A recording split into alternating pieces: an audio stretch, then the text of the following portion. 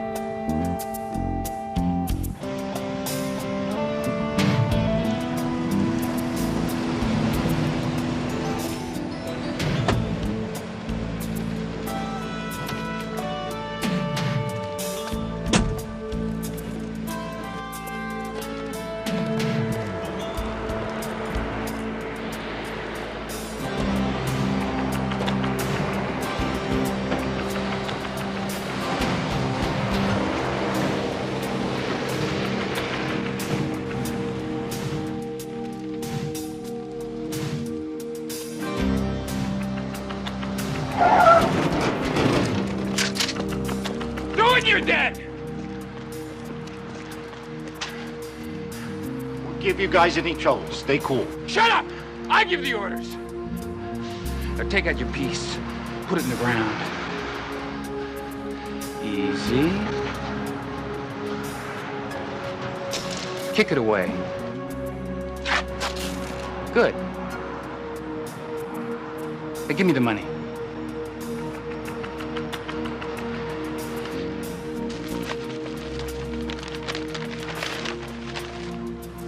Toss it.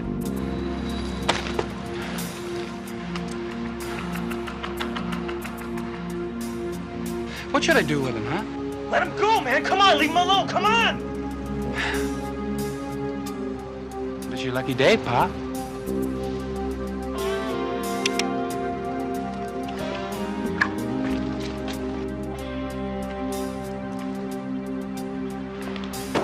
Surprise.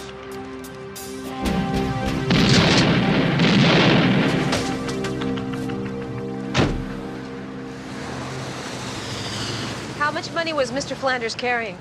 I know exactly how much. It's what we paid out yesterday. It's $56,000.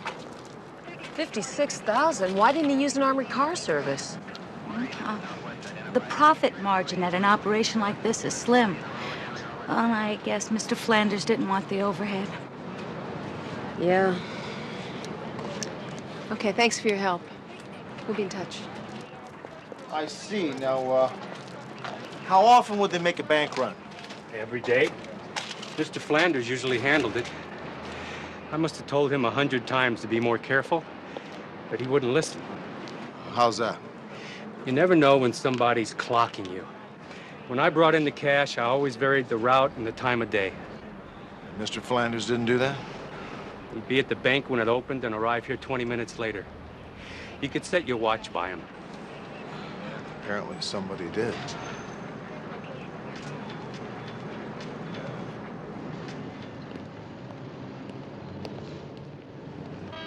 Hey, Hunter. Come here a sec. You want to see me, kid? Hey, somebody you might know. Jack Ryan, how the hell you been? Great. How's your family? Fine. My dad said to say hi. You know, Wild Bill O'Ryan was my TO when I first made detectives. Well, now you can return the favor. Jack here's going to be your detective trainee. I want him to join you and McCall on that check cashing 211 homicide went down this morning. You passed your D1, huh? Yeah, last month. Passed with flying colors. Look at that. Fantastic. Let's see here. Okay, graduate from the academy. Top marks, well, we knew that. Worked narcotics, bookmaking, South End Vice, huh? Racked up a great record with surveillance unit, Jack. Very impressive. Now, does McCall know that he'll be working with us? Oh, yeah, sure. Fantastic. Well, welcome aboard. Thanks. You'll probably want to see the Flanders file. Yeah. So, you got anything new on that?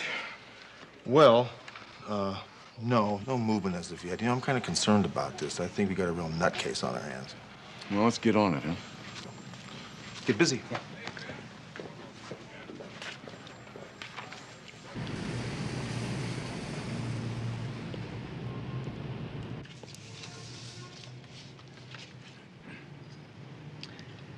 I'm sorry, sir. I'm going to need another piece of ID. What's the matter? My license not good enough? I need 2 IDs with your current address.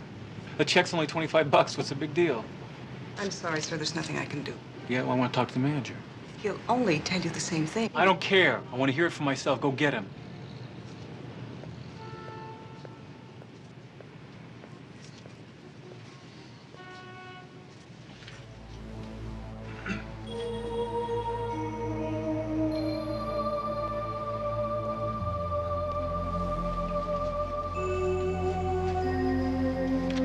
Sorry, can't help you.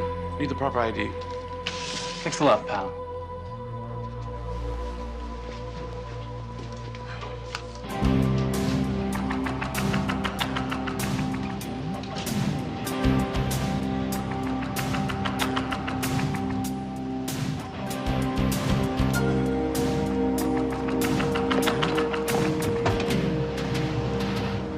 Saw the manager, man. Some dork in a 50-cent tie. I'll give him a new one in the morning. Hey, man. No killing this time. You worry too much, man.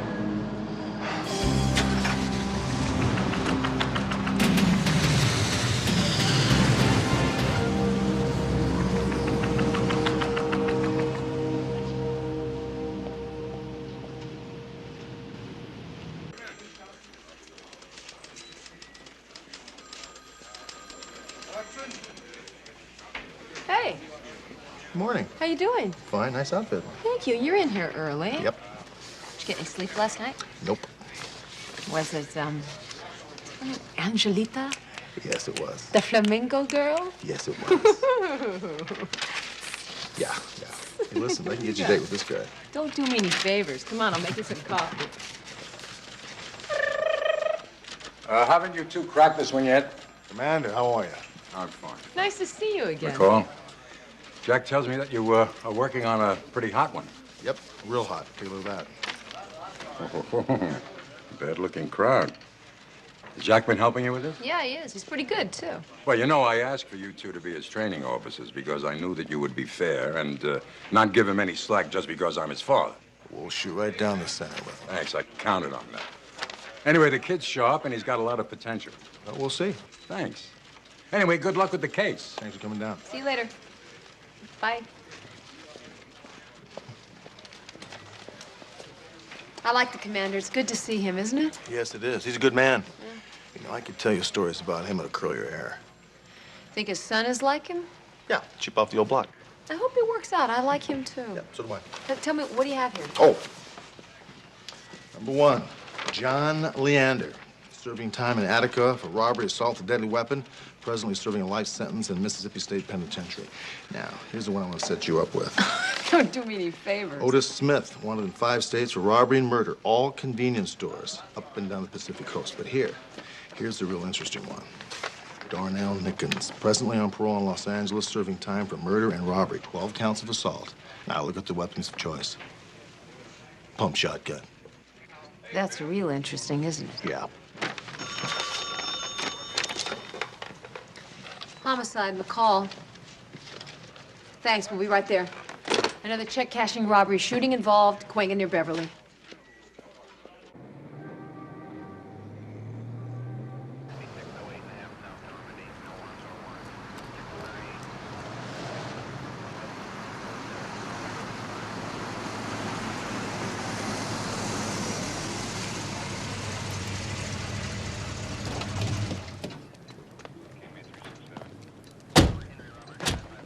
What do you got? Victim was Juan Martinez. He owned the place. Got hit coming back from the bank. 12 gauge, double-aught. Any witnesses? A woman inside heard the shots and saw a dark van take off. Didn't catch the plate number, but she did see two men. Oh, it's more than one of them? Yeah, but she never saw their faces. Okay, thank you. I'll need your notes before you go. Okay.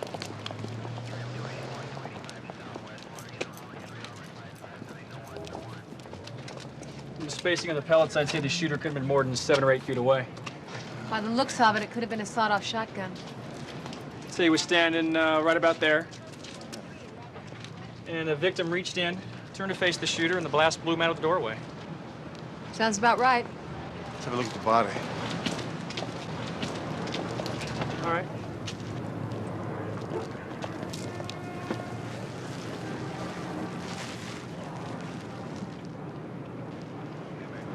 Well, you were right about how close that shooter was. Check out the powder marks.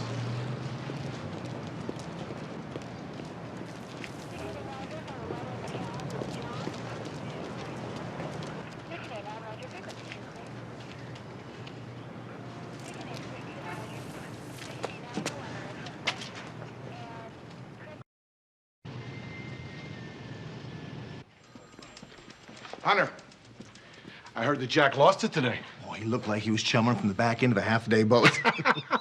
How's he feeling now? Well, he's a little embarrassed, you know. I told him I did the same thing. You did? No, I didn't.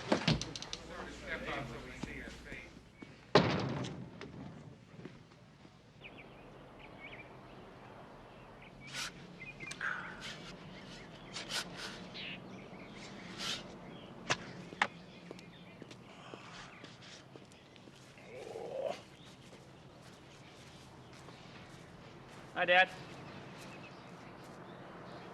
Yeah.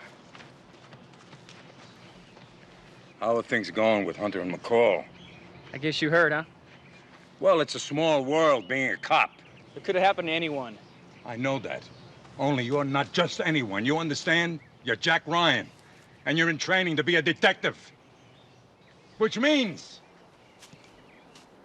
everyone is going to be watching you from now on. I know that. I understand all that. You know, the department is full of bright and aggressive guys.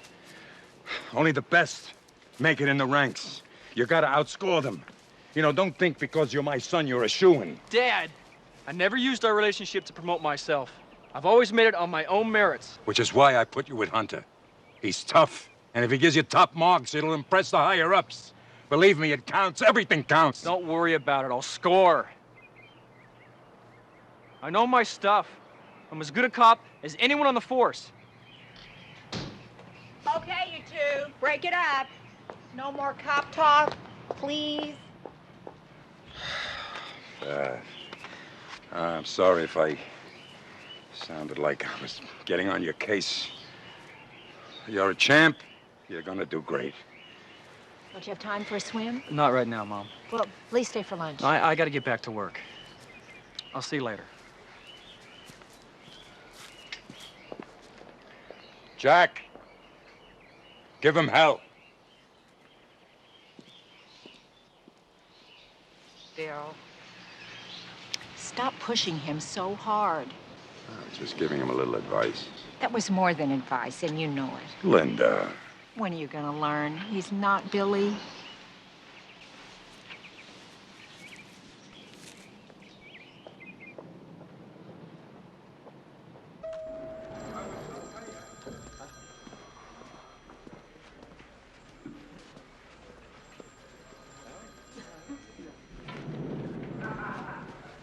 Ray, where's Captain Devine? Well, he was headed for the motor pool, but it's lunchtime. You might try the lunchroom first. Lunchroom? He's on a diet, isn't he?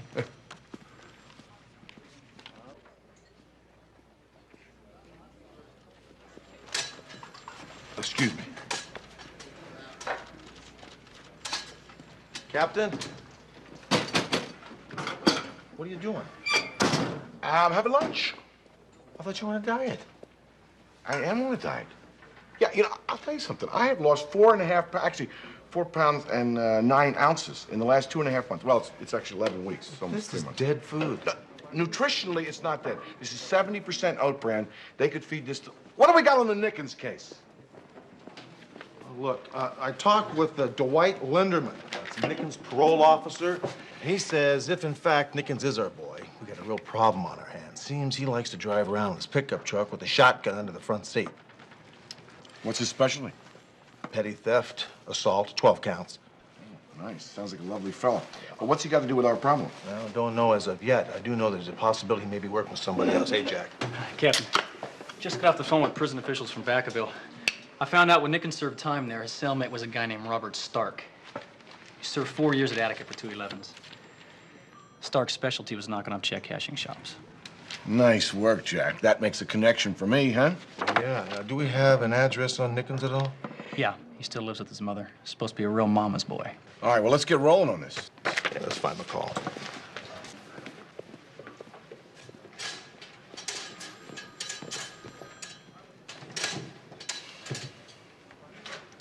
Dead food.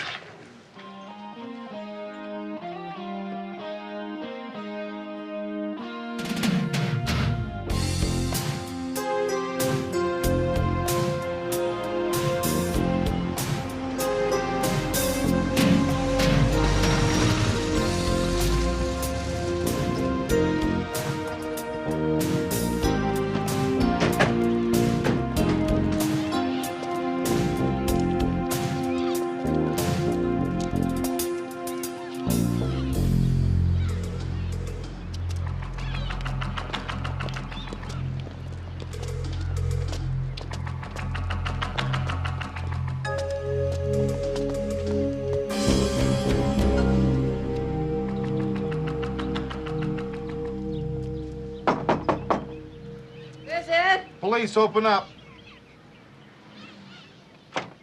What do you want? Looking for Darnell Nickens. We have a warrant to search your premises. Go to hell. We do have a warrant, ma'am. You guys are so dumb. Why are you always picking on Darnell? You got no right sticking your nose in here. When's the last time you saw Darnell? Not for a couple of weeks. You know he has better things to do than hang around here. Yes, ma'am. If he had any brains, he'd go after real criminals instead of picking on innocent people like Darnell. Darnell could really make something of himself if you pigs would stop screwing up his life and leave him alone. Yes, ma'am. Backyard's clean. There's nobody out there. Idiots. I told you he wasn't here. Miss Nickens, thank you for your time. You can go. If you see Darnell, tell him I'd like to talk with him. I wouldn't tell him squat if it came from you. Yes, ma'am. Thank you. Oh, and tell Robert Stark I said hello. Get out of my house right now. Get out right now. Get out!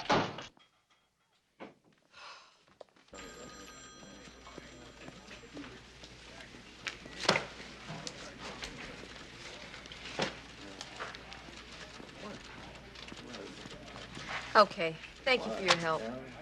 Oh, yeah. Yes, we'll be in touch. We have put a bulletin out to every check cashing shop in Los Angeles. Zip. It's like Nickens and Stark have disappeared off the face of the earth. Maybe they left the area, huh? I don't know. We're betting on the fact that Mrs. Nickens is probably lying through her teeth. He's got to show up at her house sooner or later. We got that covered? Yeah. Hunter and Jack are on the day shift. All right, well, let me know if anything breaks. Will do.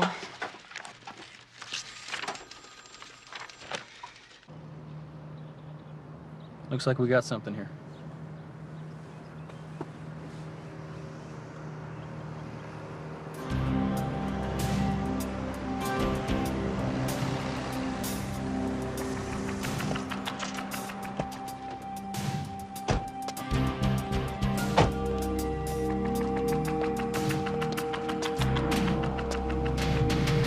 Nickens even has flowers for his mom. He's a good son.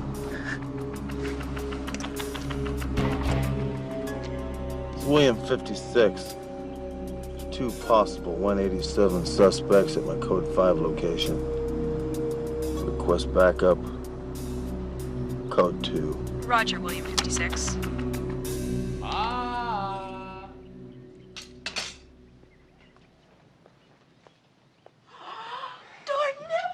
Doing here? Came by to see you, Ma. Oh, darling.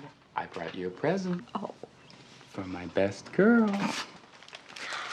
Oh, Darnell, these are beautiful. You shouldn't do that, but thank you. You're such a pussy cat. Oh, the cops were here, Darnell. Hey, let's get out of here. Did they give you any trouble? Push me around, you know how cops are. Damn! Come on, let's split! Are you okay? Be all right. Don't worry, Ma. Okay? I'll be back.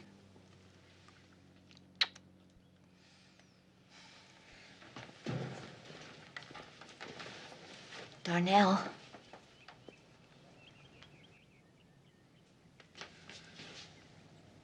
I love you, Ma. You better go. They're leaving. What about backup? William 56 or 187 suspects are rabbiting. We're going in. 1 out of 27. 187 suspects are leaving Code 5 location. What is your ETA? 1 out of 27. ETA approximately 3 minutes.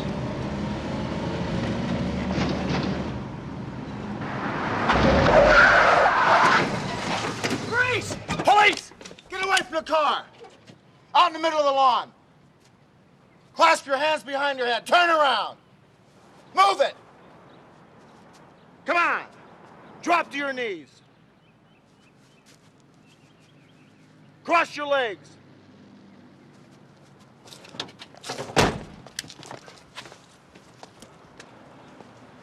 All right, go ahead. I got him. Hey, you the one who, pushed my mom? Shut up. Yeah, man, yeah. You do it again and I'll kill you. Yeah, right. He's clean. Hook him up. You leave Darnell alone! Don't even think about it. Drop the gun, cop! That's not gonna happen, Nickens. Shoot him, Darnell! Shut up, Mrs. Nickens, and sit on the porch. Hey, you don't tell her what to do! You're not gonna make it out of here alive, Nickens. Drop the gun. No?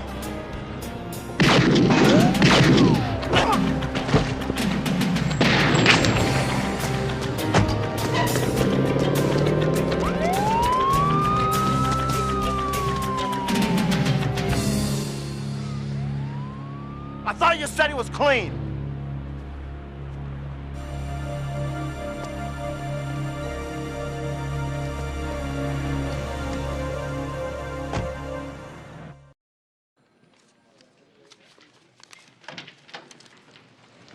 Charlie? Come in here. I understand that you gave Jack the day off. Is there any particular reason for that? Well, there was a little trouble in the field. We thought maybe he could use the time to get himself back together. Well, he doesn't need it. He should be here doing his job. Now, you mean to tell me that a guy makes a little mistake and you bench him? Well, Commander, it was more than just a little mistake. Oh, come on. Are you telling me that you never messed up? Of course I have. Of course. We've all made errors. The kid's still a trainee. He's still learning. Look, I'm with you 100% on this. I really am. But maybe it could be that Jack's just not quite ready for Central Detectives yet. That's ridiculous. He's as ready as anyone I know. His record is flawless. The record's one thing. The streets are something else. You know that. Maybe he just needs a little more seasoning. You know, Jack's had some of the toughest assignments in this city, and he's aced all of them. He's a good cop, and I want him in Central. Yes, sir.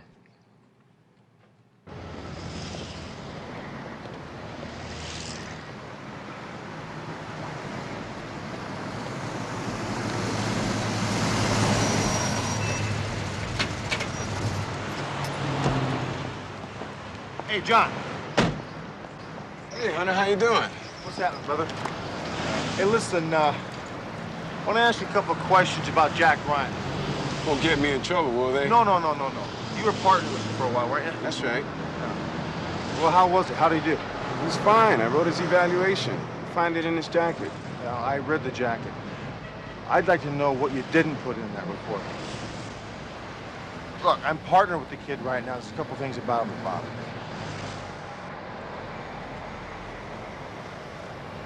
Buy a cup of coffee? Sure.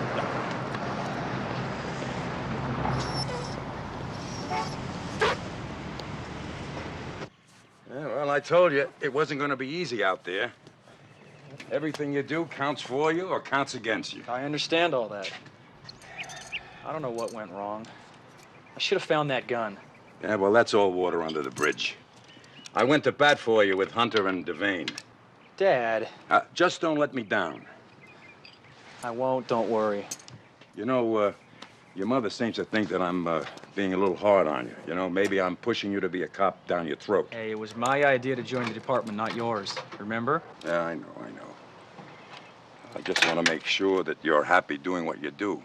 Hey, you know, it makes no difference to me. If you don't want to be a cop, just say so. Are you kidding? That's all I ever wanted to be. You sure about that? I'm positive. It doesn't have anything to do with Billy, does it? No. I didn't tell you this at the time, but I wanted to be a cop long before Billy was killed.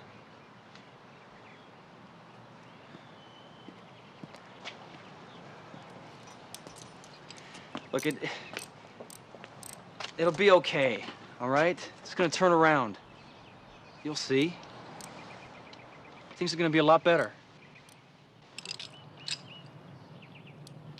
One more job, then we split.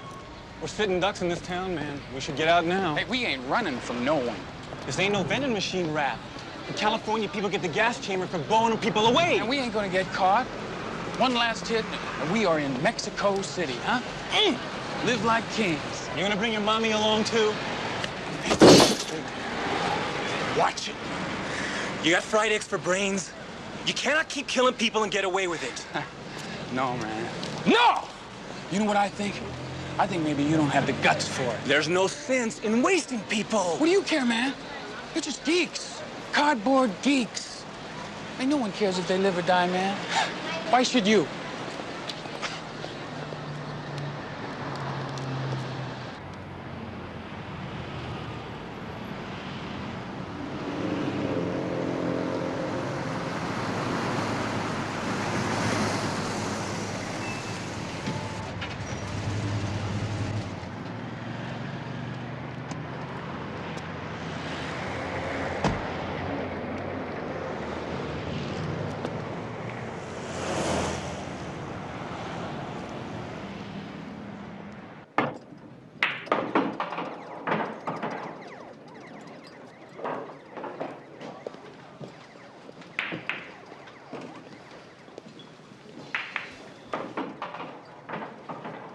What are you doing here?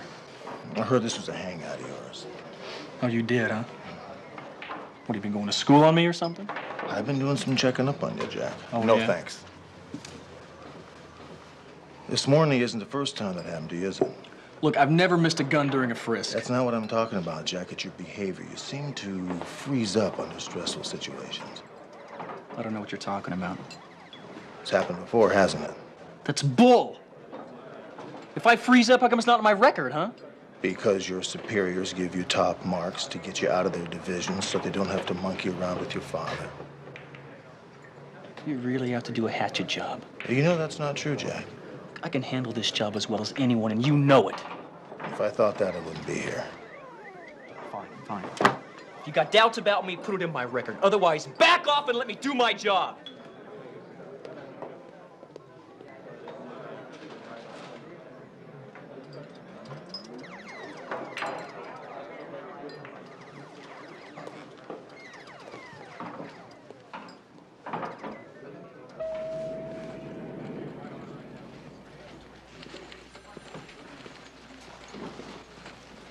Hey, just got a message from Stevenson check cashing over on Pico. The manager ID'd Stark off of our bulletin and said that he was casing the place out right before it closed. Well, good. Let's make sure he's not alone.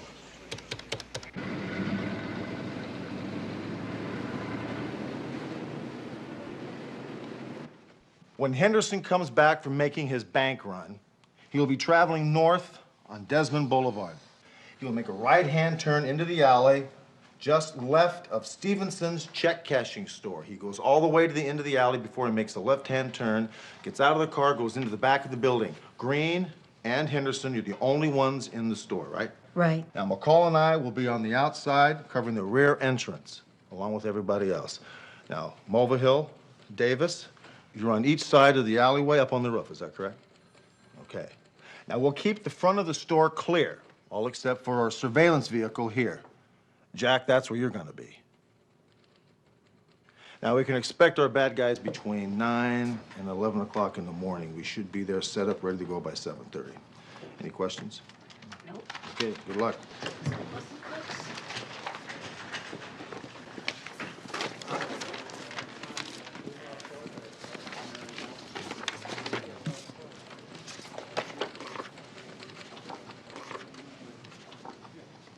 Take a look at your desk. Yeah, I don't think Jack liked the idea of being surveillance. Nope. I think it's the safest place for him. And for us. Why don't you go take care of it now, huh? Get it over with. Yeah, you're probably right.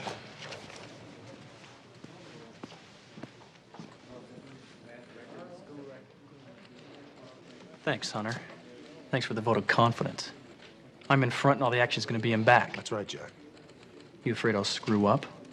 Look, I need a surveillance man. You're it. You can't do this to me. You know I'm better than that. That's a matter of opinion now, isn't it? Can't you just forget what happened this morning? Look, everybody makes mistakes. I make them, but not like that. Those types of mistakes get people killed. I need a surveillance man, and you're it.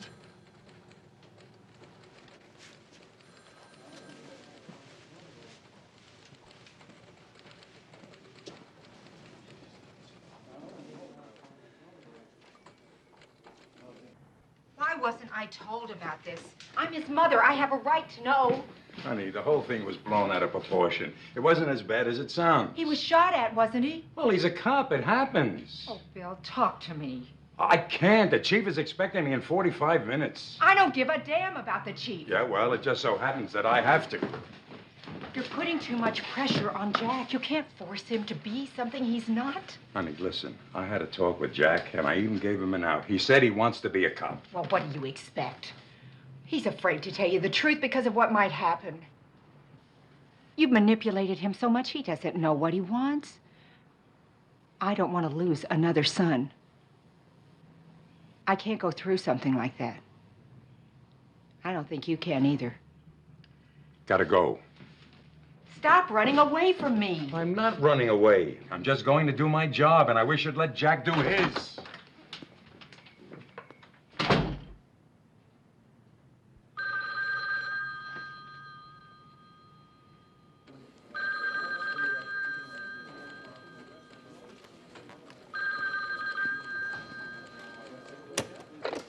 Hunter homicide. Hi. Well, yeah, I know where it's at. Sure, I can meet you there in about 20 minutes or so. Yeah. See you there.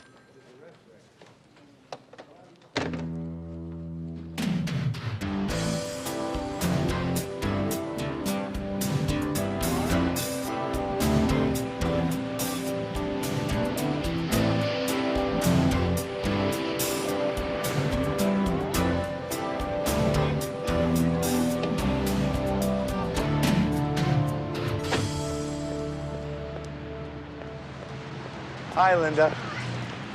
Good to see you. Oh, thanks for coming, Rick. You're welcome. What's going on? It's about Bill. Now, what about Bill? Could we go inside? Yeah.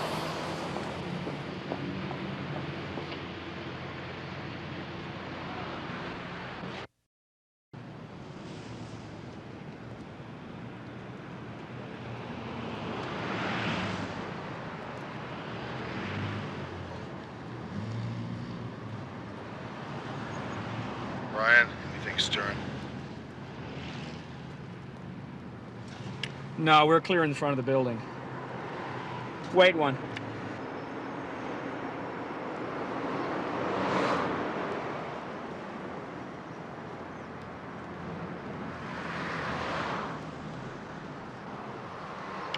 Henderson's in sight. Arrive at your location in 10 seconds. Copy that, Green. Copy that, and I'm ready.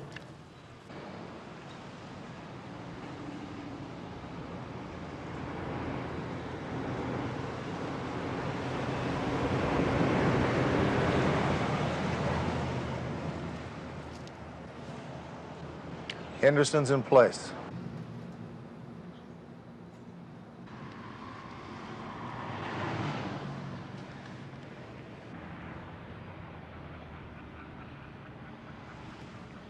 I don't know if these guys are gonna show or not.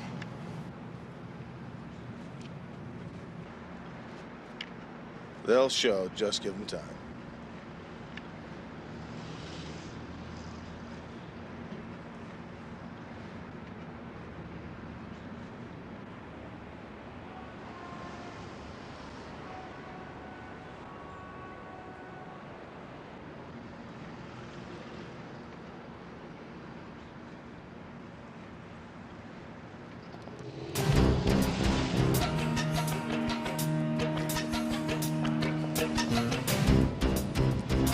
I have in sight 2 men in a light-colored station wagon. Make a U. What? Changed my mind, man. We're going in the front. I'm sick of alleys.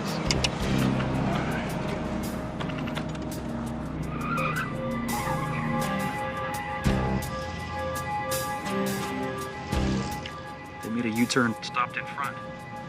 All right, everybody hold your positions. You got that? It's them. Jack, hold your position. Repeat, hold your position till we get around to the front.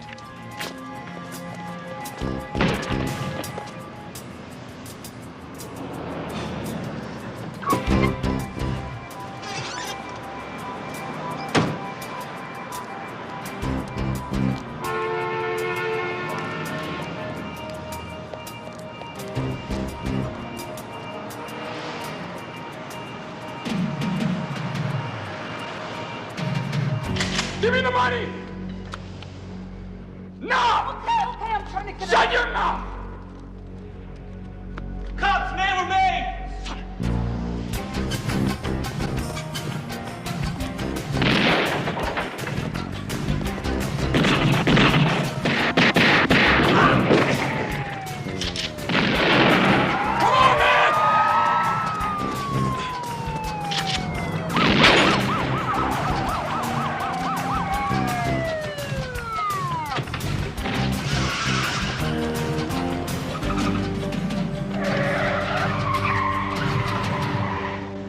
You don't listen very good, do you? I thought I could stop him. That's your problem. Don't think.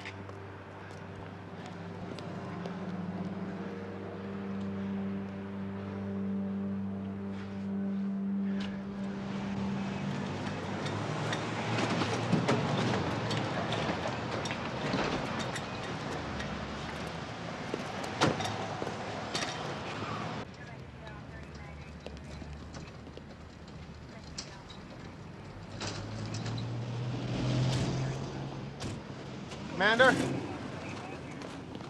What's this all about? Jack disobeyed direct orders, nearly got himself and a fellow officer killed. Oh, no. Jack doesn't make those kind of mistakes. Yes, he does, and you know it. What do you mean?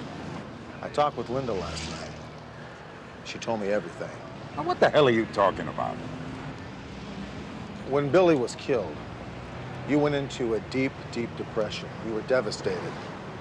You took a leave of absence. Yeah, well, so what? I had a wife and family to take care of. I know that. Billy had a nervous breakdown. Now, wait a minute. Linda told you? She loves you very much, Billy. She had no right to do that. What else did she tell you? The thing that pulled you out of that depression is when Jack came to you one day and said he wanted to become a police officer, just like Billy. The only reason Jack said that was to give you hope, to get your love.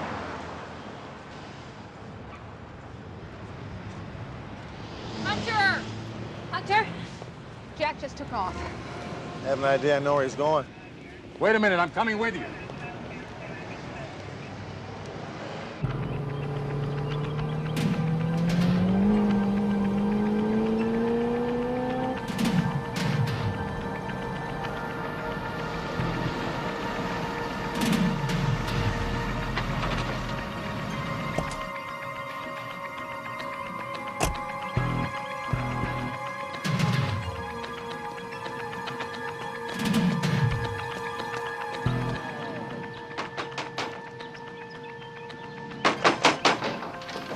is it? Police. You have no right coming in here like that. Who do you think you are? You going somewhere? Palm Springs, I'm taking a vacation. You can't come in here like this. What gives you the right? Where's your son? I don't know where he is, and you get the hell out of here! Man, we just keep bumping into each other all over the place, huh? Why don't you move over there? Now!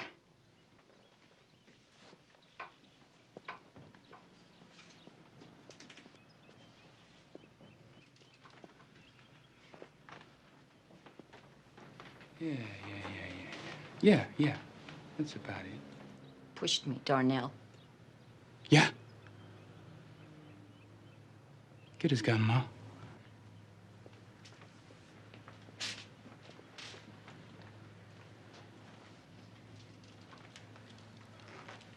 Put it on the floor in front of him.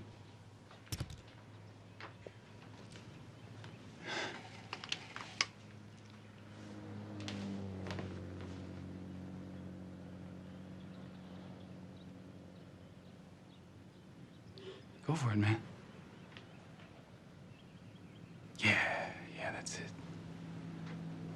Go for it. You're just a little whipped puppy dog now, aren't you?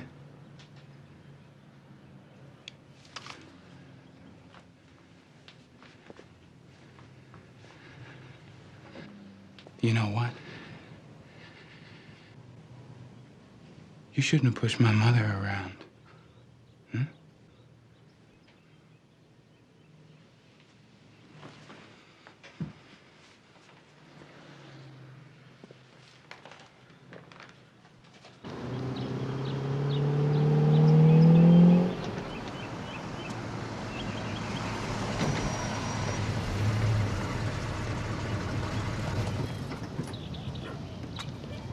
What should I do with him, Ma? Kill him. Okay. That's what you want. That's what I want. Good night, cop. Darnell, there's somebody out there.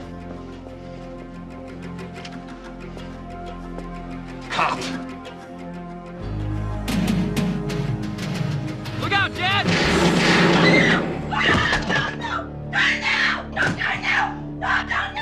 Oh, my baby! My baby! Oh, my baby! My baby! My baby!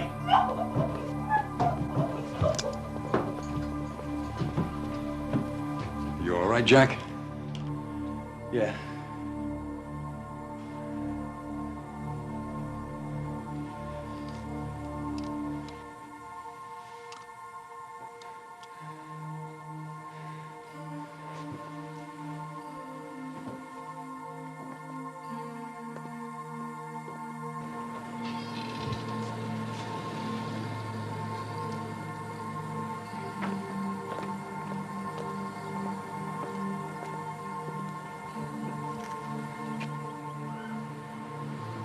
Well, you saved my life again today, son.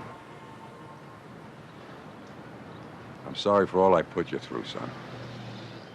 I'm sorry for all I put us through. The day Billy died, I made a very big mistake. I know. Never seen myself as clearly as I have today.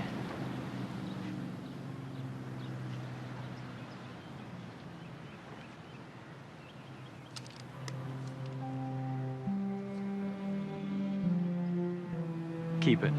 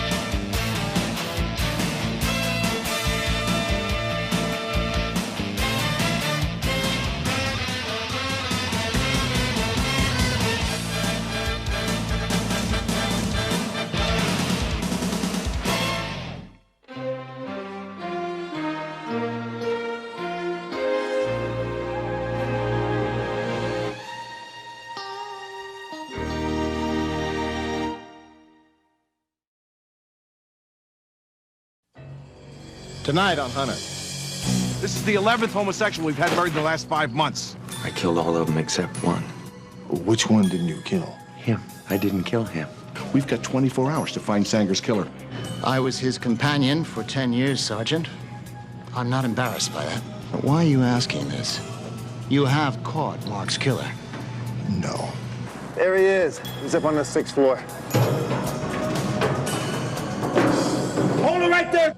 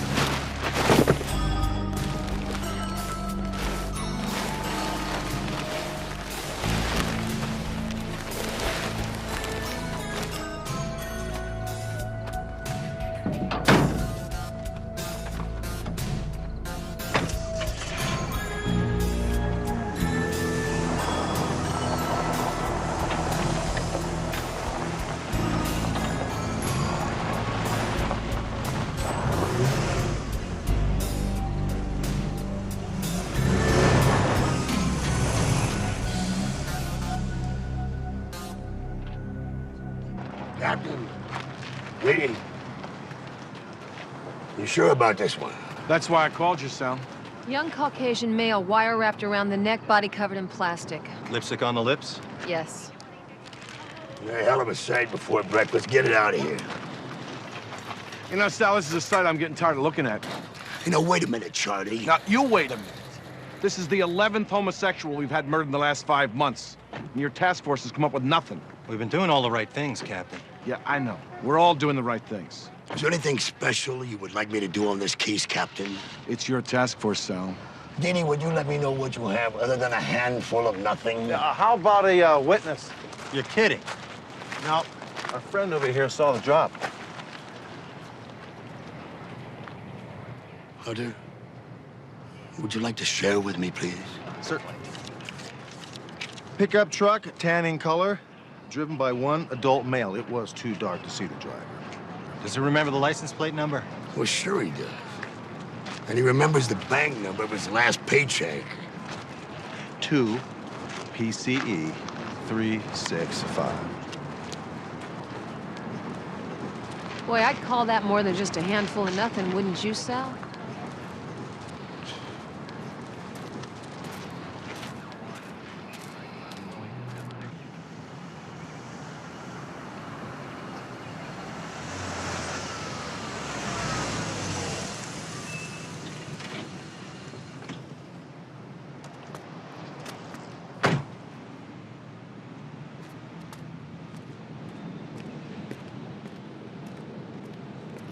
Caller! Police! I want to talk to you.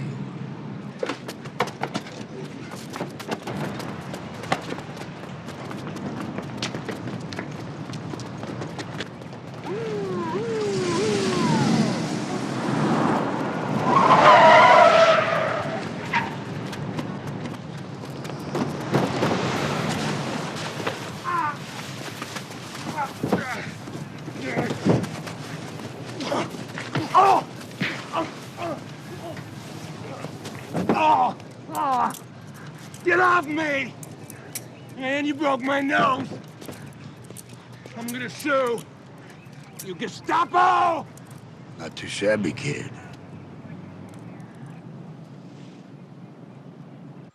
You're wrong, man. I never seen any of these guys. Mr. Calder, we have physical evidence that links you to these murders. We have fibers, we have hair. And we just have two of your prints matched up. Must have been my twin brother. Mr. Calder, we found plastic pallet covers in your garage. I'm a painter, man. I use them for drop cloths. That's not what you use them for. You use them to wrap up your victims after you strangle them with piano wires. Hey, scumbag, come here. Come here. Now look. You recognize any of these guys? No. What about the lipstick, Mr. Calder? What lipstick? The one in your glove compartment. It matches lipstick on the victims' mouths. John, why do you do that? Why do you put lipstick on their mouths after you kill them? Was it a turn on to you? Go to hell! Hey, take it easy, Sarge. You're full of it, man. You know that? You are really full of it. Let's take 5, Sal, huh? That's a good idea. Hey, Will. I'm not through with you. I'll be back.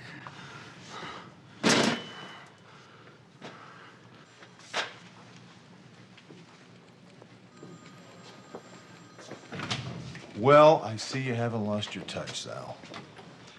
Well, why don't you handle it, Hunter? I will.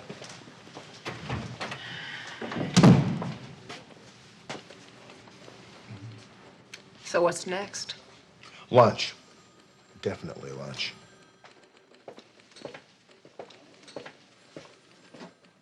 You were right, Rick. Hell of a hero they make at that deli. I think it's the mustard, John. It's the mustard that brings that sandwich to life. You got that right. You know your mustard. Mm-hmm. Look at the meat. They sliced it so thin you can read through it. Now, not a lot of people understand what goes into a good sandwich. Yeah. Tell you, a lot of people don't understand nothing. I mean, some stuff, you gotta be a man to understand. Right. Now, you see those guys up there on the board? They wouldn't understand what goes into a good sandwich. They're not men. Yeah. No way. And you know, the more I think about this, the more I'm beginning to think that you're not a man either. What are you talking about?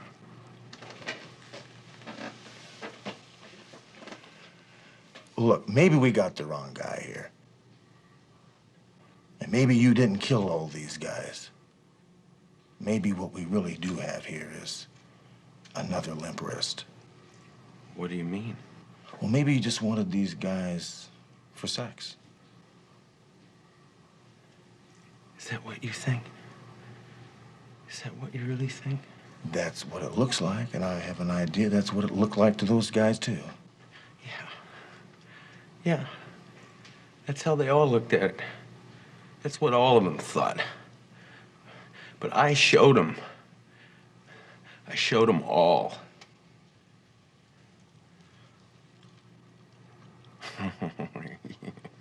You're really smart, aren't you?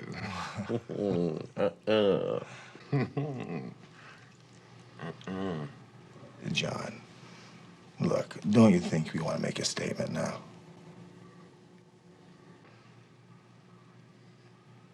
Yes. Why not? Don't go away. Hey, Rick? Yeah. You still got one problem. What's that? I didn't kill all of them. I killed all of them except one. Which one didn't you kill? Come on over.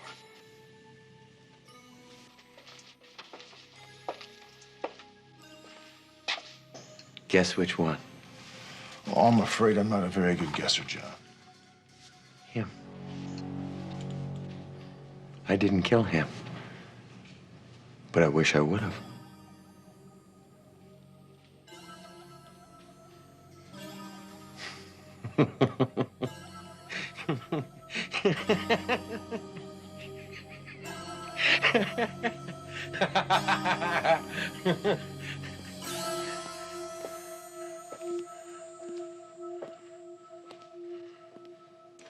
What are you saying? That this extraterrestrial is copping to 10 of the 11 counts? He's hung up on the 5th victim. The 5th? Which one was that? Mark Sanger, the architect. Oh, yeah, the architect. That was your case, wasn't it? Until we get with the Drosso. The MO was the same on the first 4 serial killings. The man is jerking our chain. Why would he do that? Why does a psychopath do anything? You know, I think Sal's right. There you go. We give Mr. Calder here a couple more hours, he's going to tell us things about the Sanger murder we don't want to hear. Captain, none of this means a hill of beans until we talk to Calder's girlfriend, which McCall is doing right now. Stayed in all night. I remember. Cindy, how can you be so sure that it was the night of July 12th? It was his birthday. I made him a cake. You know that if you're not telling the truth, you could get into a lot of trouble. I know. Did he ever mention this man, Sanger? Mark Sanger? I don't think so. He looks nice. Did John kill him? We're trying to find that out now. Have you ever seen him before? No, I don't think so. What about these men? He hated them. He hated these men? No, just all of them. Those people kept talking about them all the time. And all the time, all those other times, he came here to me right after. And he, with those same hands, that did what you said he did.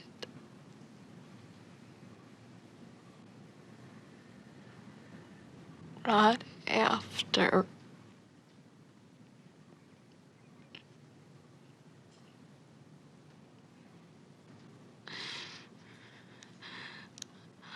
I didn't know. I think she's telling the truth. Don't do this to me, Dee Dee. Buchanan, now you tell him that Calder killed Sanger, and we can prove it. I don't think we can do it, Sarge. We have evidence linking him to 8 of the murders. He's confessed to 2 others and laid out the details, but Sanger... What, he has some sort of special relationship with this sissy Sanger? Are you absolutely certain that Sanger was gay, Sal, or would you just call that your special intuition? WD. All right, that's enough. Sanger was an admitted homosexual. Look, is there anything in the Sanger murder that differentiates from the other killings? It's always the same M.O. Right down the line. Oh, wait just a second, Sal. Sanger did not have the same M.O. as the other victims. And what does that mean? He had a good-paying job, lived in an expensive condominium in Brentwood with the same man for the last 10 years. All the other victims were hustlers and drug addicts. So, look, Sal, did you lump Sanger with the other murders just because he was a homosexual? We figured he was bored, and he wanted to get his jollies. So we went out to find some rough street trade. Found the wrong guy. There's nothing that says that isn't the way it happened. I can't believe that Drosso thinks Calder's going to admit to that 5th killing. Look, Drosso thinks every good cop is like an umpire. He's not allowed to make a bad call. Well, hello, John. Hey, you want to know why I had to put lipstick on those guys? Why? It was a joke. Get him out of here. It was a joke, man. Don't you get it? Charlie? We got a problem. What do you mean we got a problem? Well, the chief thinks we got a leak, and I agree with him. What do you mean, a leak? Well, the information about the lipstick on the victim's lips, We kept that deliberately from the press, and somehow it got out. So now it goes to internal affairs? No, the chief agreed that we could handle it for now. So we're going to handle the case? That's right. But here's how we're going to handle it. I want you to investigate everyone on the task force who had even the slightest access to that information. Everyone. You reopen the Sanger case, but keep it quiet. The chief talked to the DA and Calder's attorney. We've got 24 hours to find Sanger's killer, or else he goes to the press and tells them we have a copycat. We don't have much time. Let's go. Thanks, Captain.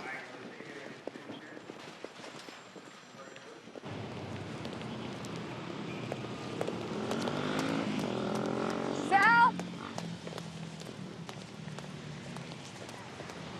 I gotta talk to you.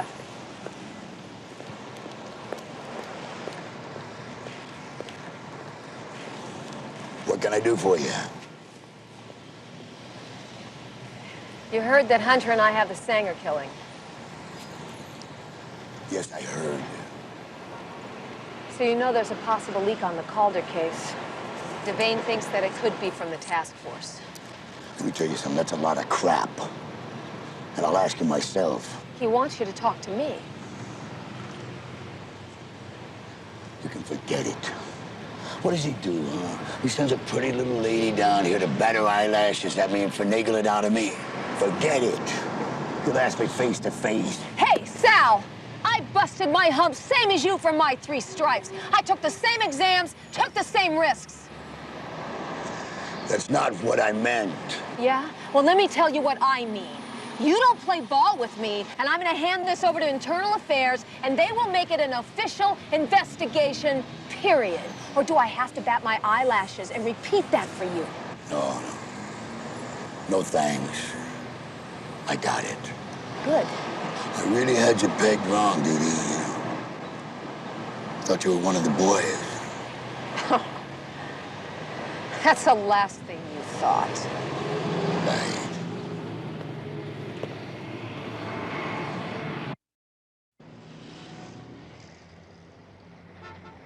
Sergeant Hunter, I'm glad you caught Mark's killer. But I don't know what I could possibly tell you people any more about Mark than I already have. Just tell me what you told Sergeant Drosso. Look, I've got a deposition to take in 10 minutes. Mr. Stanfield, please, this will only take a short period of time. Now, you knew Mark Sanger well, is that correct? I was his companion for 10 years, Sergeant. I'm not embarrassed by that. Wait a minute, why are you asking this? You have caught Mark's killer. No. Mr. Stansfield, you told Sergeant Drosso you didn't believe that Mark was killed like the others. Why was that? Because Mark didn't go to pickup bars. And he sure as hell didn't hang out on the street. But that little nuance didn't carry much weight with Sergeant Drosso.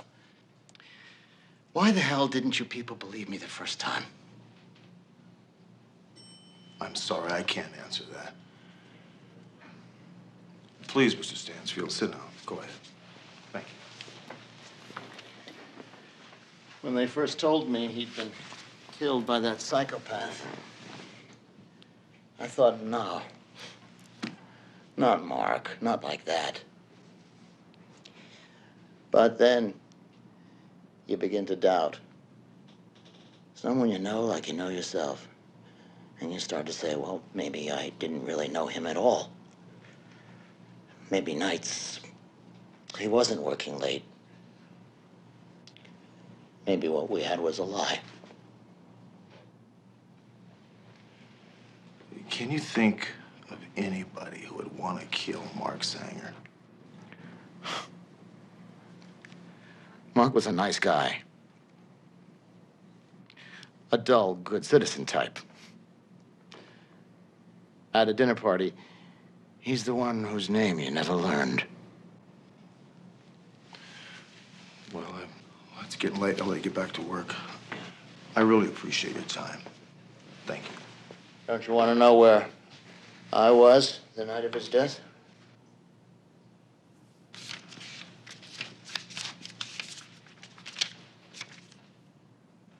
You're home watching television. L.A. Law, to be exact. Not much of an alibi, is it? I've heard better. Thanks again.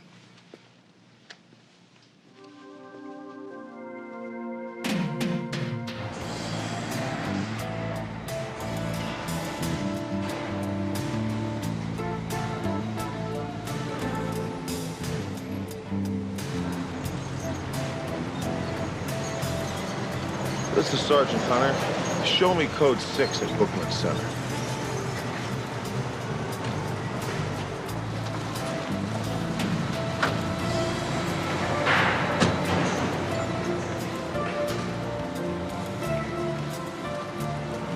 Excuse me, where can I find Mr. Sedgwick?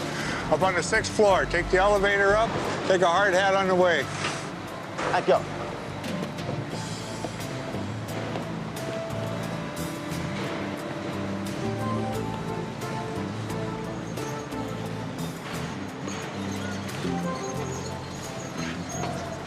Okay, I'm ready.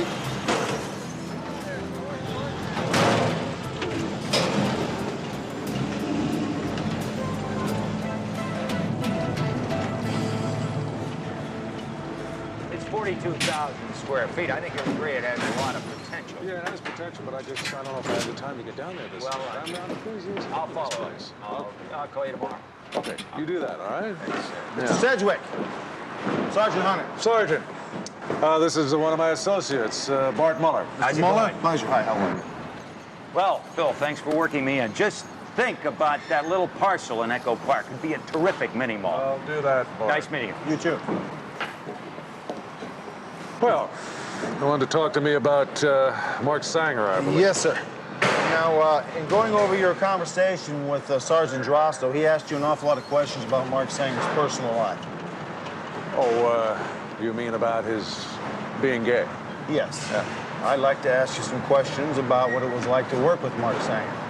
Well, he was the best damned architect I ever had. What do you mean? The client decided he wanted a helicopter pad between the 9th and 10th floor. I think Mark could have worked it into his plans. Oh, really? Now, did Mark have a large clientele before he came to work for you? Well, he was doing okay, but I believe my projects were the lion's share of his workload. I see. Where was his offices? On the west side. But when he started working full-time on my projects, he started working out of his home. You ever been to his home? No. Have you ever socialized with Mark, had drinks at his house, gone to dinner with him at all? No, not really. Is it because of his lifestyle? No, it just didn't work out. You mean you've worked with him over a period of time closely on projects and you've never had the opportunity or desire to go out with the guy, have a drink, or have dinner with him at all? Or... What are you getting at, Sergeant? What were Mark Sanger's work habits? What do you mean? Well, was he reliable, punctual? Oh, he was extremely reliable.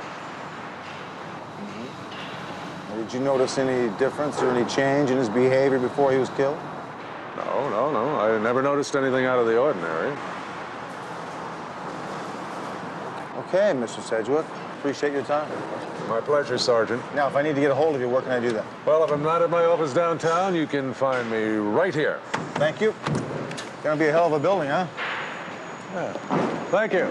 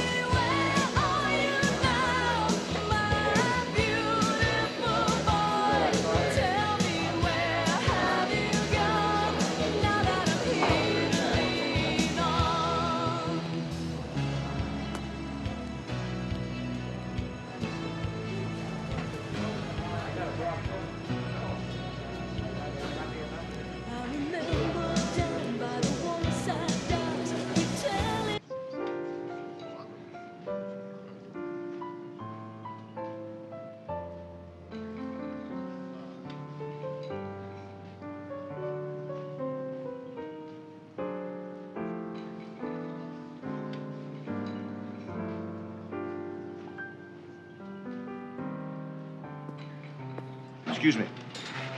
Ever see this gentleman in here before? No? What'd he do? He died. Oh. Kind of a quiet place, huh? Yeah, they come in here for some good conversation and a stiff drink. It's not a pickup kind of place, never has been. You see that fella standing up in front of the window there, the one in the blue sports shirt? Hmm? Has he ever been in here before? Yeah, he comes in here. How often?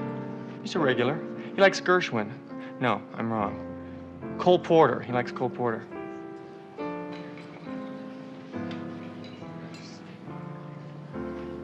Cole Porter, huh?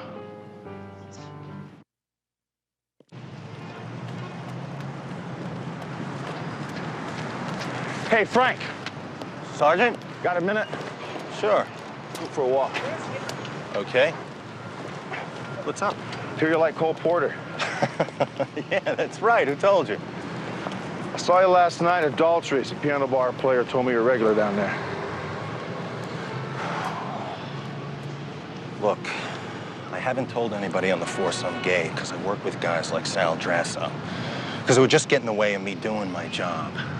Why did you volunteer for the task force, Frank? People were getting killed because of their sexual preferences. It's a pretty drastic form of discrimination. I didn't like it. Do you realize you're now a prime suspect in the Sanger killing? Why, because I'm gay? No, because you knew about the lipstick. And you also frequent an upscale gay bar near Sanger's home. So what's your scenario, Sergeant? Or maybe there was something between us and it went bad? That's a possibility, Frank. Look, you're on the short list, you know that? Any police officer in my situation would think the same thing until we checked it out. So check it out. Oh, and while you're at it, why don't you tell everybody I'm gay so I can become the department freak? Hey, Frank, lose the wounded gay bit, okay? Look, Sergeant, I've applied for the commissioner's office. You know what that means. There's no reason to think this has anything to do with that. No reason? Come on, Hunter. You know how these elite offices work.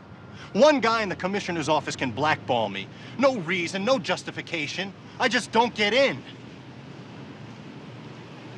Hey, you do what you have to do.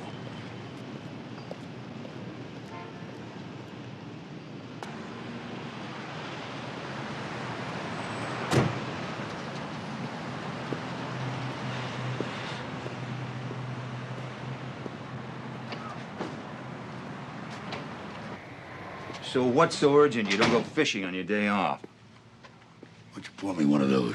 I got your bottle right here. Hey, old friend. Looking a little peaked. Yeah, thanks a lot.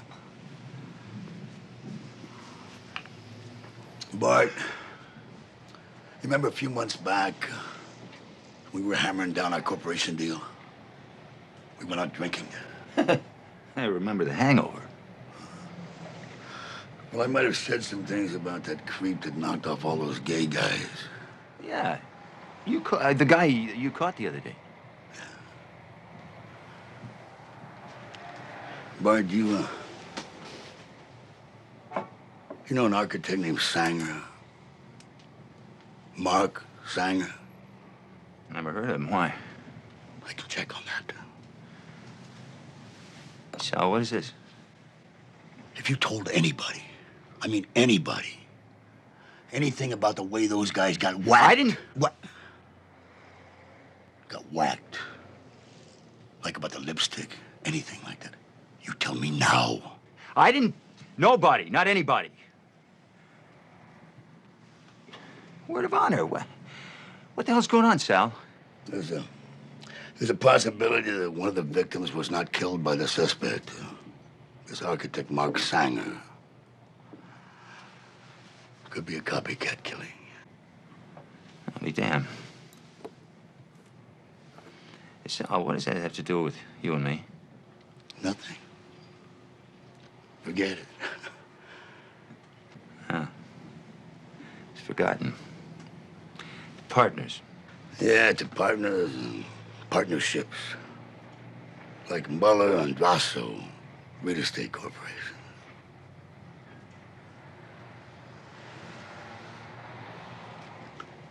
Good to see you, Bart. So, have you got anything new on the task force? Not much. Drasso's not cooperating? He doesn't think the leak came from there. He's stonewalling. If he wasn't so close to retirement, I'd bust him down to uniform. Try to work around him if you can. Hey, guys. Hey, Charlie. Listen, I've been thinking about this. We've exhausted every gay lead in the Sanger killing, right? What if he was killed because of his business dealings? It's worth a try. Maybe Drasso overlooked something. Yeah, oh, and while you're at it, why don't you go visit Stansfield again? It's a good idea. You know, I keep meaning to pack up Mark's things, send them back to his mother in Connecticut, but somehow I just never seem to get around to it. Mr. Stansfield, Did the task force look into Mark's business records? Yes, but they were really more interested in his personal life. Yeah. Now, you say that Mark did most of his work on his PC, right? Well, a good deal of it. He used to do a lot of graphics work on the PC. I see. Now, of the discs I have here in my hand, 3 are not labeled like the others. Really? That's strange. Yeah. Can we put that one on? Sure. Let's see what we get.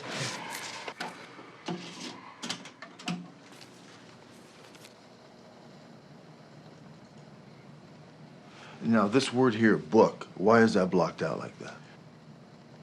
I don't know. It's strange. Let me bring it up, that file.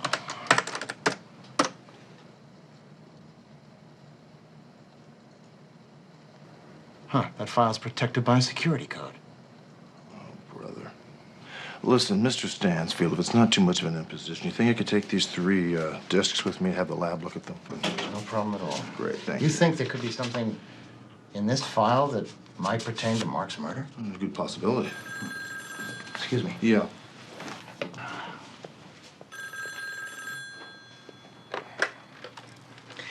Hello. Sure, hold on a second. Sergeant Hunter, it's for you.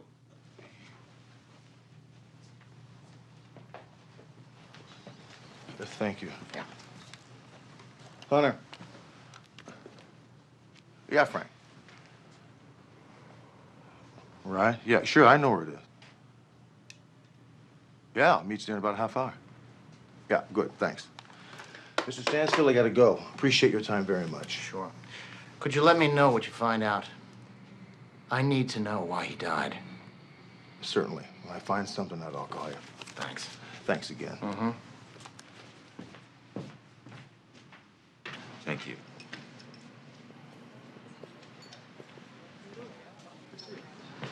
Squally, my usual, please.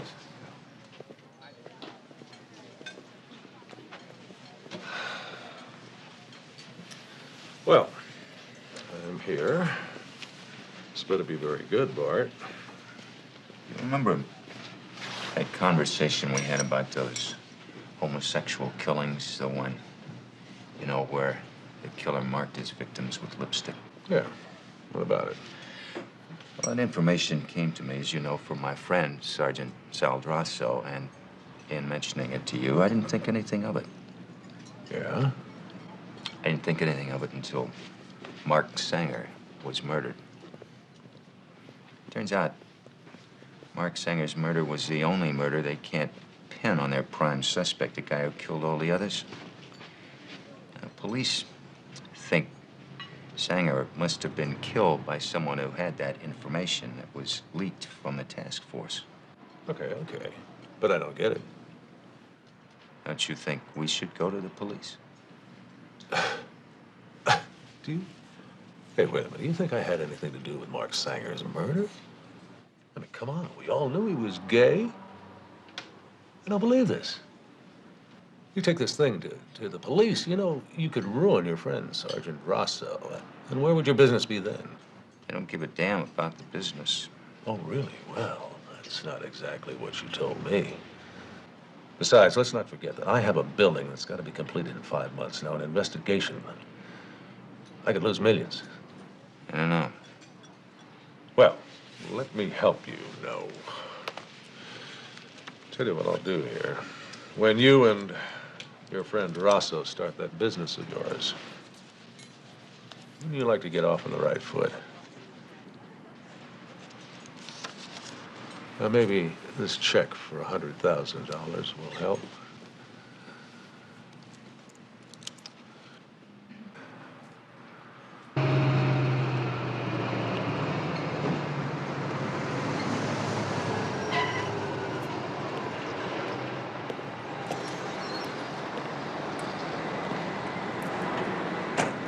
Thanks for coming.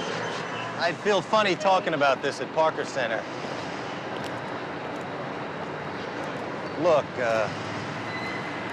sorry, I blew a gasket this morning.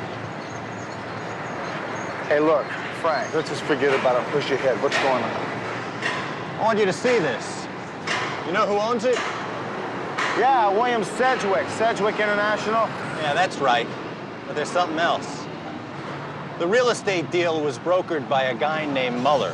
I looked it up in the Hall of Records this afternoon. Yeah, I met Muller. Yeah, well, this guy Muller is kind of a police groupie, always hanging around the center. Drosso seemed to like having him around. They were pretty tight, drinking buddies. So much so that Drosso and Muller are going into business when the Sarge retires. So, I started to wonder if Drosso didn't leak the information to Muller. I hope you're wrong, Frank, for Drosso's sake. I don't feel very good about this. Yeah, I know what you mean. But you should feel good about the work. Did a good job, Frank. Thanks. Thank you. Frank? Yeah? We're gonna catch Mark Sanger's killer, believe me.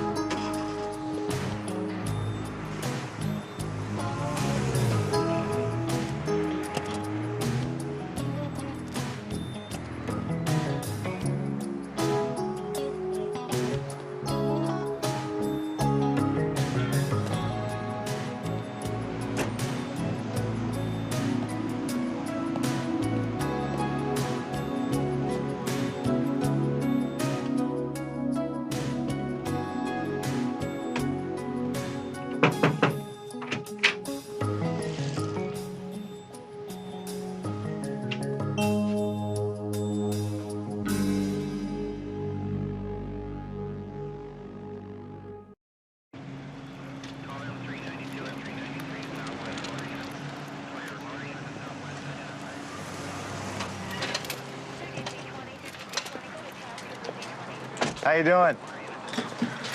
I just spoke with Frank Buchanan. He tells me that Muller and Drosso are drinking buddies. Also, they were gonna go into business together after Drosso's retirement. Are you telling me that you think Drosso was the leak? It looks that way. How does this fit into the Sanger killing? Well, look, I found this check for $100,000 from Sedgwick to Muller. Might have been blackmailing him. Boy, this really doesn't look good for Drosso. Yeah. I'm gonna find him, talk to him. Yeah, look. I took these 3 floppy disks out of Sanger's computer. Once you take them back to the lab, run them. When you find out what's on them, call me. I'll be at Sedgwick International. Good luck. Yeah, you too. Thanks.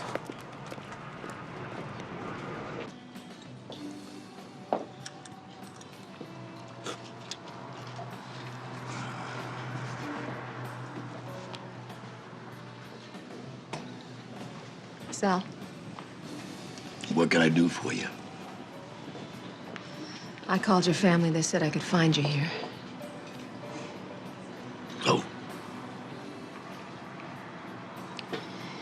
Your friend, Bart Muller, was shot and killed this afternoon.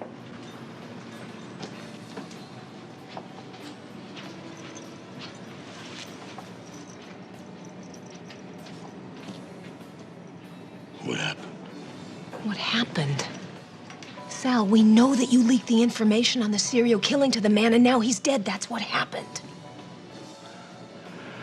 You're telling me there's a connection and that Bart's dead because of that? What do you think? You screwed up and let Didi. Bart's dead and there's 25 years on the force down the toilet.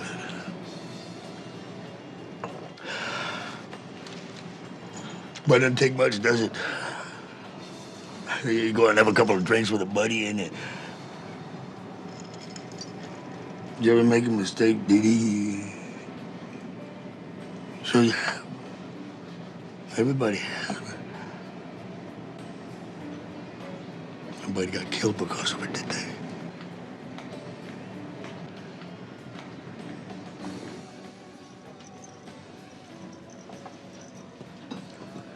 I gotta go, Sal. You gonna take this to the vein, aren't you? No. I was thinking maybe you'd want to do that.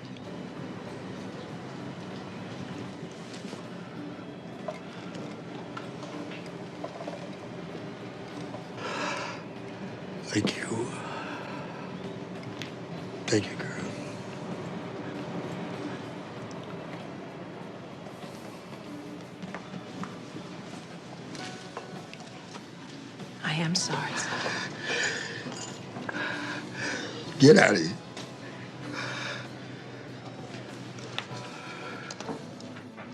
If anybody inside the company wanted to get access to the computer files they weren't supposed to have, would there be any way of knowing that?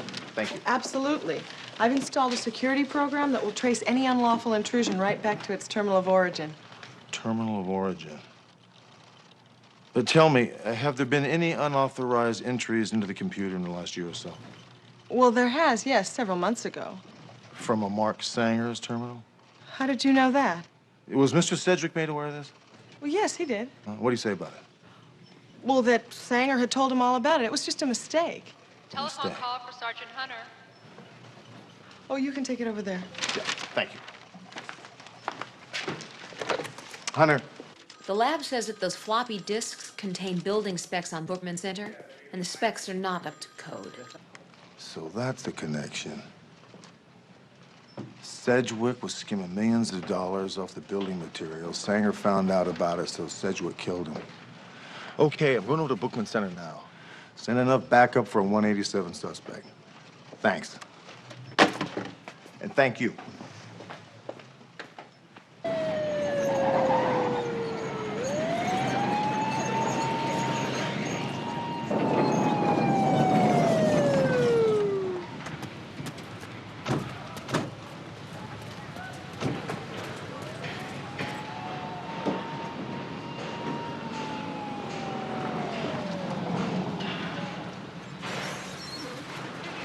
There he is. He's up on the 6th floor.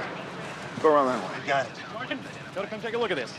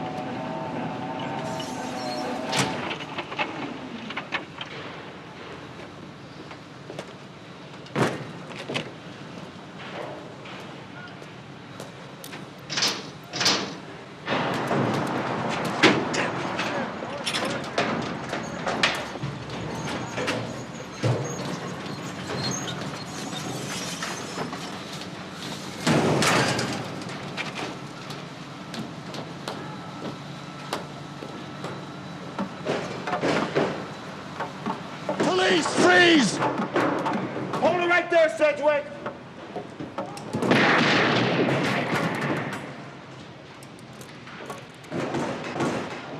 Help me! Help me! For God's sake, help me! Please, help me! Please, help me! Please! Help me! Please! Ah.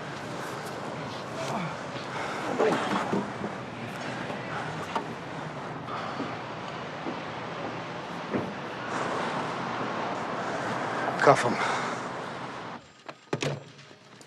Hi. Drosso has been suspended with pay pending an inquiry. Wow, no kidding.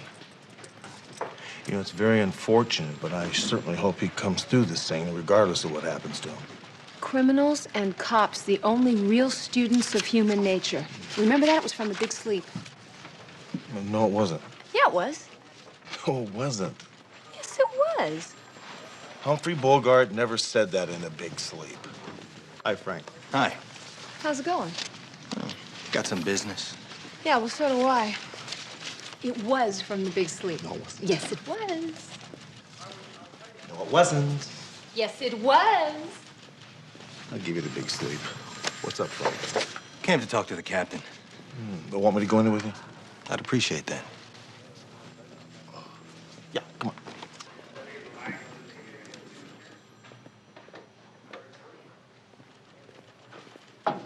Oh, come in. Captain. So you brought reinforcements, huh? Look, Buchanan, if you're here for a recommendation to the commissioner's office, I'm just finishing up the paperwork right now. I appreciate that, sir, but maybe you should hear what I have to say first. Okay. I've talked this over with Sergeant Hunter, and I think you ought to know. I'm gay.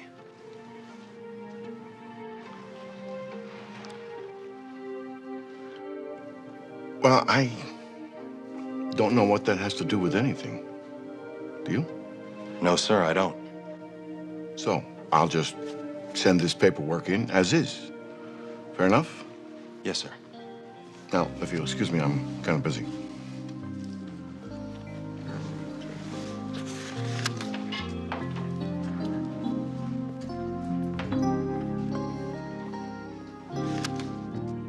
I said I'm busy.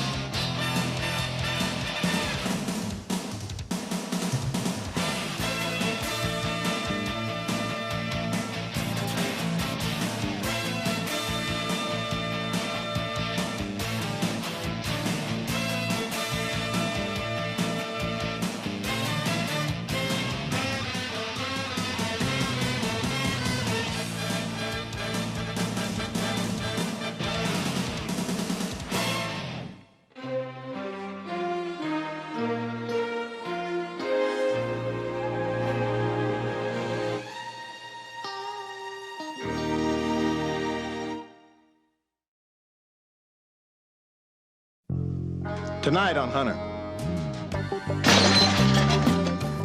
You think I killed Dugan? Well, if you did, I'm gonna have to bust you for it. You stay out of my face. Sit down! I'm not looking for any trouble. You found it. Why didn't you tell me Gil was back on drugs? Ma, I don't know that he's on drugs. I swear to you, I'm clean. Yeah, well, you damn well better be. You got something to take the edge off? You can't prove that that's me. I'm not talking about rehab here. I'm talking about a murder. Think about that.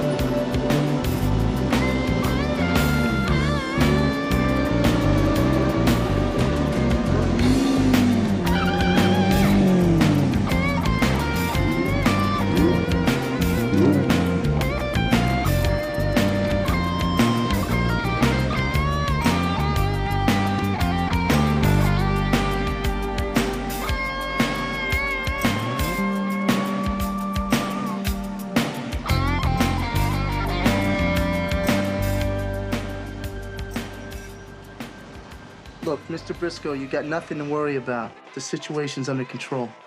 Really? Then how come you carrying so many deadbeats? That's money out of my pocket, not yours. I'm turning the screws, but you know, these guys are so strung out, they can't even make bus fare. That's their problem. Square accounts any way you have to. Got that? No money, no drugs. Okay, I'll take care of it. I gotta go. Someone's at the door.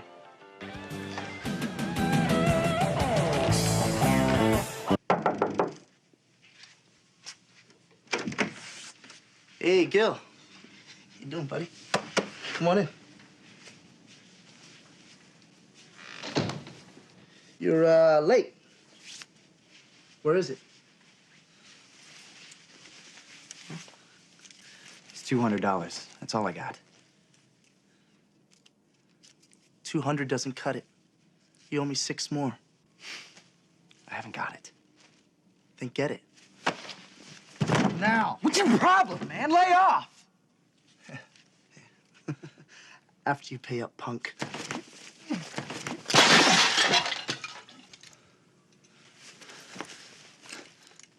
Hey, man, are you all right? Hey.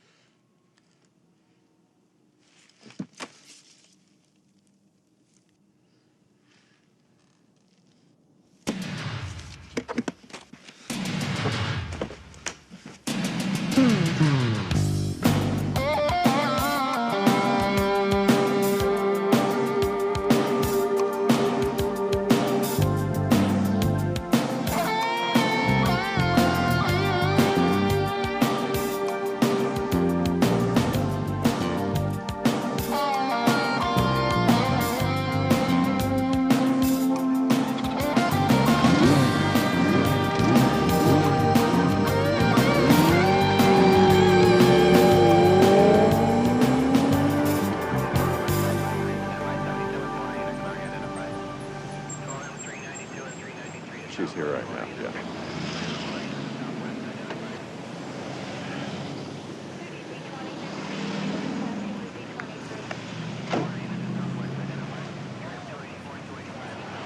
Hey, Heir. Hi. Hunter inside? Yeah. So what happened? The landlady found an open apartment. She looked inside and saw a tenant with his head cracked open. A guy by the name of Jimmy Dugan. Robbery? It's hard to say. No sign of forced entry. Doesn't look like anything's been taken. Any of these neighbors see anything? Yeah, one of them heard somebody running from the place and then heard a motorcycle go roaring off. A little past 9. Okay, thanks. Oh, by the way, Sergeant. Nice gown. Thank you.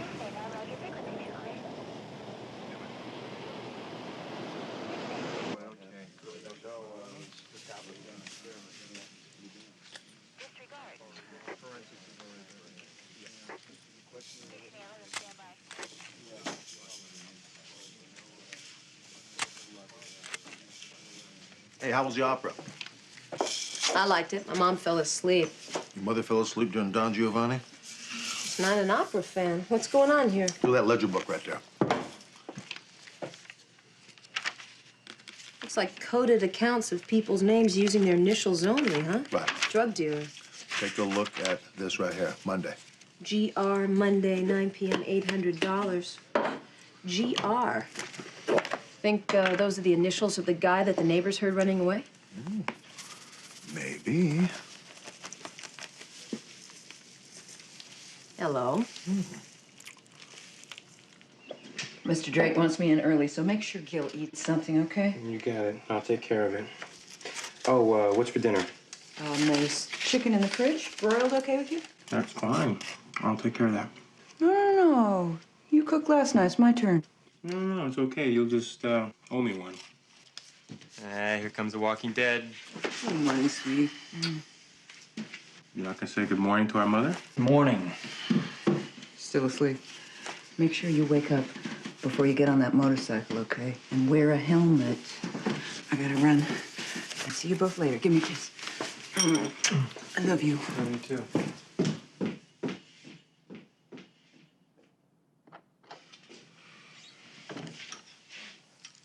was wrecked. Where were you? Out. I know that. You didn't get in last night till almost midnight. But where were you? I was just driving around. You were like talking to a brick wall sometimes. Driving around where? Just around. Are you okay? Hey, man, what is your problem? Nothing is my problem. Me and Mom were just concerned about you, and Mom asked me to talk to you. Well, okay, you've talked to me. Now, can I finish my breakfast? Sure.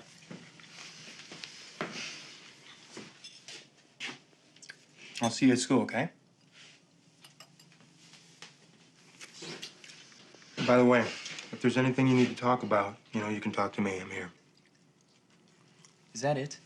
No, it's not. Have a good day, geek.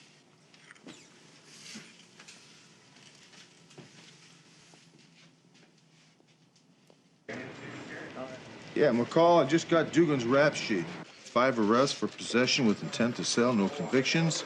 He's been a pusher since he was 17 years of age. No kidding. Narco must have a line on him. Save your breath, I made the call. Narcotics says that Dugan was working for Paul Briscoe, which explains why Dugan skated after every bust. Briscoe? I thought he used to run strip clubs. He still does. He's got a new sideline as of about a year ago. When the big boys took over the adult drug business, he tuned into the local high schools. Dugan was his main man at Harbor Hills High. Well, then Narco must have a line on who killed Dugan. No, but they'd like to thank the parties responsible. Oh, well, Charlie, do you think that Briscoe has anything to do with these murders? I hope so, because I'd like to make sure that he never sells drugs on a high school campus again. Now, you check out Harbor Hills High. One of the students may be able to tie Briscoe to this killing. Got it. You know, Narco has been aching to nail this guy. Let's do them and us and everybody else a big favor. Yeah, thanks, Charlie.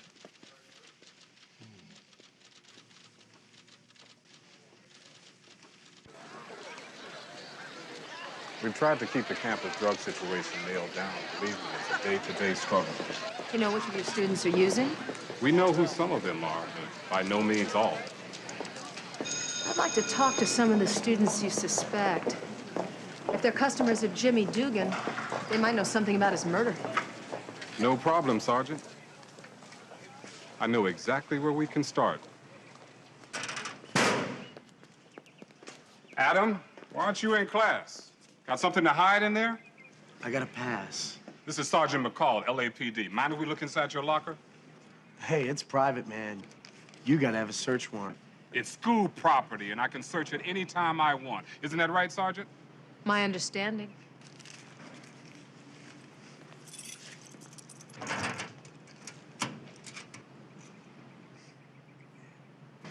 Well, well, well. Sergeant McCall, take a look at this.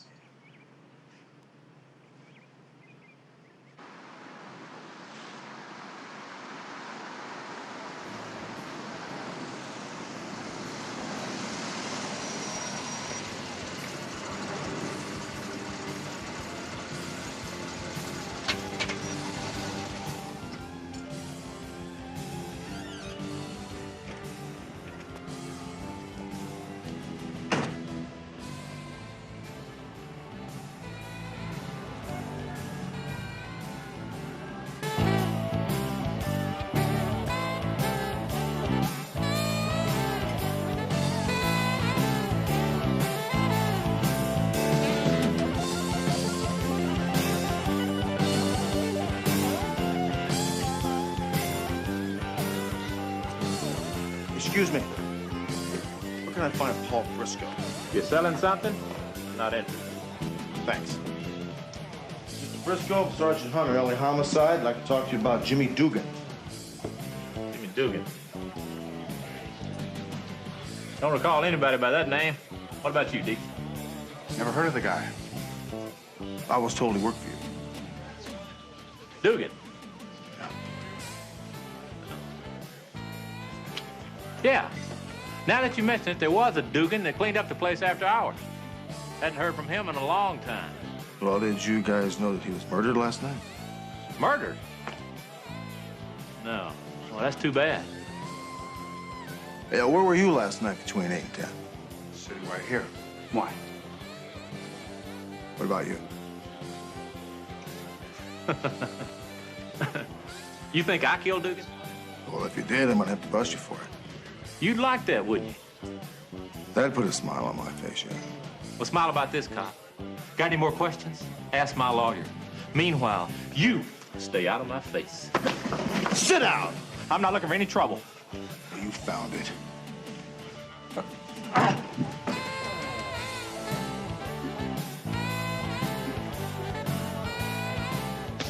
I got $200,000 in somebody's pocket. Find out who took it before that cop does.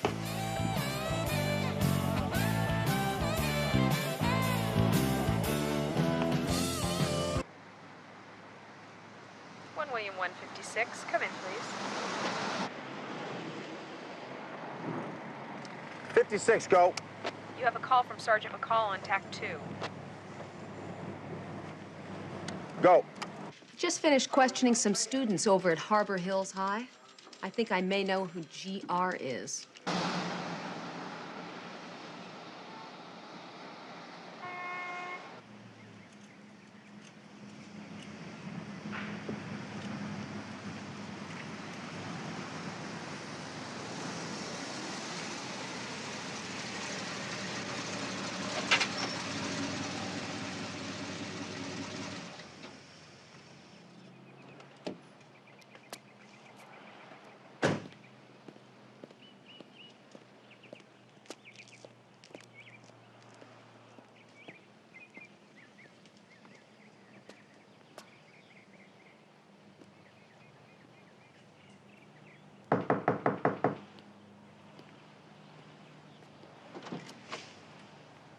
Hi, I'm looking for Gil Reynolds.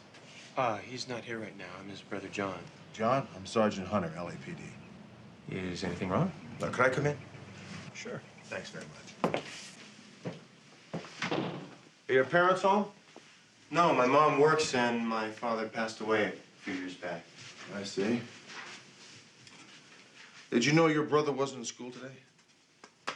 No, I didn't. Do you know where he is? No, sir, I don't. Is that your brother right there? Yeah? Why do you want to see him?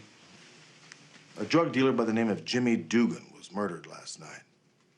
In speaking with some students at Harbor Hills High School, Gil was mentioned as one of Jimmy's customers. No, I don't believe that. We found what may be Gil's initials in his drug ledger. He does have a prior, you know. Yeah, but that's old. He's clean now. What time did Gil get home last night? I don't know. I don't know. You have to ask him. I see. Okay, I'll do that. Okay. If you'd be so kind to tell him to call Sergeant Hunter when he gets home, I'd greatly appreciate it. That's the number right there. Okay. Thanks, John. Thank you. Oh, does your brother drive a motorcycle? Yeah, why? Thanks.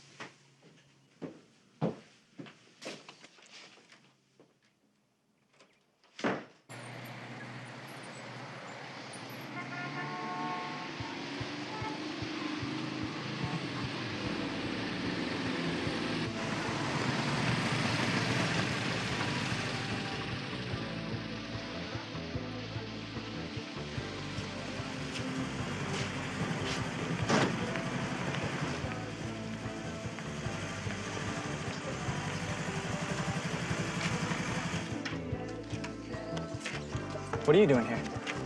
A cop came by the house today looking for you. What do you want?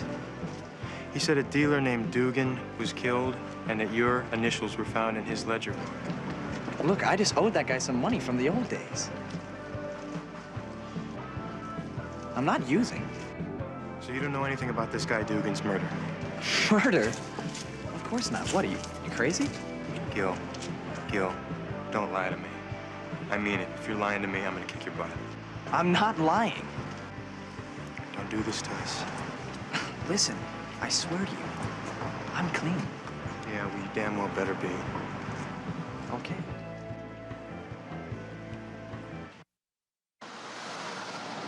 So what is the status on Adam Stoltz? Well, I turned him over to juvie on possession, but he's probably back out on the streets by now. Ah, perfect, perfect. Any news on Gil Reynolds? Well, he wasn't at school and he wasn't at home. His brother John said he didn't know he ditched school. Did you find anything that could connect Briscoe with Dugan's murder? No, not as of yet.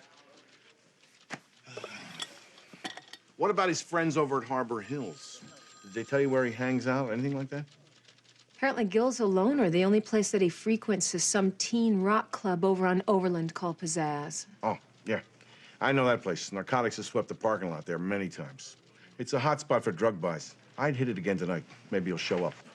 You know, it'd be a damn shame to have to bust a small fry like Gil Reynolds and miss out on Briscoe, so keep on it, huh? Got it. Oh, Charlie, what happened to the Phillies this year? Last place, wasn't it? Well, I think it was a combination, you know, Smitty's retiring and the legacy of the 64-fold 25th anniversary and all that sort of stuff. Yeah. I think they miss Richie Ashburn.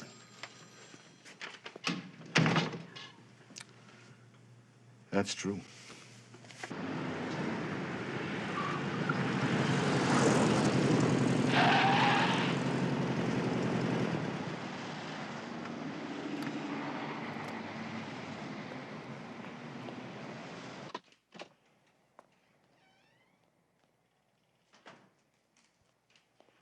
Hey, I heard about Dugan. What the hell happened?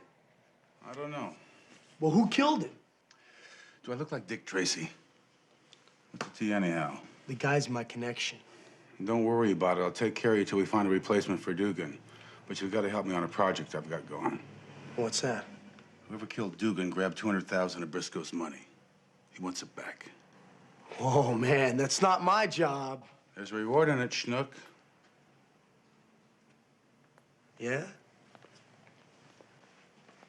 How much?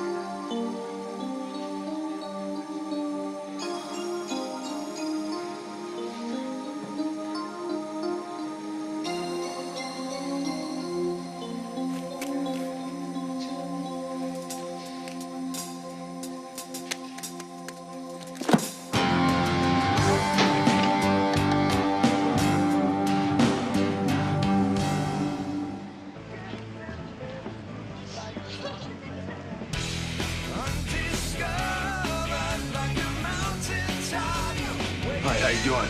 Hi. Can I see your ID, sir? ID? You can't be over 21 and be in here. I'm with her.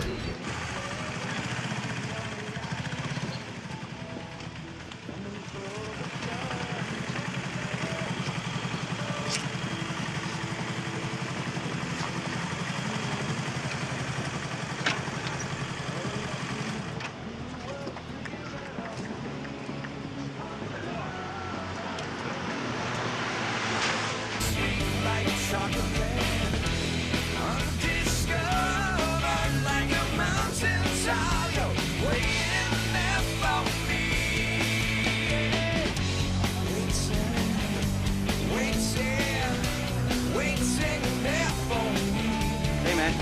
I've been looking for you. So you found me, so what's the story? You got something to take the edge off? Strictly cash and carry, man.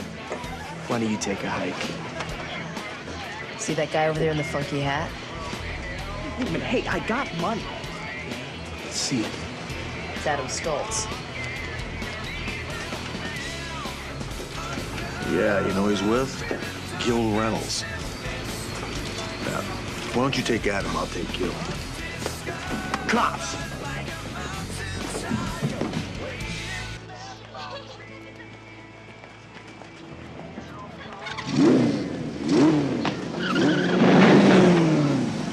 Come here. Hey, man, what is your problem? Sergeant Hunter, LAPD, I want to ask you a couple of questions. I haven't done anything. Then you have nothing to worry about now, do you? Adam got away. 5 seconds later, we could have busted them both. What's this about? I told you. I haven't taken anything stronger than aspirin since I got out of rehab 2 years ago. Is that what you were buying tonight, aspirin? Look, I barely know that guy. Gil, you had $300 in your pocket. You're buying dope, aren't you? I was loaning him some money. Where'd you get it? Playing poker with some guys I met. What were their names? I forget. You got the money at Jimmy Dugan's, didn't you? I don't know what you're talking about.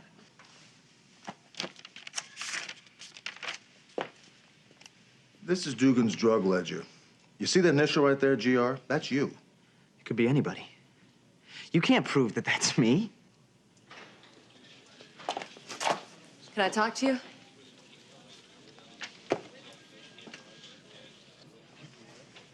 I'm not talking about rehab here. I'm talking about a murder. Think about that.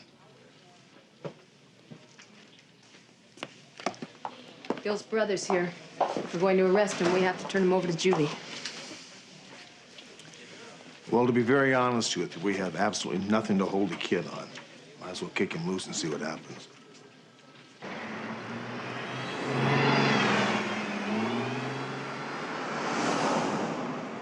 No more excuses, Gil.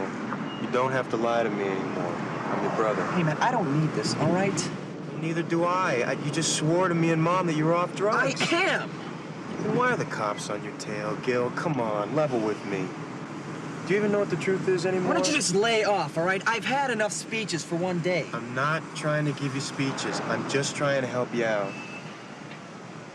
I think you need professional help. How do I get through to you, man? I am not using drugs. So why don't you just get off my case, all right? And just stop trying to be my father. Gil! Gil!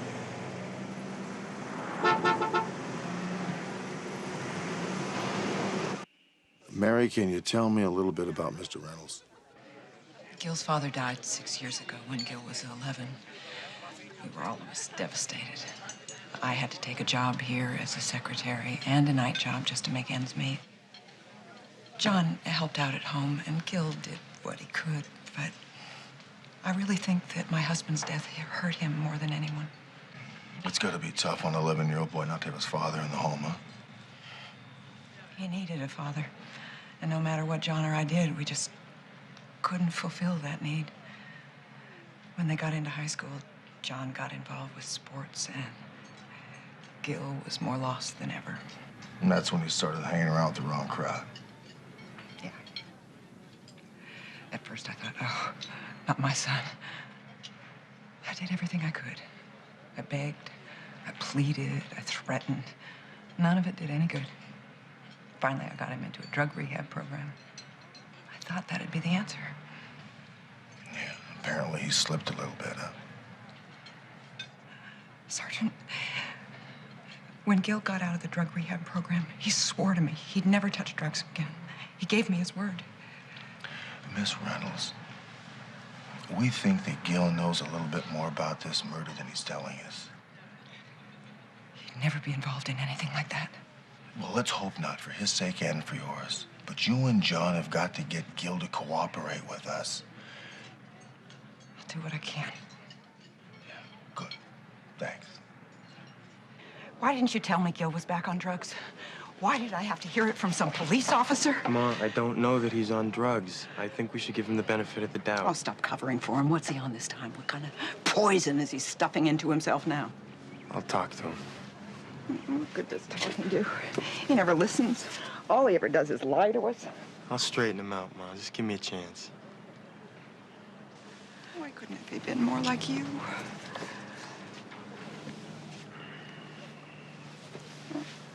Don't worry, Mom. I'll handle it, okay?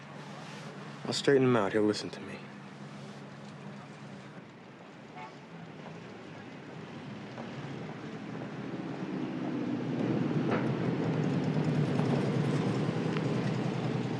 You're late.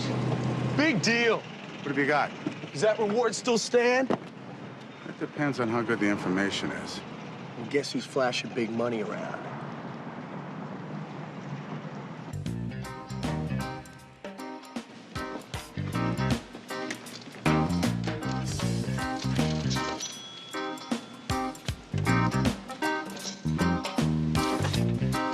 Lucky choice of music, Gil. Who are you? My name is Duke Slater. $200,000 buys a lot of nice sounds. Let's go talk about it.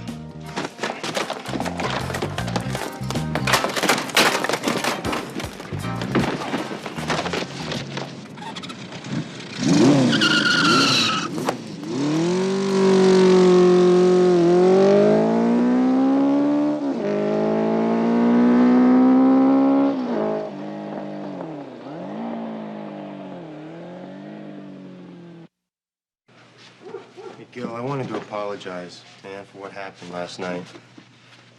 Okay? What are you doing? Hello, Gil. What's going on? It's none of your business.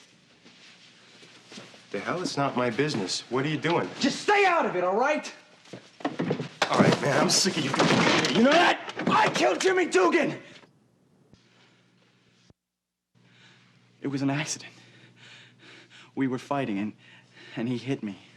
And I hit him, and he fell. Then let's take this to the cops right now. And It's not that easy. There was $200,000 in the apartment. I took it. You stole $200,000 from that apartment? I gotta get out of town, Joe. Oh, yeah. Okay. Go out of town, Gil. That'll solve it. I have to, all right? Look, the money belonged to this guy named Paul Briscoe. He's got another guy named Deke Slater who is chasing me. And this guy, he doesn't fool around, you know? So we turn it over to Hunter, and Hunter will be able to solve this. Don't you understand? I'm dead if I stay here. Just forget about me, all right? No, man. I'm not leaving. You haven't heard a word I've said! Yes, I have. You're not leaving these doors, man. You're my brother, and I love you, and you're not going. You hear what I said? What's going on here?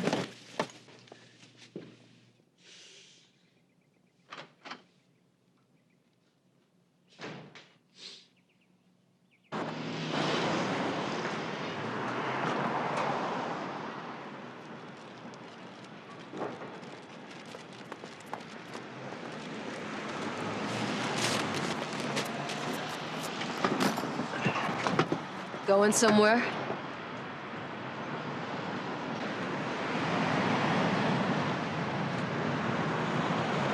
Where were you last Monday night between the hours of 8 and 10? I was at the movies. That's not good enough.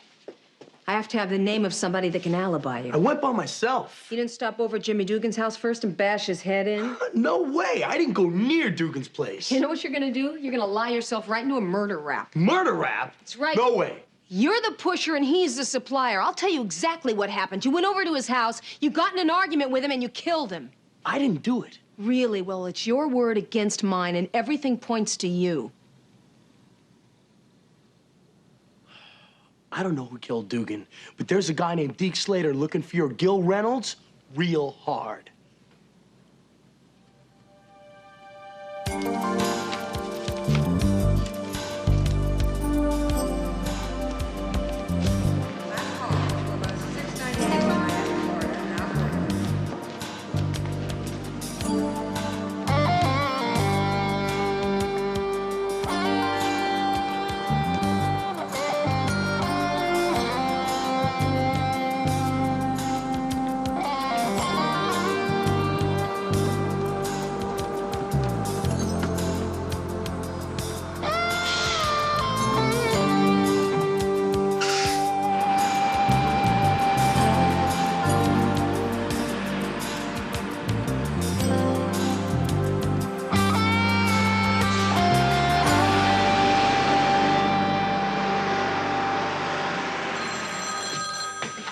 Hello? John, I've been doing some thinking. Where are you, Gil? I'm giving the money back to Slater. That should get Briscoe off my trail. No, no, no. Don't mess with those guys. What's wrong with you? Let's go down and talk to Sergeant Hunter. No. I'm not going to jail, John. No, you're not going to jail. You're coming to talk with me and Sergeant Hunter. I can't involve you anymore. Look, I'll see you when I get home tonight. Gil?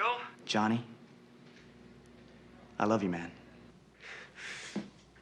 Gil? I'm sorry I hit you. Hello, Gil?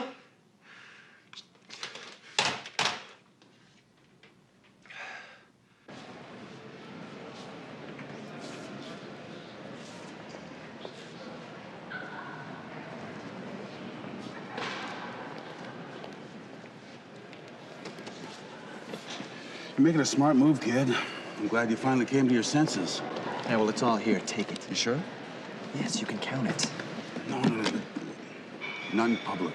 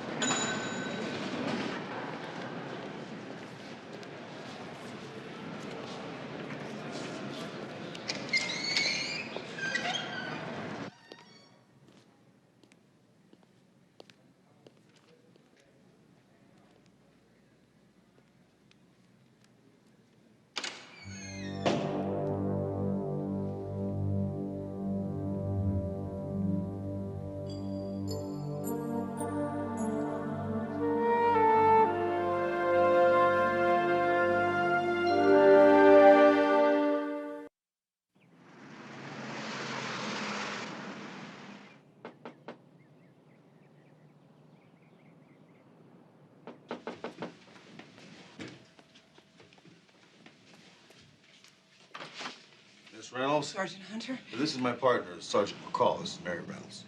Hello? Gil didn't come home last night. Has something happened to him? Could we come in, please? Sure.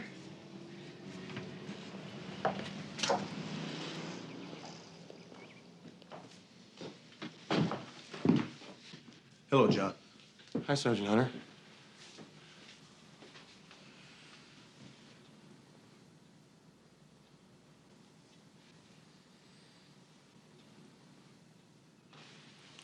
Listen, we hate to tell you folks this, but Gil was found last night dead of a drug overdose. No. No.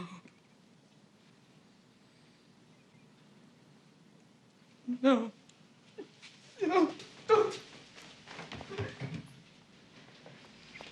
I'll go be with her.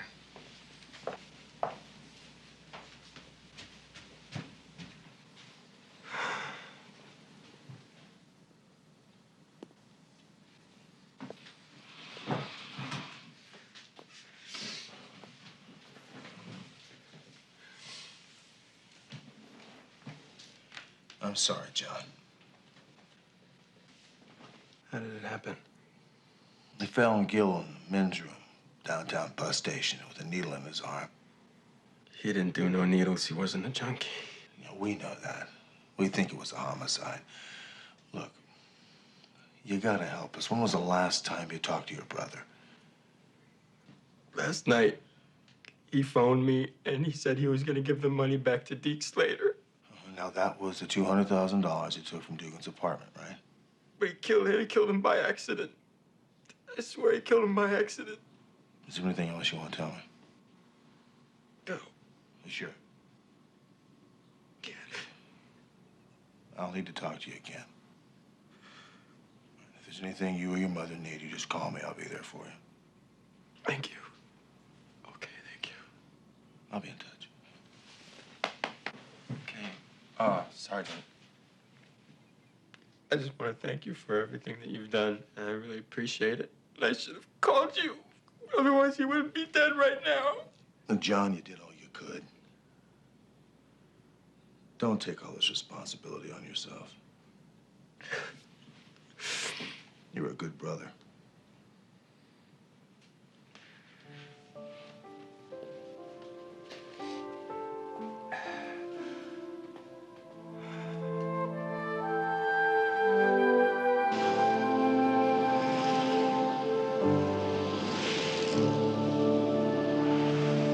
Tear his house apart. Threaten his family. Put out some muscle on his friends. I don't care what it takes. It's not gonna work. We've got too much heat out there. What are you telling me? Write off 200 grand?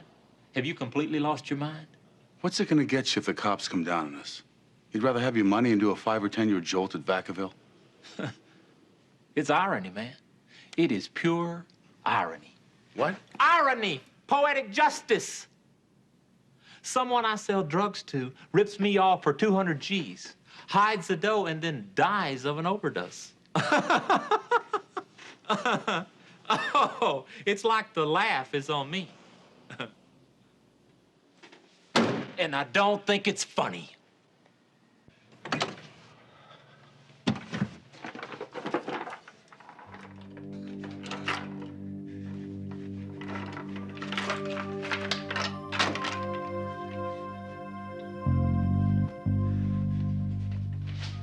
John, where are you going?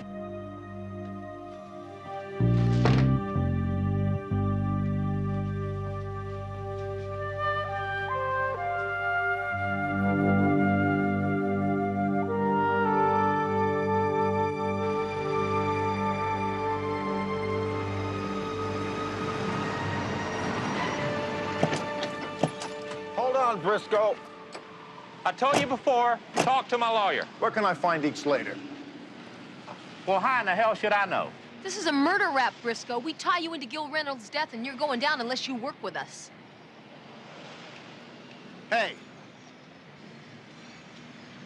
We happen to know that Slater put a needle in Gil's arm and took your $200,000. No way. Yeah.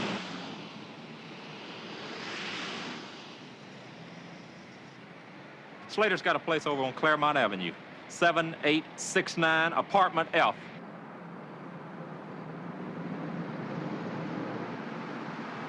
William 156. Respond, please. This is 56, go. Meet Captain Devane on tack 2. 56, go. I just got a call from Mary Reynolds. She says that John left the house. He may have taken his father's gun with him.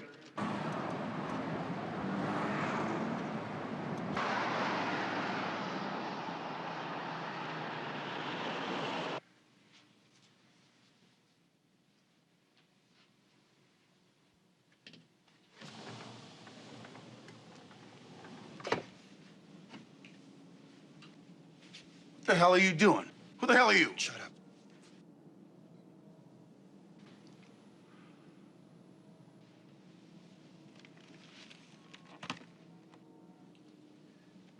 Take it if that's what you're after. You killed my brother. He OD'd. You're a liar, man. He said that he was going to call you and return the money. Why did you have to kill him? So that you could have this all for yourself? You got it wrong, kid. It's a guy named Briscoe. Just cool off, man. Listen, keep the money. I don't care. But don't shoot, huh? Back off.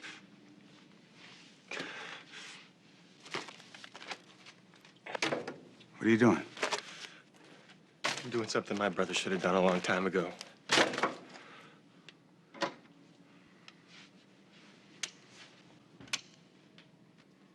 Well, you're being stupid. That's money. Are you nuts? How does it feel to lose something you love?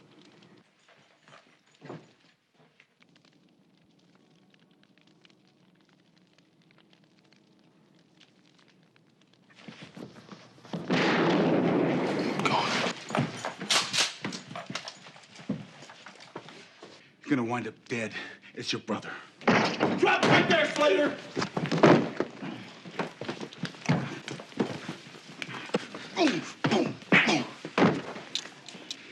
Come on, buddy. You're going to prison. I'm not going alone, man. Briscoe's the one pulling all the strings. Really? Tell it to the DA. You all right? Yeah, okay.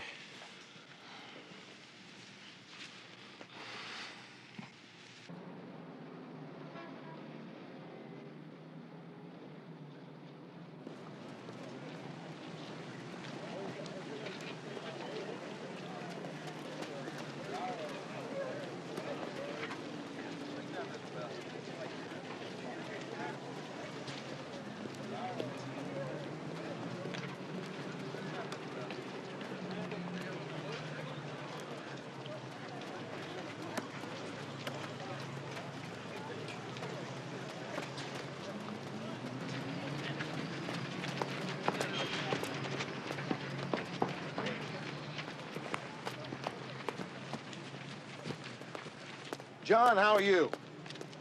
Mother said I might be able to find you here. How you been? Bye. Huh? Bye? Mom says you've been kind of tough on yourself since Gil died. Yeah, well, I wasn't there for him, Sergeant. You were there for him. You did everything you possibly could for your brother and more. Yeah, but that didn't keep him from getting killed. No, it sure didn't. But Gil chose his own path in life. I think it's time you choose yours. How old are you? 17. 17. You think it's time you started living life like a 17-year-old? How about you and I going to the Laker game tonight and sit right on the floor, huh? Well, I gotta cook dinner for my mom. No, you don't. Your mother can cook for herself. What do you say? Okay. We'll feed ourselves full of hot dogs, soda, popcorn. Chicago dogs. I like Chicago dogs. Chicago dogs? I haven't had one of those in a while. We'll get one of those then. You like Magic Johnson? Yeah, I do. Yeah? He's a tough guy. He's one of the best basketball players I've ever seen.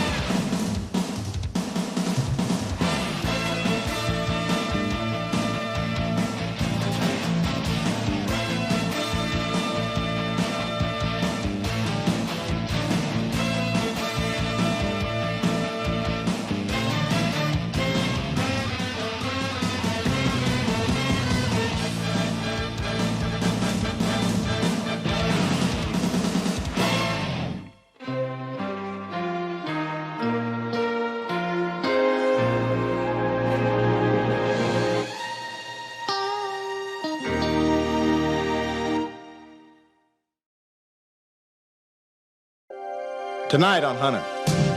You think whoever entered here was looking for you? I don't know. Tell me, what has happened to Luisa? Luisa's been murdered. She's covered with scars. This young woman was systematically tortured. Whoever cut up Alicia Martinez was the same man who tortured Luisa Gonzalez 6 years ago. We came to the United States because it was safe. And the nightmare followed us here.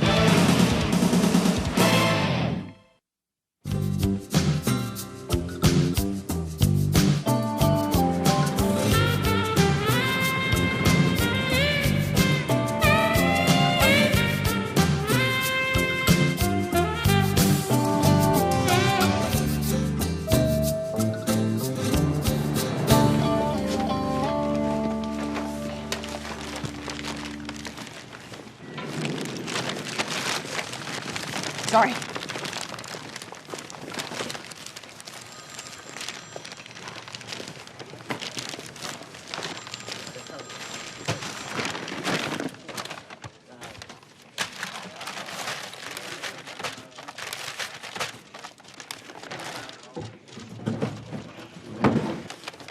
What's the big rush?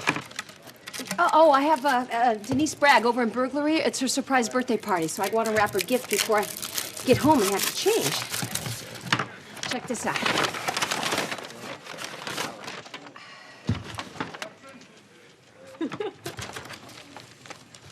What is that? Hey, listen, I had to shop a long time to find something this disgusting. Denise and I have been giving each other gag gifts for years. Are you and Denise friends? Yeah, you remember that sweater she gave me last year for my birthday? That purple thing with that dinosaur stuff on it? She gave you that? Yes. Well, you should wear it to the party. Oh, boy. You just reminded me. Forgot to iron my dress. I hope Louise is still there.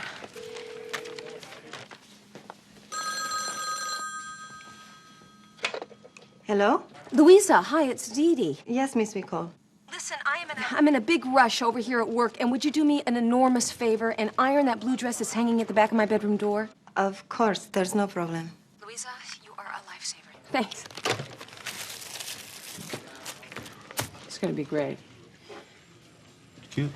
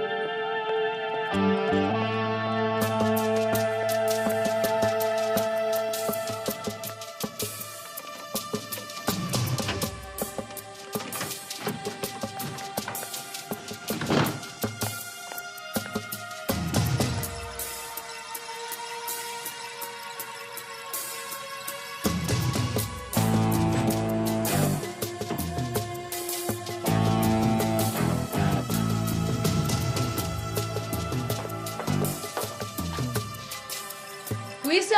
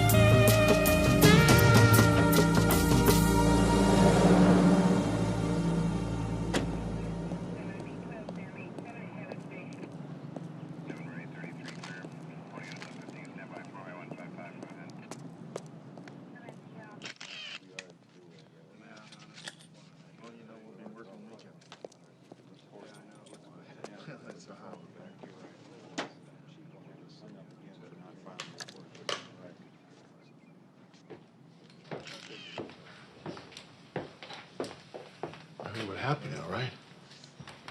Yeah, I'm not sure. What was it, a burglary? No, I don't think so. I looked around. I didn't find anything missing. Amy checked. There was no sign of sexual assault either. Sergeant, we're gonna have to take this down to the lab. Yeah, fine. Do you think whoever entered here was looking for you? I don't know. You know, anything's possible, but I doubt it. Why don't you tell me a little bit about Louisa? She worked for me for, I guess, close to 3 years now. She's kind of quiet, shy.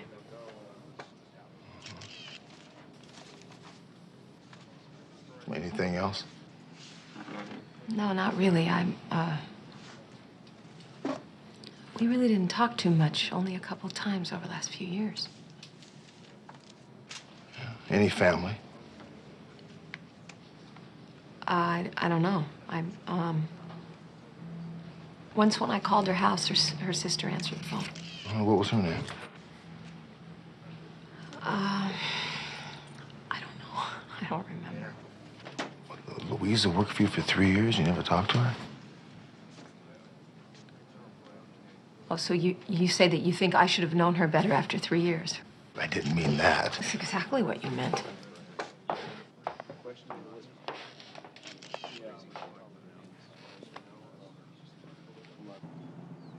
I didn't mean to do it. She came at me with a kitchen knife.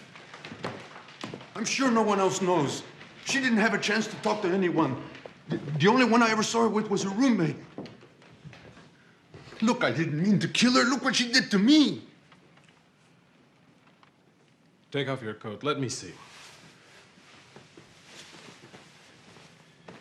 Sit down.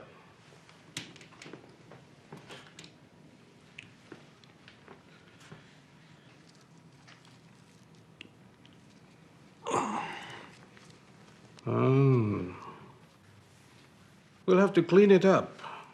Give you some sutures. It's not that bad. I can get some bandages and just wrap them. Look, without sutures, you will have a very bad scar. Believe me, I've seen many wounds like that. Sit down.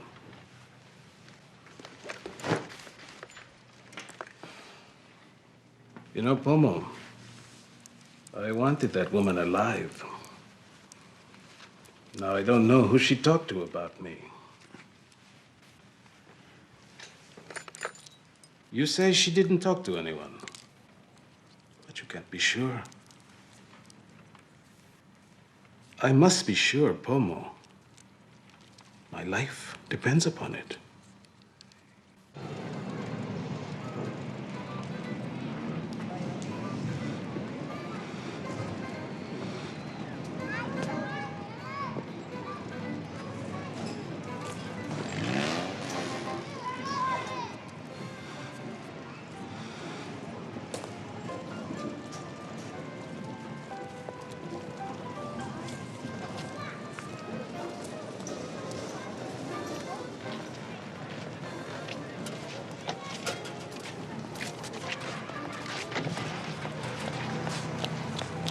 Miss Gonzalez?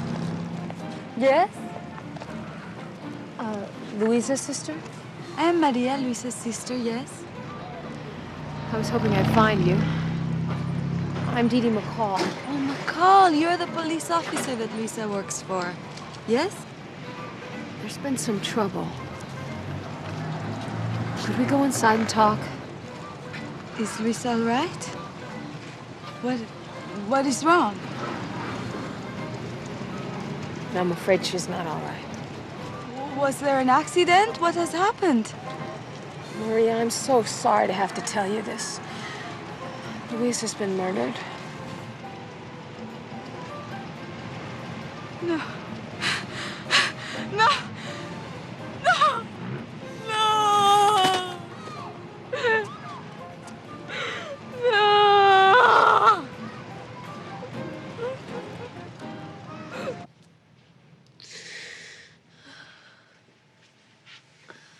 Thank you.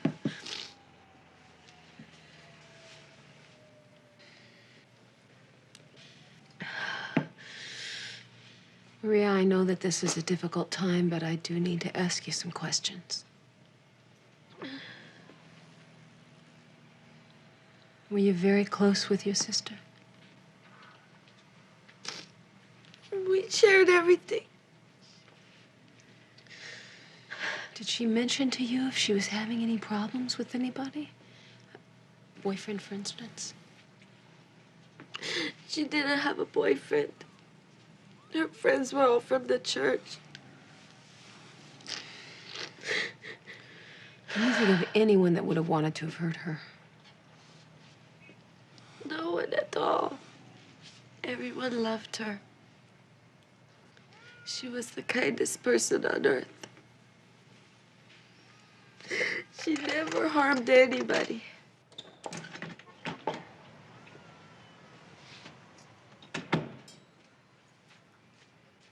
That's Alicia Martinez, our roommate. María, ¿qué pasa? Asesinaron a Luisa. Dios mío, María. ¿Cómo que asesinaron a Luisa? Oh, ¿cómo que la asesinaron? ¿De qué estás hablando? ¿De qué estás hablando, María? No entiendo.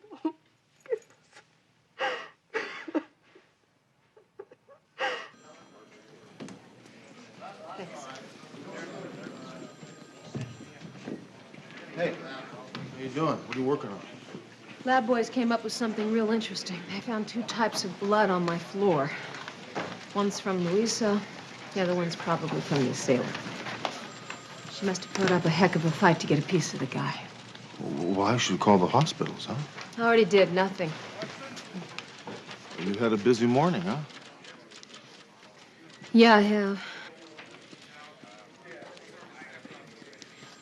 So I want to apologize for the way I acted yesterday at my house. Look, forget it. That was a little pushy. No, it was just, you know, Louisa worked for me for a long time, and I never made the effort to really get to know her. Well, don't be too hard on yourself. I should have taken the time.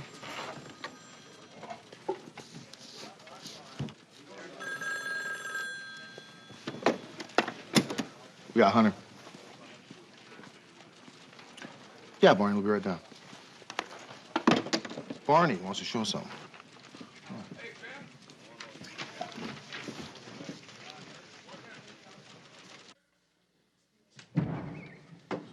I don't know how to describe this on the phone. Thought you should see it for yourselves.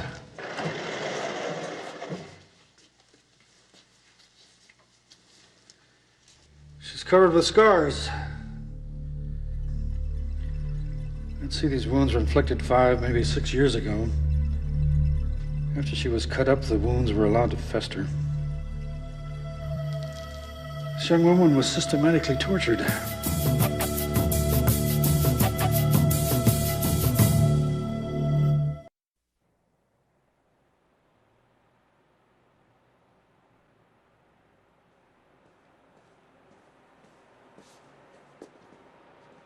Maria?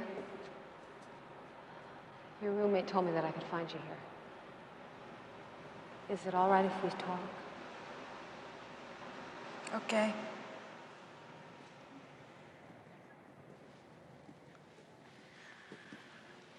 Our medical examiner says that he found numerous scars on Luisa's body. That was a long time ago. Can you tell me what happened? Why? That has nothing to do with Luisa's murder. That is in the past. It is all over now. Well, I know, but... I don't want to talk about it. I understand. You don't understand. You could never understand.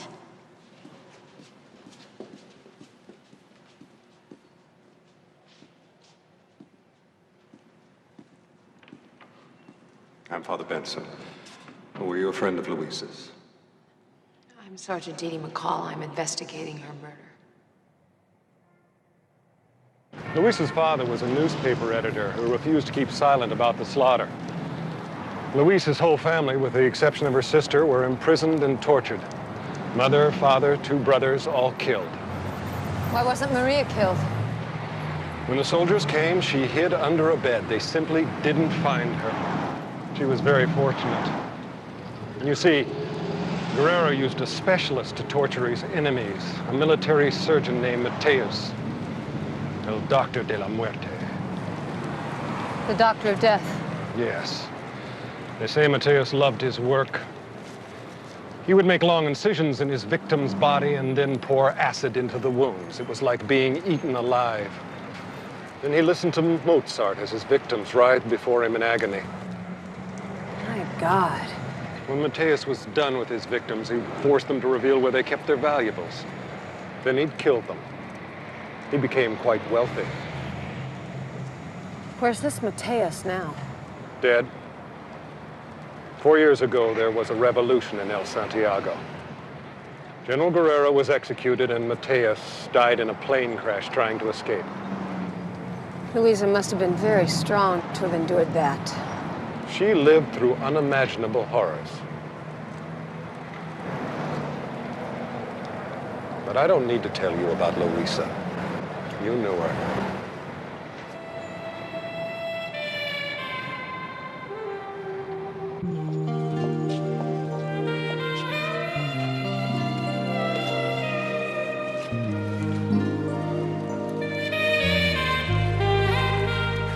Alicia Martinez? Yes?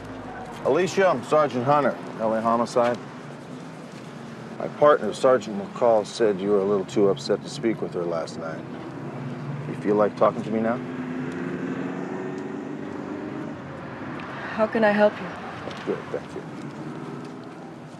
Now, Luisa must have told you what happened to her family in El Santiago, correct? Yes. How the soldiers came to her house and took her family away. It's not something she liked to talk about much. Did Luisa and Maria get along? They loved each other very much. Luisa worked hard to put Maria through school. Now, was there anything that was bothering Luisa recently? The night before she was killed, she'd been working at a party and she came home early, very upset. I asked her what was wrong, but she wouldn't say. She just talked about her family and how they died. Yeah, what brought that on? I'm not sure. She wouldn't say. Who gave this party that Luisa worked at? A woman Luisa used to clean house for. Bernadette Lopez.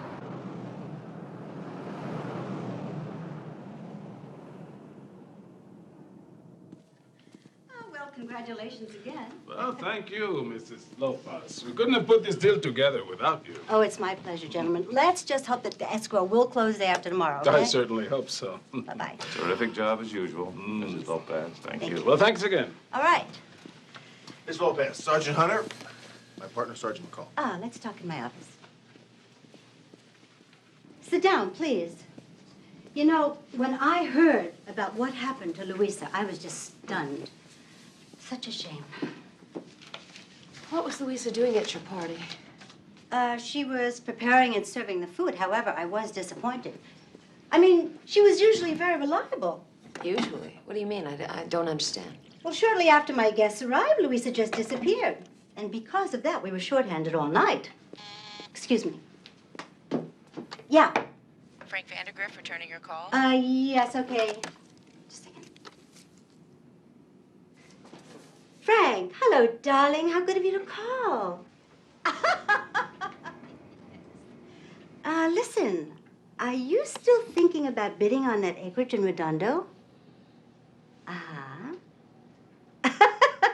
Yes. All right, well, listen, sweetie pie, let me know what you decide to do. I mean, you know how much I love working with you.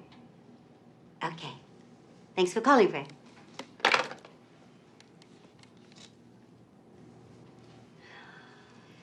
Where were we? We were talking about your party. Why do you think Luisa had to leave early? I don't know. I even asked some of the other help, and nobody had the slightest. Think maybe she was ill? Not that I know of. Is it possible that one of your guests disturbed her? Look, everyone there was strictly from the A list. If there had been any problems with Luisa, I am sure I would have heard about it. Yes, I'm sure that you would have. But if you don't mind, we would like to check your A-list. I mind very much. You know, I wouldn't be considered a very good hostess if I didn't protect my guests' privacy. Please hold all Miss Lopez's calls. Thanks very much. We're talking about your guest list? I'm afraid I haven't made myself clear. I can't help you. I'm afraid I haven't made myself clear. This is not a request, Miss Lopez. Now, we can take you downtown and question you there, or you can help us out now.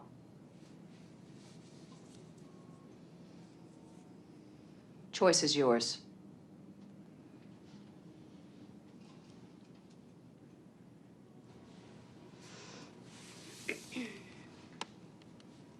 Okay, let me know when you find something. Thank you. I'm having R&I do an in-depth on everyone at Bernadette Lopez's party.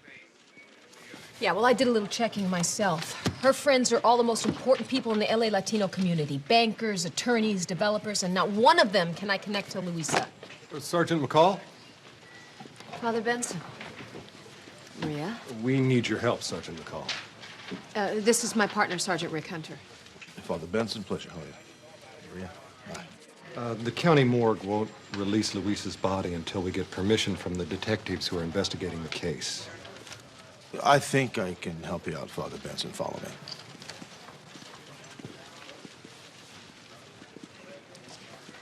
I'm sorry that I upset you yesterday at the church. No, it is I who should apologize to you. Father Benson told me about what happened to your family in El Santiago. I'm sure it must be very painful for you. Yes, it is. While we're waiting, you want to go get a cup of coffee? Okay.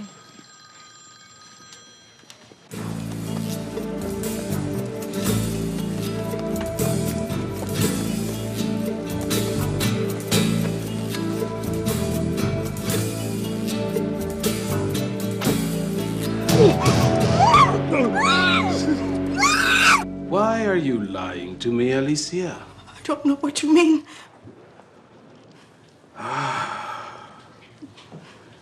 You give me no choice, Alicia.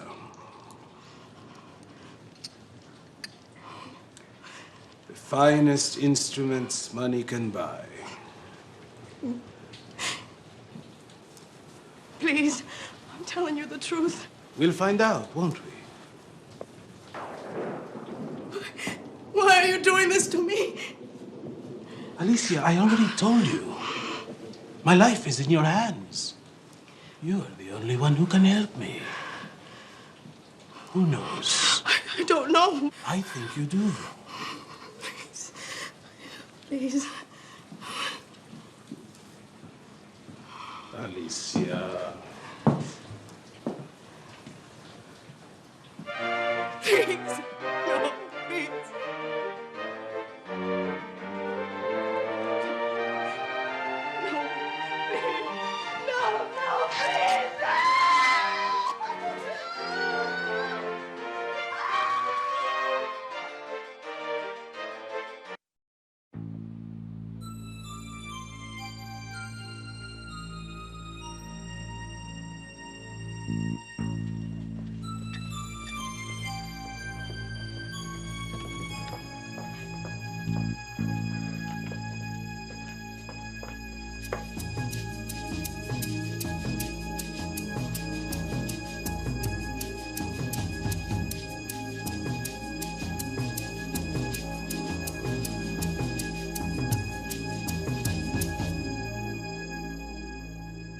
What if Mateus faked his own death? What if the man is alive and he's living in Los Angeles right now? That sounds like a long shot to me. But it fits, Charlie. That has to be the reason why Luisa left Bernadette Lopez's party early. It's because she saw Mateus there. It just doesn't make any sense. Barney says that whoever cut up Alicia Martinez was the same man who tortured Luisa Gonzalez 6 years ago. How are we doing on the Lopez guest list? We're tapped into NCIC, Captain. We should know something in a couple hours. All right. On the chance that you're right on this, I think we should give Maria some protective custody. Thank you.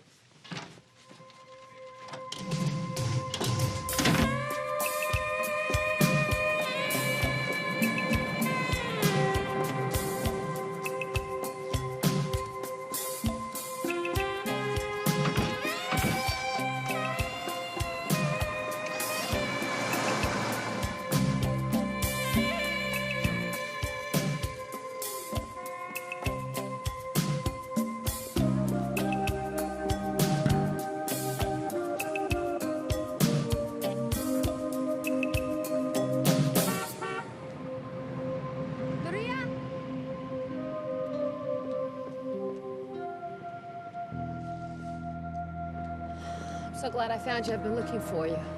What is the matter? Maria, we think that your life may be in danger. Will you come with me now so that I can take you someplace where you'll be safe?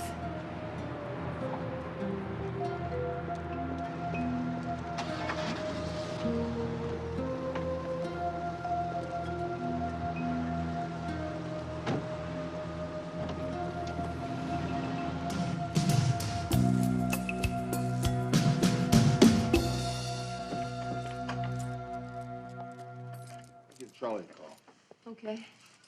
Well, we'll go take a look at your room.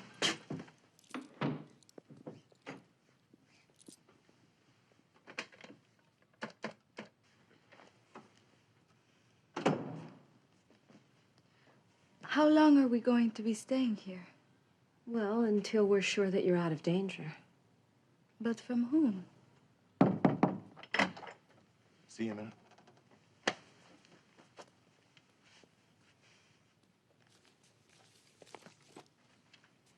Charlie says that all government records on Mateus conveniently disappeared before he supposedly went down in that airplane crash. There's absolutely no photograph of this guy anywhere to be found. Guy knows how to cover his tracks, doesn't he? Look, our only hope is Maria. I'll talk to her. Good luck. Maria? Can we talk?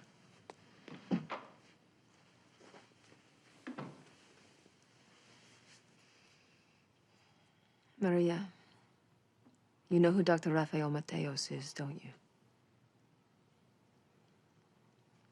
Yes. Why? We think that he's living in Los Angeles.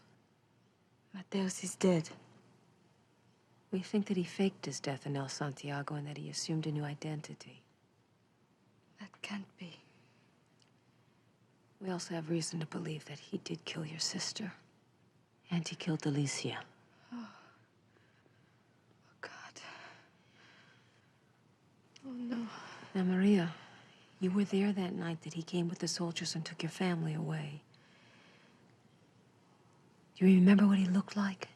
No. I couldn't see. It was too dark. I was under the bed. I couldn't see his face. Well, did Louisa ever describe his face to you? No, she tried to forget his face. She only told me his name. Maria, this is so important. If we knew what he looked like, Isn't there anyone you know who can recognize this man? They'll kill them all. He wiped out my whole family. They'll killed everything I love. Where is she? Just when I was going to take her, the police got there. They took her with them. Pomo, I cannot count on you for anything. What could I do? Forget it.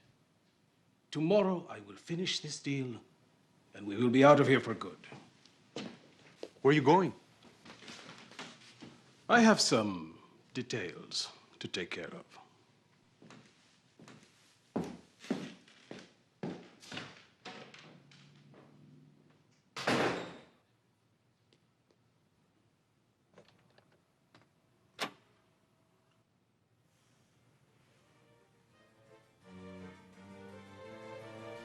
Who is it?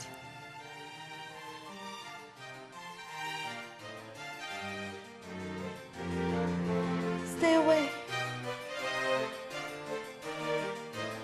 Please don't hurt me.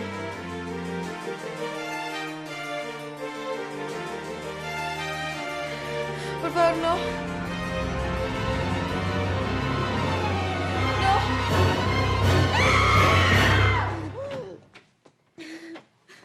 Maria, what's the matter? A nightmare. It was horrible. He was trying to kill me. Who was? I don't know. I couldn't see his face. It was a bad dream, Maria. You're safe. It was just a bad dream.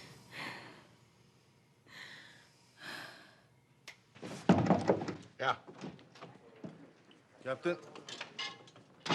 Just got the breakdown on Bernadette Lopez's party list. It seems that 3 of the men were from El Santiago. We can rule 2 of them out due to age, but the third one's a possibility. Eduardo Rodriguez. Now, he arrived here from El Santiago about 6 years ago.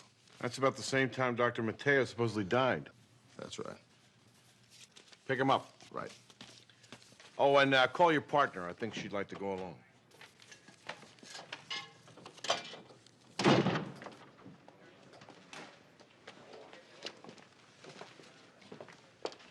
Have a seat, Mr. Rodriguez.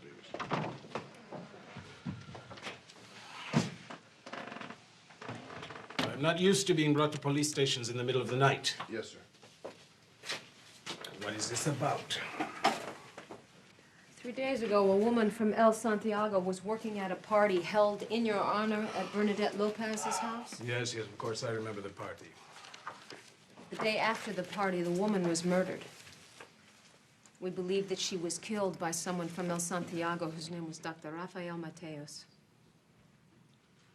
Are you insane?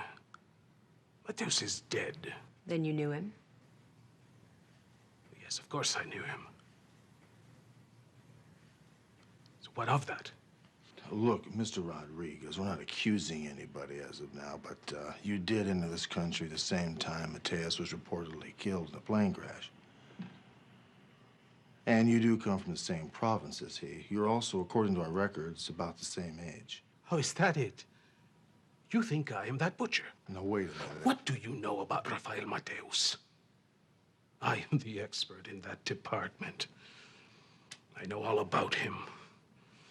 The way he moves, what he looks like, how he walks, how he talks. I studied him for days on end. Is that right? Well, that's right. I was a guest in one of Guerrero's prisons. Dr. Mateus came to see me regularly. Can you prove that? Proof? The proof is written in the blood of my family. All of them died under the knife of Rafael Mateus.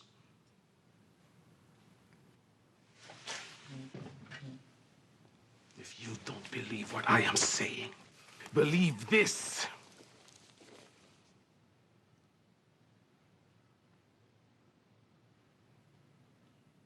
I am not Mateus.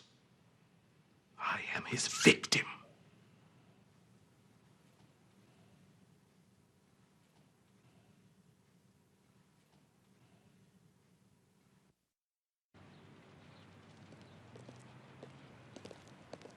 Look, I know that all the circumstantial evidence points to Rodriguez being Mateus.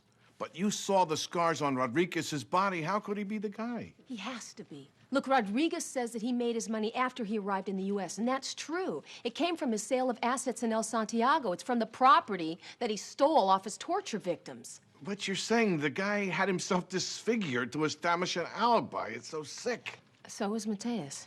Look, somebody in Father Benson's parish must be able to recognize Mateus. I'm gonna go see him. All right, stay on it.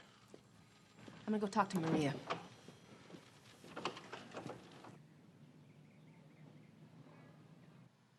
Luisa, Alicia, my family, they're all gone.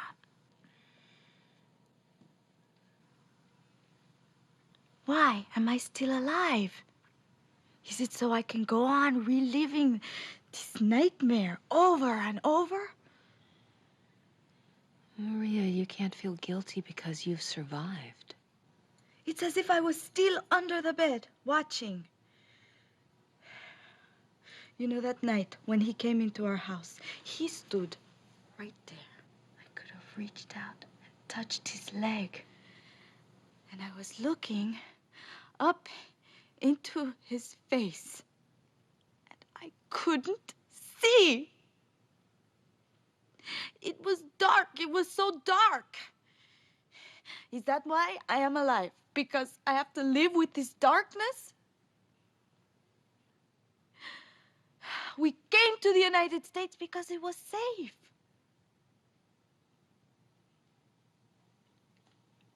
And the nightmare followed us here.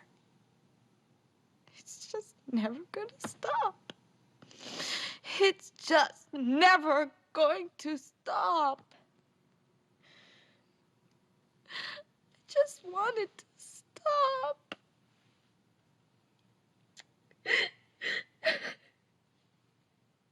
What about Maria Gonçalves? If she hasn't said anything to the police by now, she never will. I would feel a lot better if you tell me where we're going. Trust me. It's a place where people with enough money can disappear. Sun, beautiful women, a corrupt government. We'll be kings. Are you taking that? I'm a doctor. You never can tell when an emergency might arise. How many people have you operated on? I've lost count. I only recall my most memorable cases, including myself. How could you scar yourself? Do you think I could allow anyone else to do it? Those scars were my passport into this country. As a political refugee, they had to be perfect. Now they are my passport out. You can't imagine it, can you? But I could imagine it perfectly. The pain, the exquisite pain. Before I made each incision, I knew exactly how it would feel. No one has a greater understanding of pain than I. Everyone should know what their threshold of pain is, Pomo. The outer limits of their endurance. Would you like to find yours?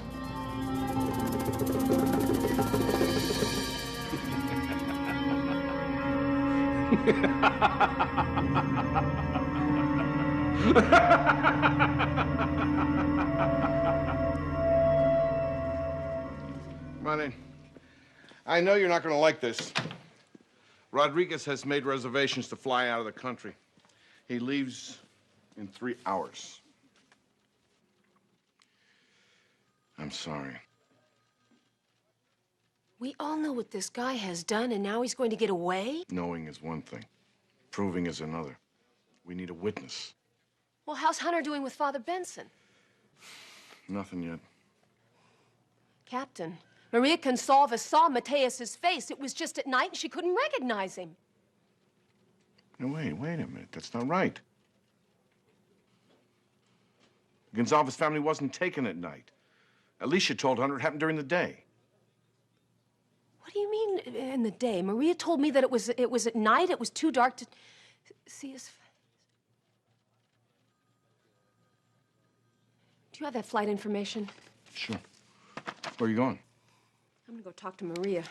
Tell Hunter to meet me at the airport.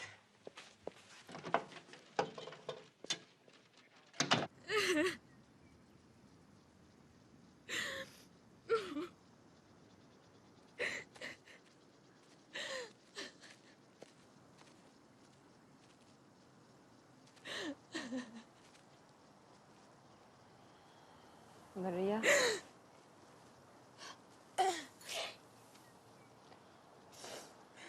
I have to talk to you. Why? What good will it do? Just listen to me. Sometimes when something very terrible happens in our lives, the mind blocks it out. And we don't remember things exactly the way they really happened. I told you what happened. Maria, you told me that when Mateus came to your house that it was night. It was dark and you couldn't see his face, but it wasn't dark. It was daytime and you did see his face. No, I couldn't see his face. Maria, you were underneath the bed. You looked up and you saw the man's face. No. Maria. It was dark. Listen to me. You saw the man who killed your parents and you saw the man who took Luisa away. You've got to help us. Maria, he's not gonna hurt you. We're not gonna let him.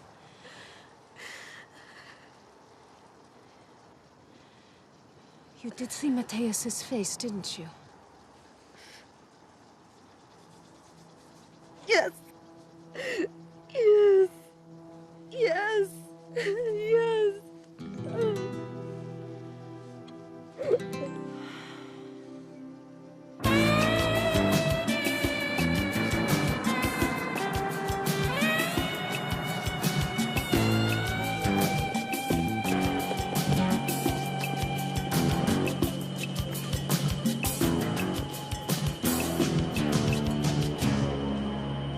Sergeant McCall, what are you doing here? There's somebody I'd like you to meet. Maria Consalves. I believe you knew her sister.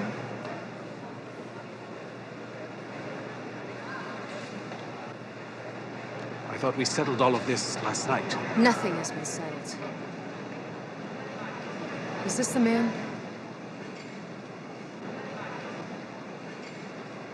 It was you. Is this some kind of joke? It means nothing. It's her word only. Not anymore, Rodriguez. Remember this man, Mr. Rodriguez? He remembers you.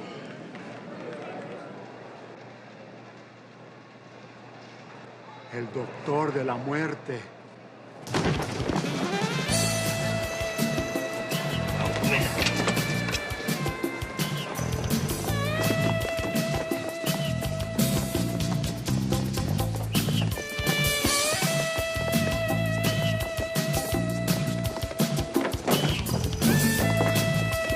Everybody get down!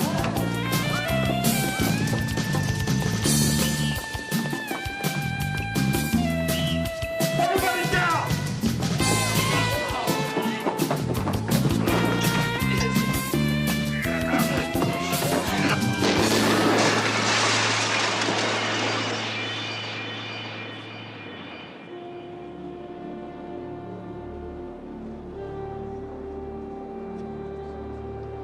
Does anybody stand back? We're police officers.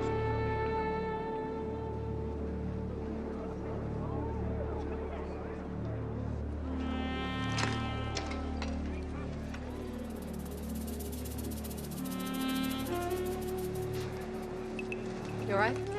Yeah, I'm fine. Excuse me, please.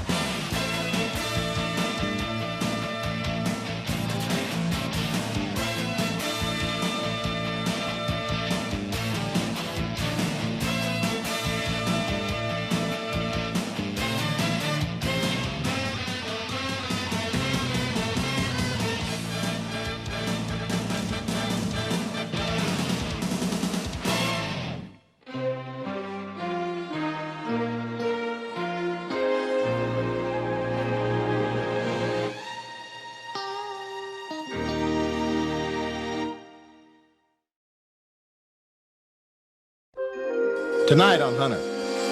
We got lucky. There's a witness. Saw the whole thing go into her car. Lori Conway? Rick! Lori and I went to high school together. Lori Conway was going to be a movie star. She wound up with Eddie. I've always thought you were a jerk, Eddie. I still do. In high school, you're nothing but a con artist. What do you think's going down? Well, I don't know, but I'll tell you one thing. Eddie's behind it, whatever it is.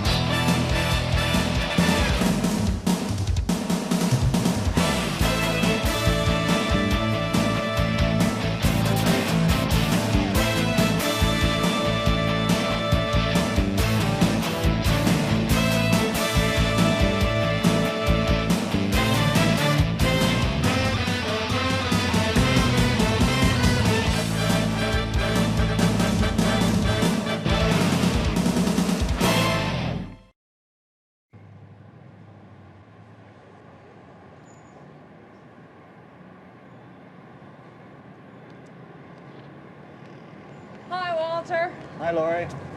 How about I walk you to your car? That'd be great. Good. So, how are you doing tonight? Not too bad. Yeah. How was your day? Tired. My feet are killing me. Oh, I don't blame you. 6, 7 hours on your feet, dealing with those people all day. I don't know. Yeah, well, it's a living.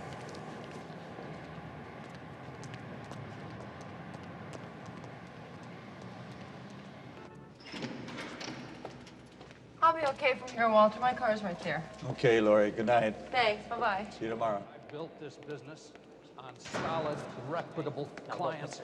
I haven't had any problem in it.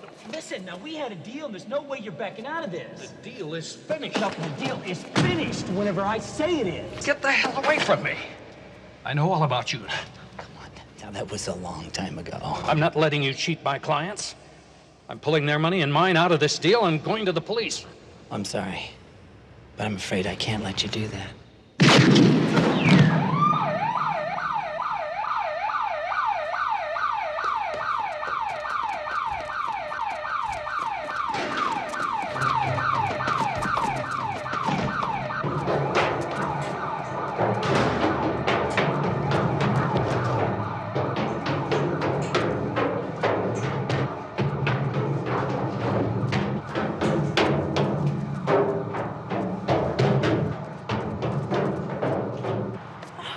Help!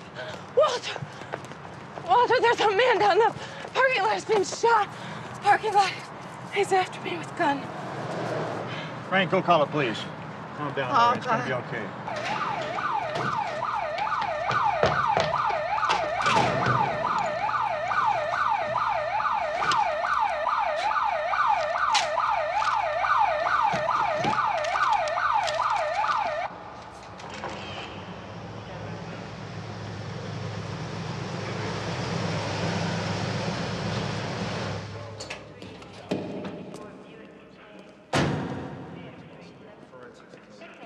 Hi, what's going on? Hi. Victim's name is John Haynes. Owns a business management company right here in the building. The paramedic got the card out of his wallet. Looks like he was shot close range, small caliber weapon. Oh, yeah, robbery? Rule out robbery. We got lucky. There's a witness. She's a hostess at the restaurant up the street. Saw the whole thing go into her car. She's over there.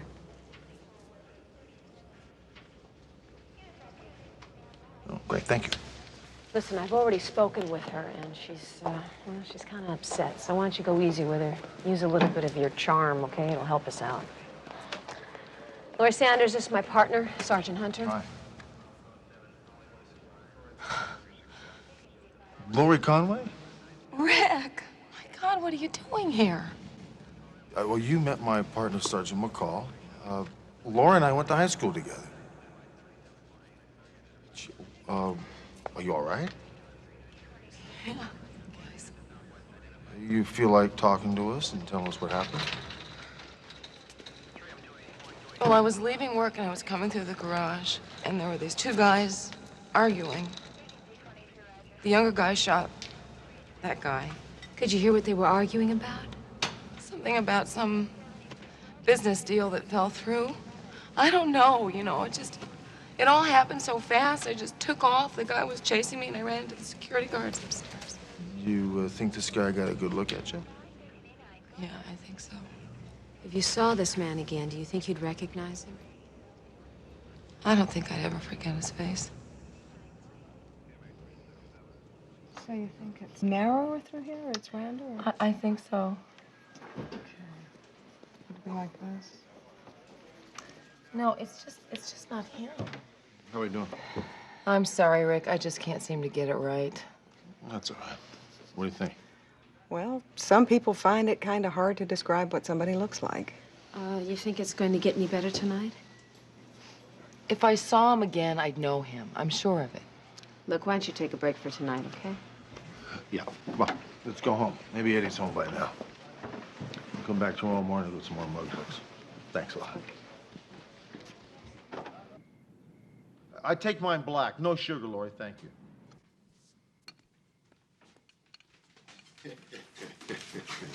What's so funny? I was. Did I ever look like that? Well, you were skinny, but you were great looking. You still are. Hey, whatever happened to Billy Stewart? Last I heard, he owned a diner in Phoenix. Diner in Phoenix. Remember the time he bet Eddie he could eat 20 hot dogs in 45 minutes? And Eddie stuck a hot pepper in every one of them. How is Eddie, by the way? Great. I can't understand why he's not here. You know, he must have had some kind of business deal or something. Doesn't Eddie look great? He's hardly changed since the day we got married. There's Eddie's famous smile. Oh, I'll never forget the first time I saw it. He had just beaten Tommy Alvarez in a drag race. It was 3 o'clock in the morning, and that smile of his just lit up the sky. You know, I gotta tell you this. I'd have never in a million years put you and Eddie together. Eddie's not like he was in high school, Rick. He's not what people think he is.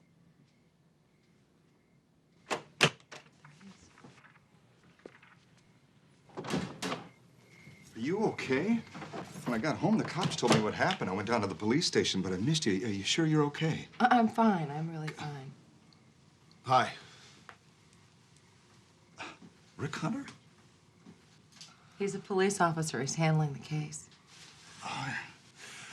Good to see you, Eddie. It's been a long time, Rick. Yeah, how you been? Yeah, great. Good.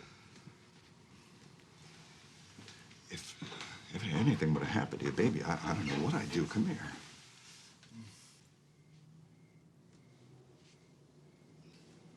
Oh, look, I'll come back tomorrow, Lori, and maybe you can take a look at some mug books. In the meantime, just relax. Everything's gonna be okay. Eddie, good seeing you. Same goes for me, man. Take care. Thanks, Rick. You're Thanks for welcome. everything. Good night. Hunter looks good, huh? Yeah, he does. You sure you're okay? Well, I am now that you're home. You know, I've told you before, I really don't want you to work nights. Eddie, I have to work. Well, not for long. I got a job offer in San Diego. Sales rep for a shipping company. All I got to do is fly down in the morning and talk dollars. Well, that's great. Look, I'm a little short. I'm going to need some cash to get down there. Oh, Eddie, I gave you money on Wednesday. But I had to buy a suit. You know, I got to look good for those guys. You understand, don't you, honey? Yeah. Yeah, you understand. I love you, baby.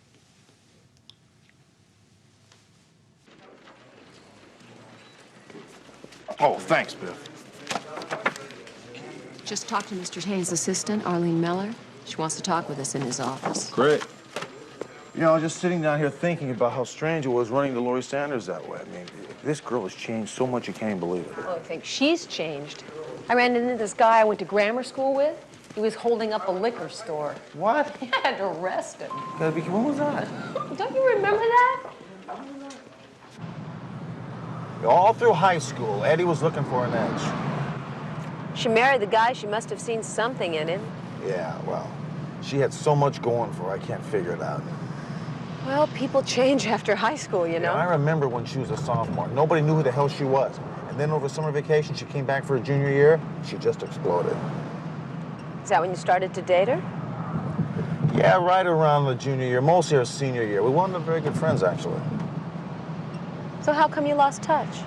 Well, you know, I mean, after we all graduated, I went into the service, and everybody else either went to El Camino Junior College or got jobs and got on with their life. But everybody agreed on one thing. Laurie Conway was going to be a movie star. She wound up with Eddie. Boy, did she. Look, I was John's personal assistant. I was with him all the time. His clients loved him. I can't believe you'd even suggest one of them might be a suspect. Well, presently we don't have a suspect, but we do have a witness who saw Mr. Haynes arguing with the man who killed him. Something about a deal that fell through? I wasn't aware of anything like that. We'd still like to have the list, if that's okay. John represented a number of wealthy investors. I'm not sure I even have the legal authority to give you their names. Look, Miss Miller, we're investigating a murder here.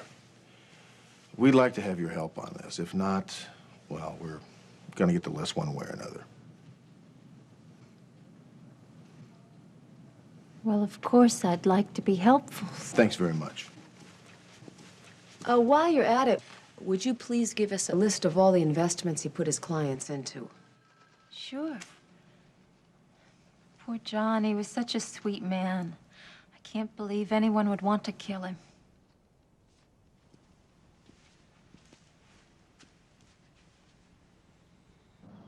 I had no other choice. But did you have to kill him? He found out about the land deal that we pulled down in Texas. He was going to pull all of his investors off of Palm Breeze Estates. Now, that's $13 million, Mason. Plus the $2 million of his own. There had to be a better way to deal with Hain. He was also going to go to the police. I just couldn't let that happen. Okay. Okay, you did what you had to do.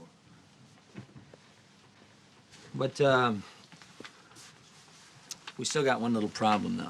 I don't want to hear about more problems. A woman saw me do it. Damn, Burke. Can she identify you? I don't know, but I can't take that chance. Palm Breeze Estates. Hang on, it's for you. Hello? 2 detectives were just here. I had to give them John's client list and also the companies his clients invested in. Al, I'm scared. Listen, just relax. Everything will be fine. Look, I gotta go. Yeah, I'll see you tonight. Bye.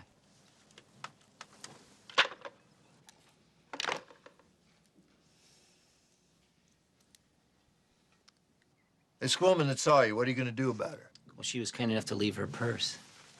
I took out one of her checks. She lives on Meadow Lane, and her name is Lori Sanders. We've got a lot of money at stake here, Alan.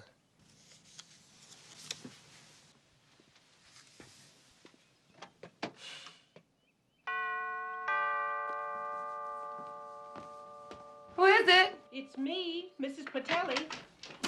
Hi. I'm sorry to bother you, Lori. I just came by for the rent. Oh, I'll get it for you. I heard what happened to you. It must have been terrible.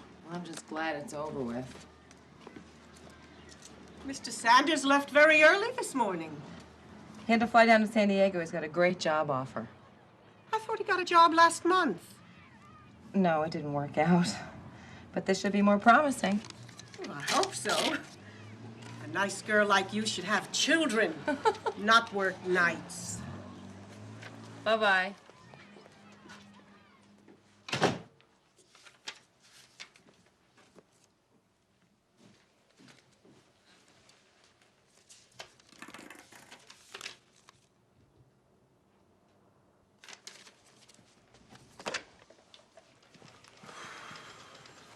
Anything new on the Haynes murder? Hi, Captain. No, Call and I are up to our necks in paperwork here. Well, here's a little more for you. Keep me posted if anything turns up, huh? Great.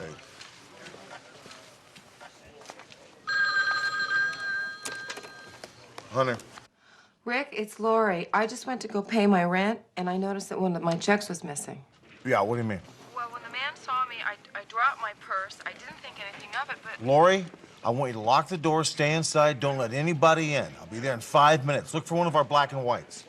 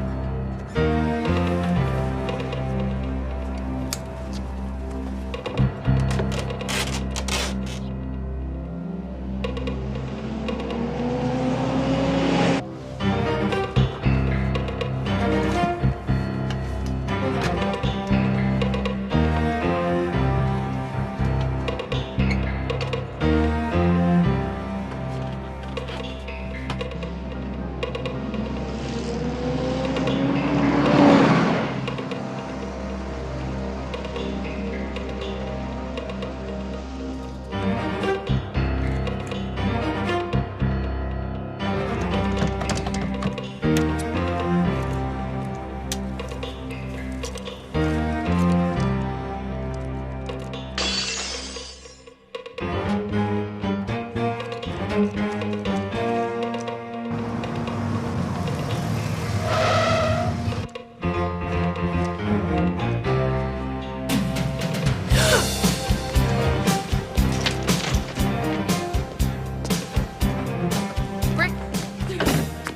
there's a man coming in the back door. Get in the car, keep your head down.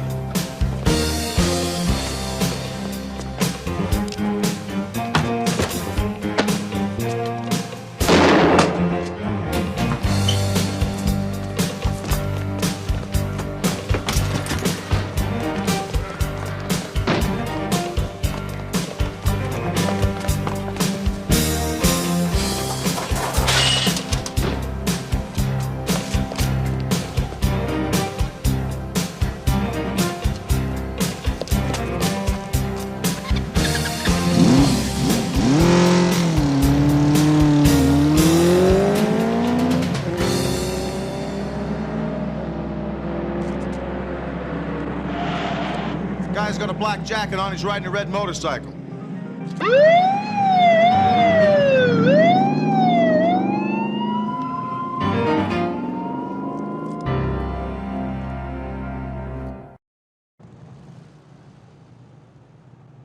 Lori, we think the guy that tried to kill you today is the same guy that killed John Haynes.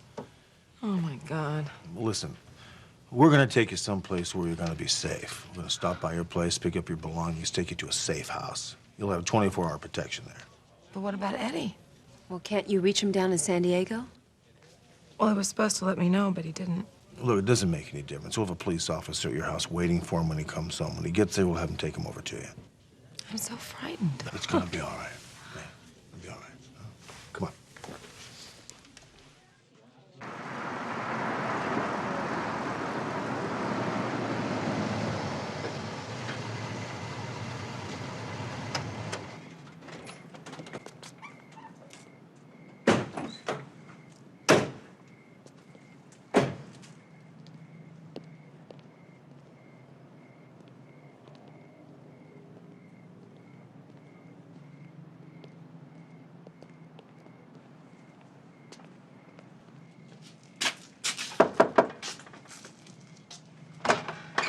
Hey, Hunter. Hi, Don.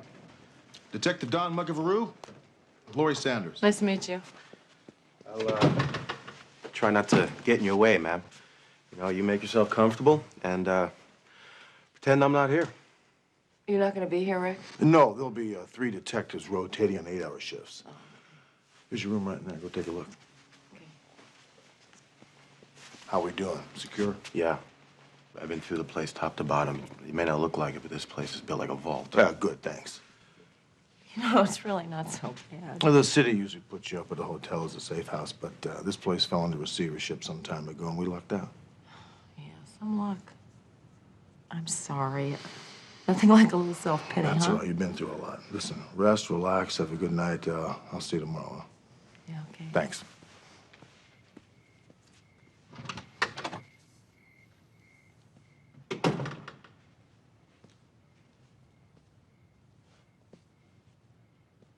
Look, people, when these houses are completed, this is going to be one of the finest residential developments in the area. Now, we intend to pre-sell as many of these homes as possible, so this is your opportunity to get in on the ground floor.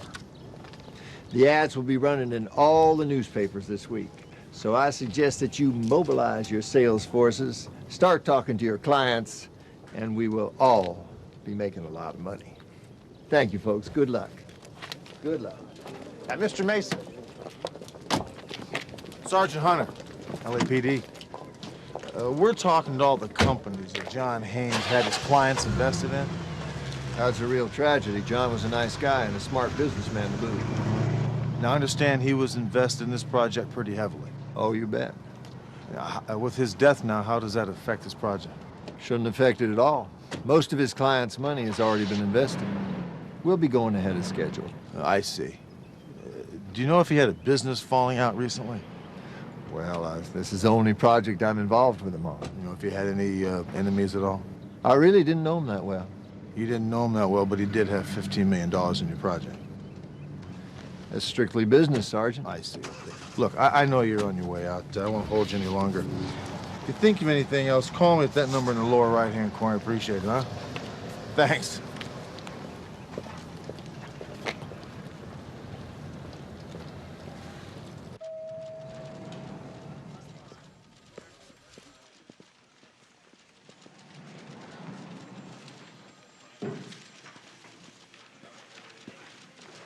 How you doing, Eddie? Hi. When I got home, they told me what happened. Look, the next time you leave town, what you should do is leave a phone number so your wife can get a hold of you. Yeah, it's a pretty tough time for her. I know. I'm sorry. Is she all right? Well, she's all right, a little scared as well, but she'll be fine. Can I see her? Yeah, I'll take you to her now. You saved her life. I owe you for that. Yeah. Well, come on. We'll stop by your place and get some things. You may be at the safe house for a while. Don't worry about that. I can always go back and pick up my stuff later. Well, you don't understand. Once you're at the safe house, you can't be coming and going. It could be dangerous for your wife. You gotta stay there. Oh, wait a minute. I just can't sit around there all day. I've got appointments. I've got interviews.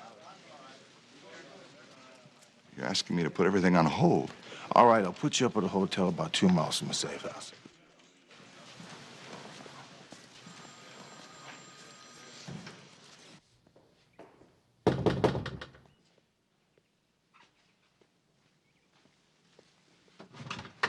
Hi, Bill. This is Detective Cruz. This is Lori Sanders' husband, Eddie. Yeah. How we doing? No problems. Lori's in the bedroom looking at mug books. Eddie? Oh, baby. I'm so sorry I wasn't here. R and I sent over that information you requested on Steve Mason. Terrific. Thank you very much.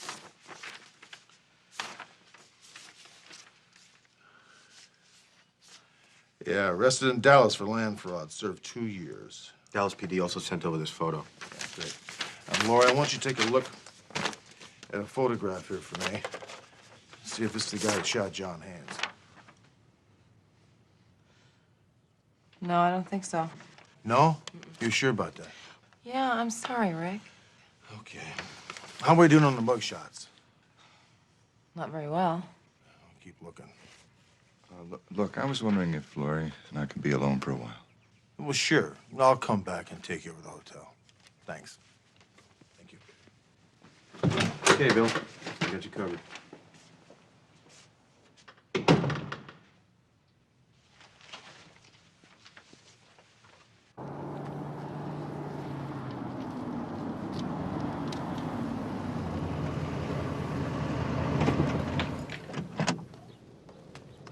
Where the hell have you been? You can stop worrying about the police. They don't suspect a thing. Yeah, well, we got a bigger problem. I just called the bank. Haynes stopped payment on his personal check for $2 million. So? We got plenty of money without it. So I don't like loose ends. Look, relax. Now look, the check will go back to Haynes' office, right? We'll just have Arlene intercept it, and she can cover for us. It's not a problem. This whole thing has gone way too far. Look, you know the best thing you can do is just go about business as usual and forget about the whole thing. It is not a problem.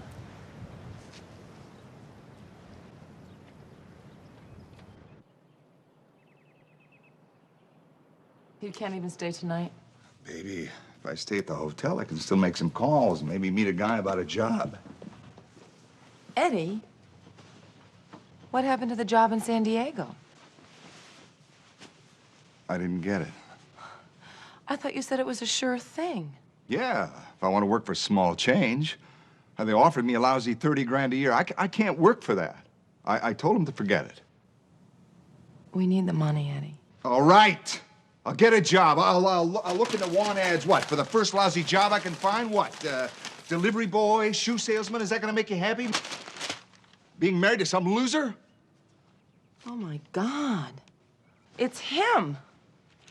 Who? The guy who shot Haynes. Look.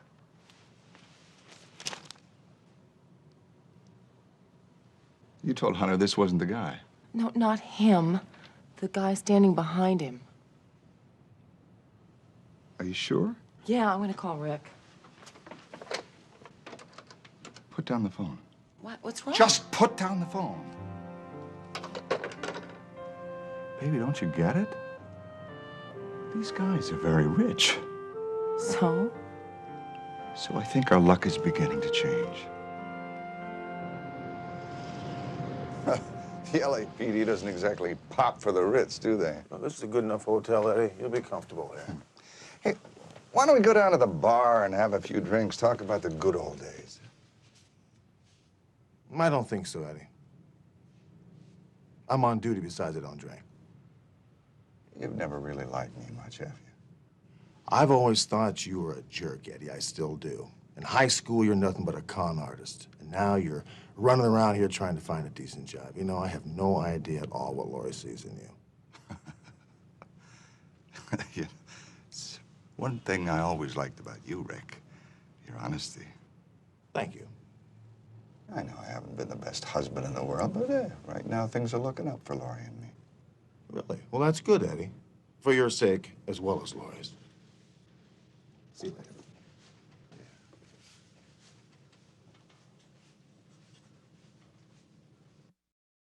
We're going to be building a first-rate recreation center. Exercise room, jacuzzi, sauna, hot tubs, the works.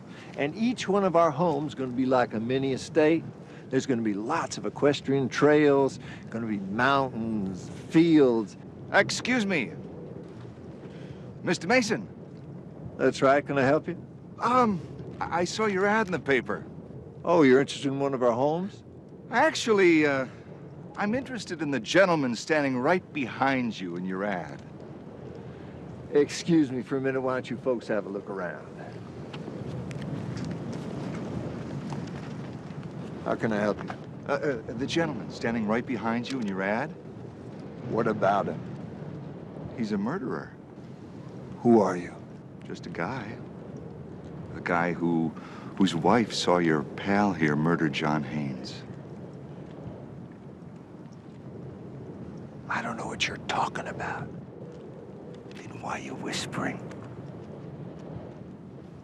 So, what's the big problem here?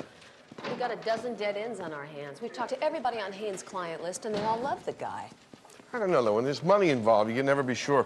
Maybe one of his clients had a grudge against him. Well, if that's true, I can't find it on paper.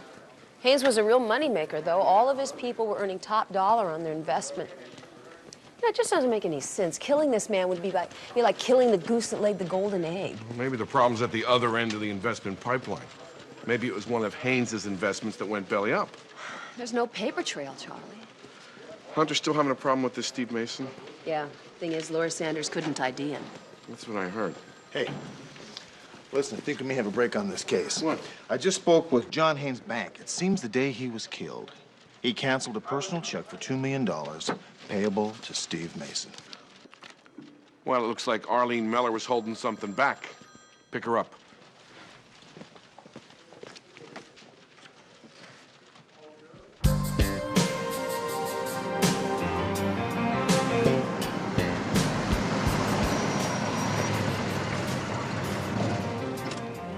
See this guy in a red Corvette? Saw him out of Palm Breeze Estates. Wonder what he's doing there. There's your answer. Kind of cozy, huh? Yeah. Let's go have a chat.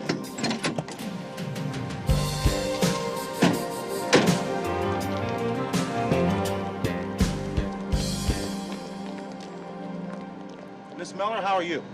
Hello, Sergeant Hunter. Sergeant McCall. These are the officers investigating John's murder. Oh, Could I see your license, please? well, sure. Is there a problem?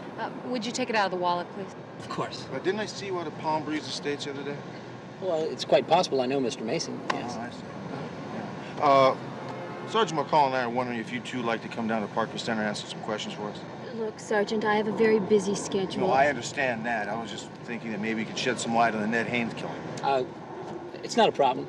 We'd be glad to come along. Great. Thanks very much.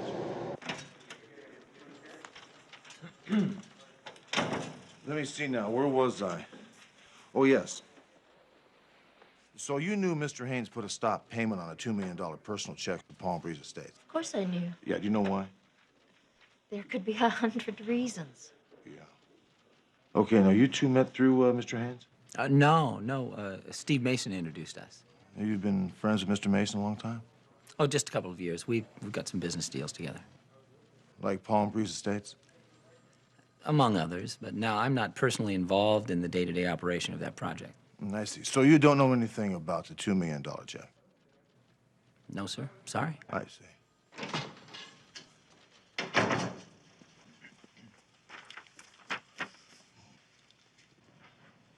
Well, it looks like you were involved with some other things with Mr. Mason, too, like land fraud in Texas. Huh. Arrested for armed assault in New Mexico. Yeah, you got 3 years on that one. Yes, but I was released after 2 years on good behavior.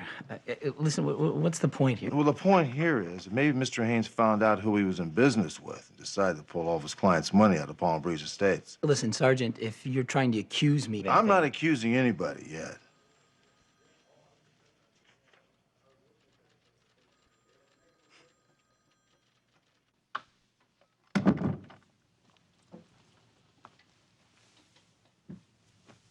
Lori, I've got $50,000 stashed away.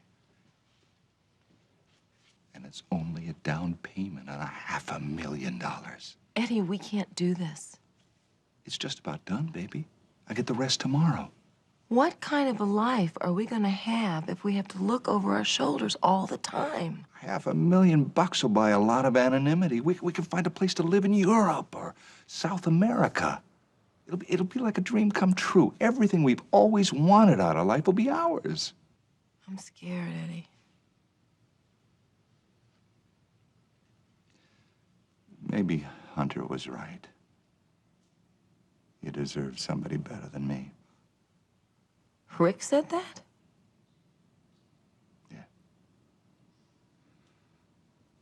That's why I want to make it up to you, baby. Take this one chance with me. You know that I love you, don't you?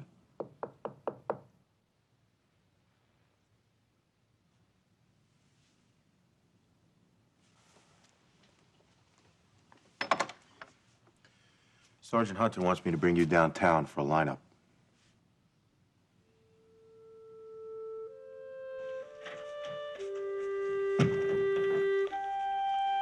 Bring him in, please.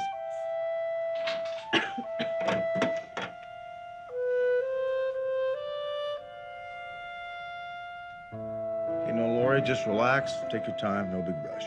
Turn and face forward.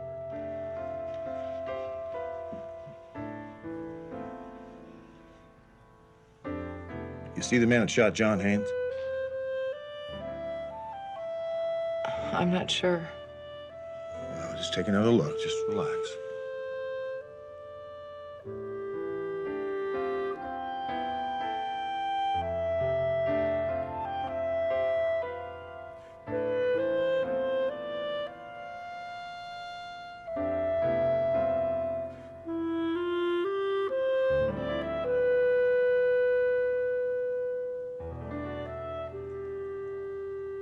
He's not here. Lori, I don't have to tell you how important this is. Please be very sure. I don't see him. Take another look, please. I'm supposed to get a phone. No talking. It's no use. He's not here. No, well, just a second. What's going on here? I'm sorry, Rick. Well, take another look, please. She said she didn't see him. She didn't see him. Yeah, just back out just for a second. Wait a minute, pal. She's my wife, and I'm telling you to stay out of this. Come on, Laurie, let's go back to the safe house. Laurie.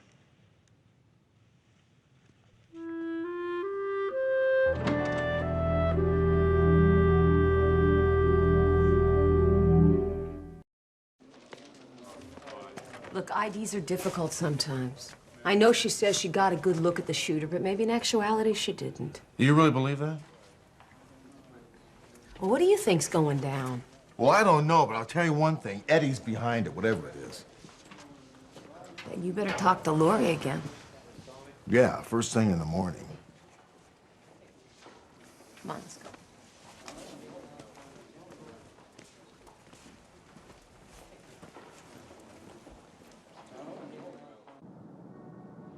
I know what I have to take care of, but I don't have to like it. Oh, come on now. Don't put the blame on me. I just did what I had to do. I understand. All right. Goodbye, Eddie Sanders. I have to pay him $500,000 to keep his mouth shut. Mason's right. You know he is. Please, Al. Listen, Mason. Give the man his money and let it go. It's the only way. It isn't the only way. If I could find where the police have his wife hidden, I could take care of them both. Please don't talk like that. Oh, hey, honey, Arlene, I'm sorry. Hey, listen, you're right. I'll give him the money, and then that'll be the end of it. Huh? Okay? Okay? Okay.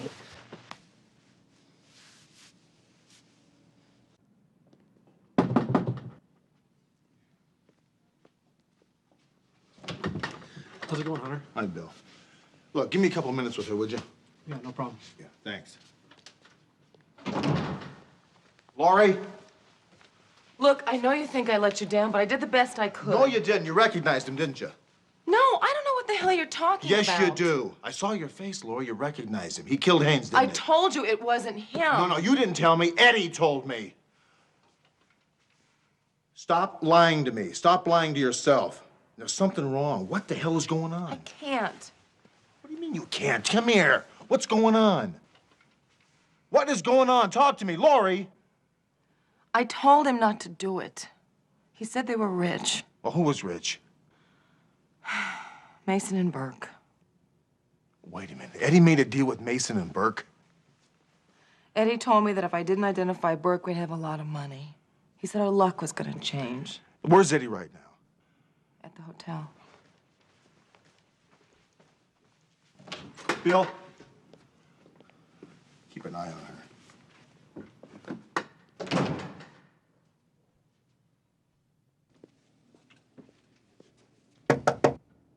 Room service.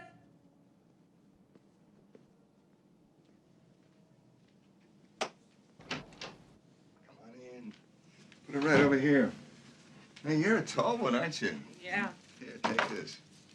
Here, Thanks. wait, take this, too. Thank you.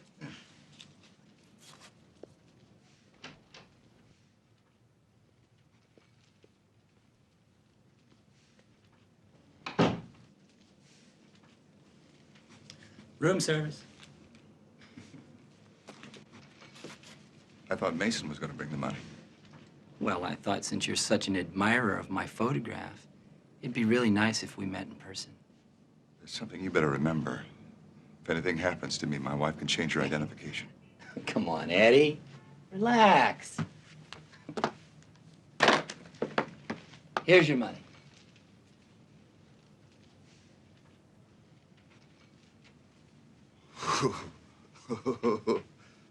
Man. Oh, man, that is beautiful. Oh, man, that is beautiful. Hey, why don't you stick around a little while? I got a bottle of champagne. I'll let you celebrate my future with me, huh?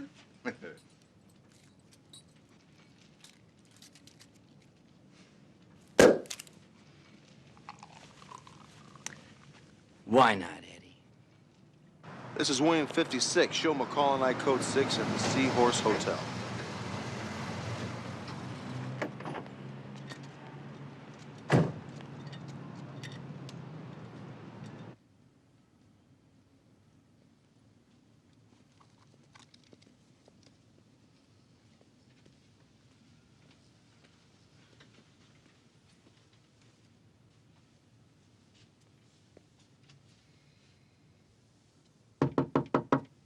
Eddie?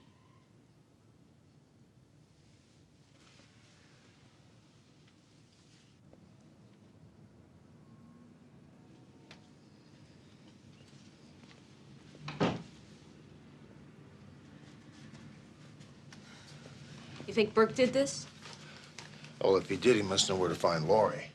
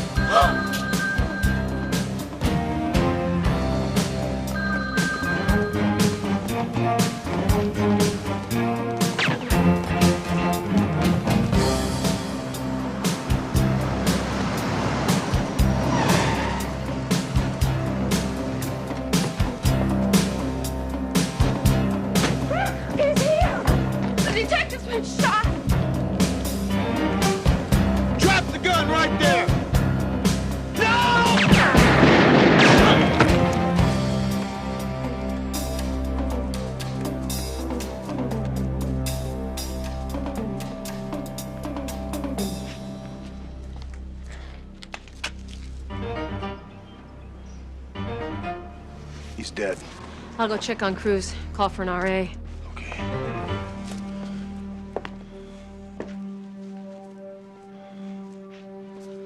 How did he find out where I was?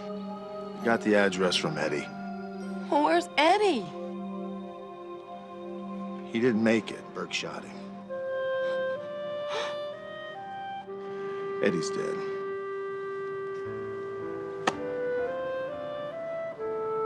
I'm sorry. I'm sorry.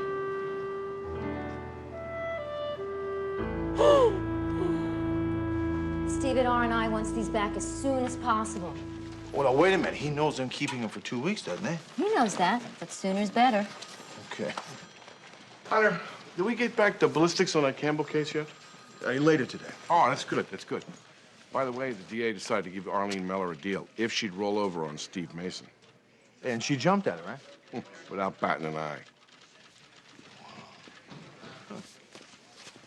Rick, Hi. you heard what happened in court? Yeah, well, look, 2 years probation isn't bad. I heard you put a good word in for me with the district attorney. Thanks. Oh, you're welcome. Rick, I just wanted to say how sorry I am. I knew what Eddie wanted me to do was wrong. I just didn't know how to say no. I guess that was always the problem I had with Eddie. Listen, forget about it. What are you gonna do now? I don't know. I've been doing a lot of thinking in the past 3 weeks. I'd really like to take a shot at some of those dreams I had when I was a kid. That's great. Listen, if I can help you, let me know. I will. Thanks, Rick. See ya. Okay, bye.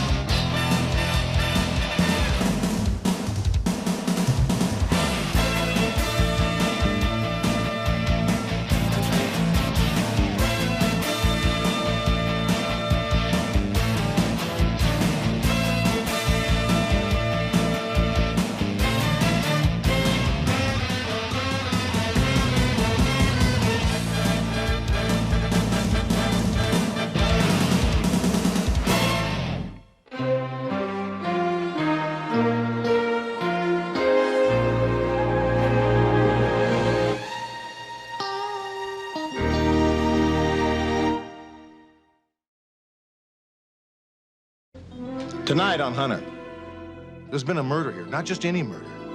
A police officer has been killed. You thought you were gonna bust me, didn't you? I'm gonna put you away, Tony.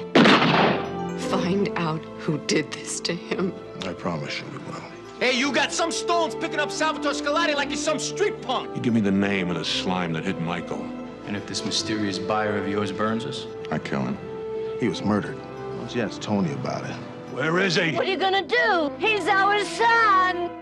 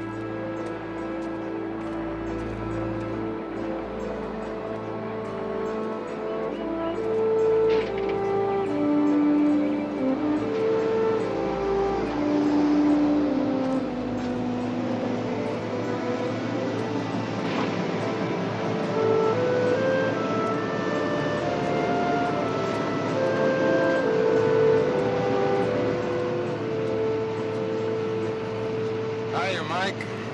Nick, what's going down? We're moving tonight. Who's this? Friend of mine. Why tonight? I thought we were going on Thursday. Yeah, well, you gotta be versatile in this line of work, Mike. Let's go.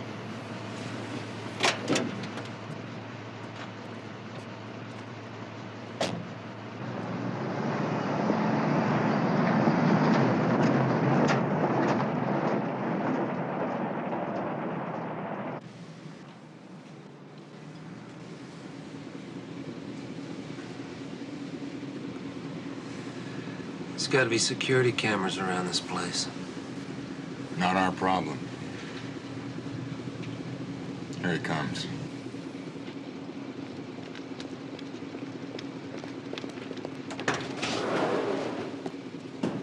All the burglar alarms are neutralized. What time you got? About that time.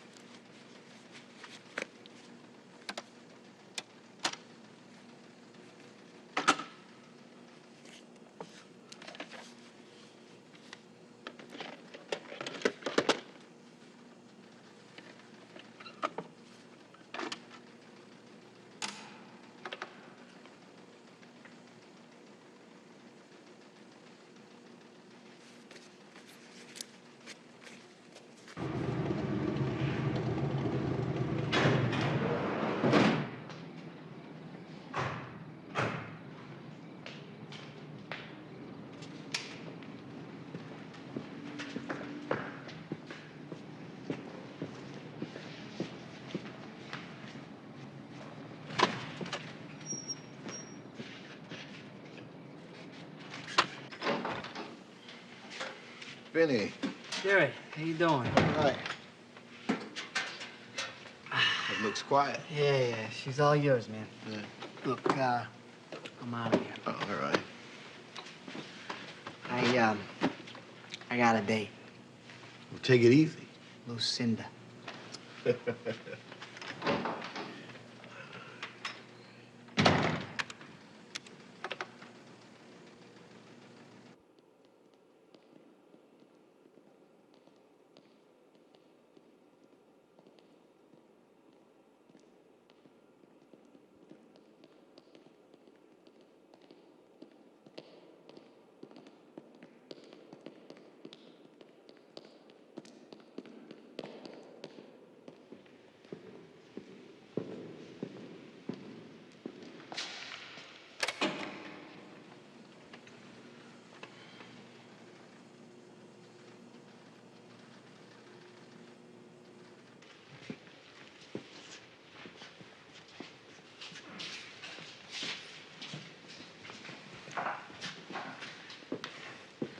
These are the ones.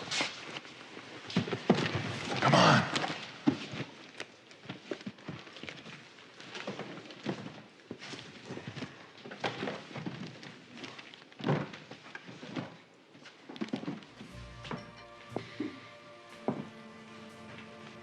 Now tell me you eat this good since you left home, huh? It's great, Ma. It was so good, why wait 3 weeks before coming to see us? Come on, it hasn't been 3 weeks. Yeah, we haven't seen you that much around the office either. Yeah, well, there's this girl. There's always some girl. You better pay more attention to business. You know, Bernie Lucchese's trial is next week. You're gonna be short a man. Yeah, which trial's that? The one for racketeering or the extortion rap? I'll get the dessert.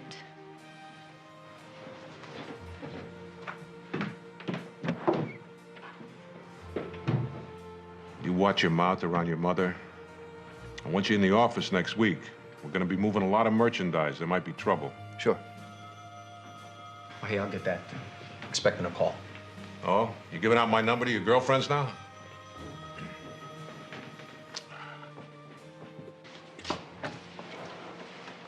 Yeah, it's me. It's done. Now we have to finish up. I'll be right there.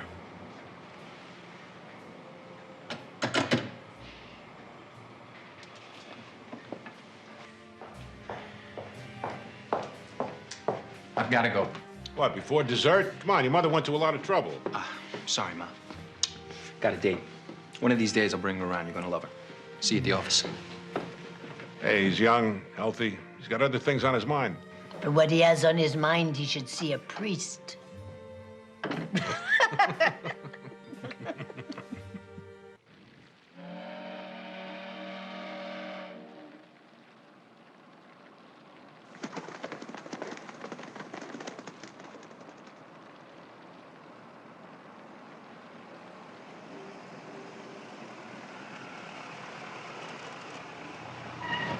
Benny. Benny, we did it. Look, Tony, we gotta talk about this thing, man. Benny, I don't it's know. got to be done. No. Look, we got a $20 million payoff. Yeah, here. I know, but... Benny, we got no choice.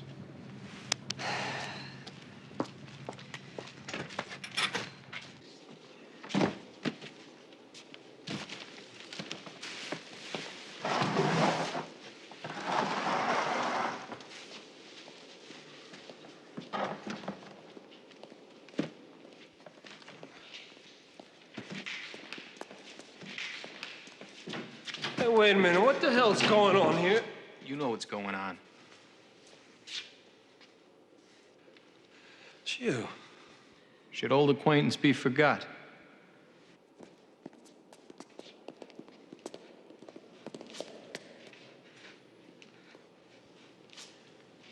You snitched me off.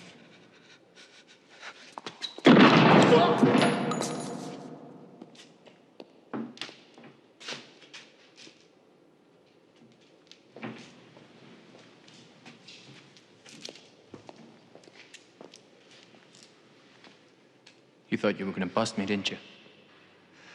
I am. I'm gonna put you away, Tony. Right.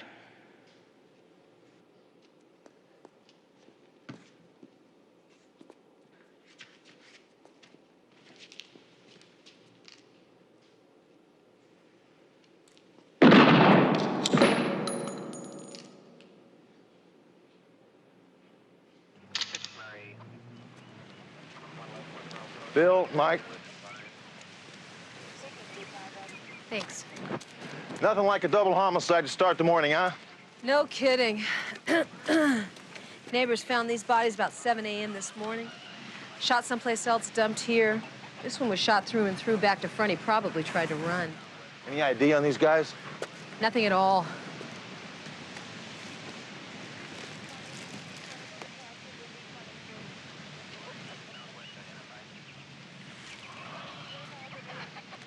What? I know this guy. He's a cop.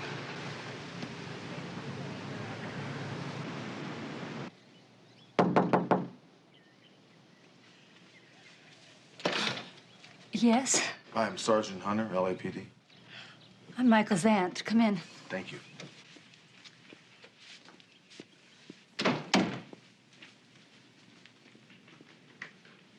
Claire, this is Sergeant Hunter. Hello, Miss Brasi. I was a friend of Michael's. Yes. You taught him at the academy. That's right. I remember he talked an awful lot about you. I'm very sorry. I can't believe how much I miss him already. I know. Please, find out who did this to him. I promise you we will.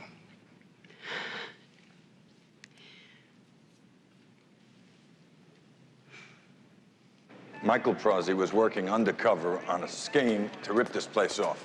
But the heist wasn't supposed to go down until tomorrow.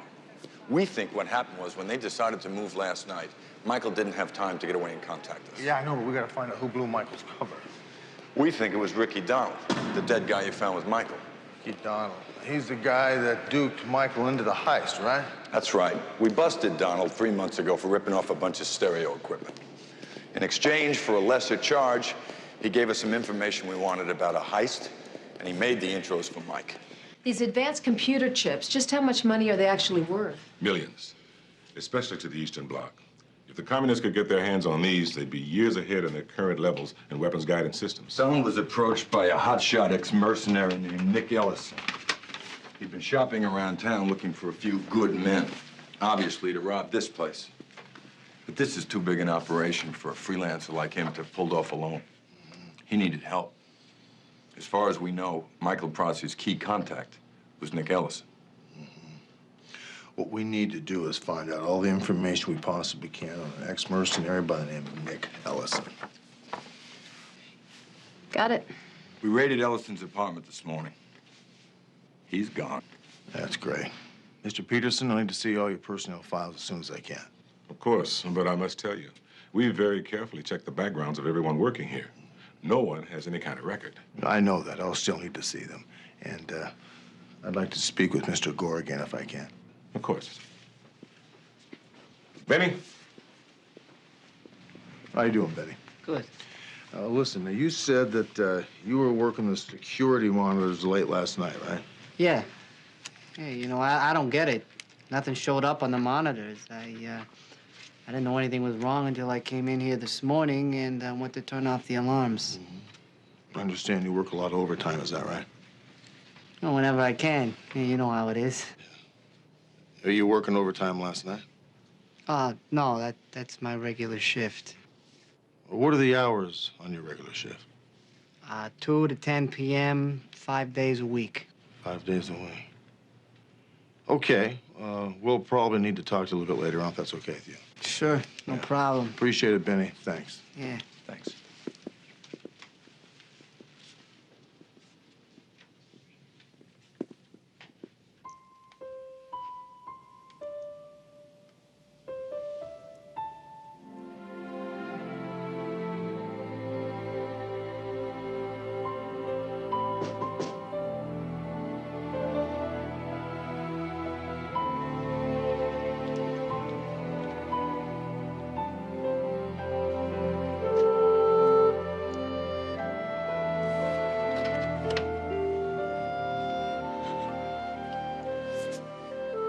Oh, Sal.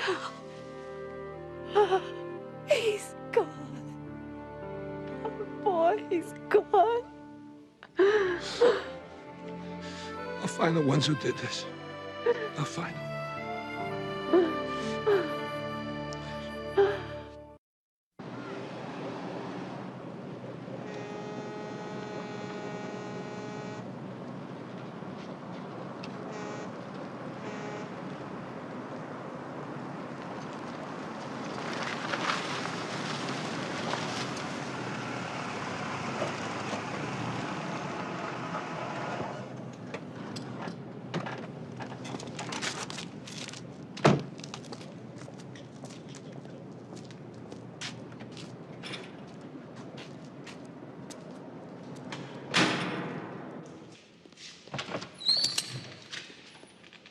Cautious, aren't you?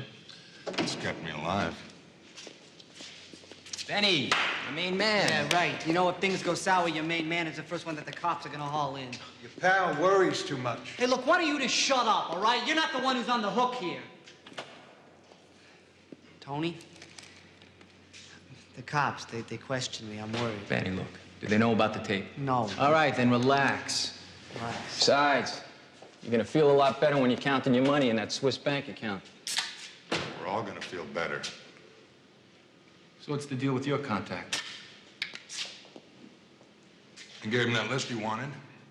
He said it'd take another day to make up the false manifest. Ship sails on Thursday. Thursday. That's 2 days. When the ship clears port, the money is wired to our account. And if this mysterious buyer of yours burns us?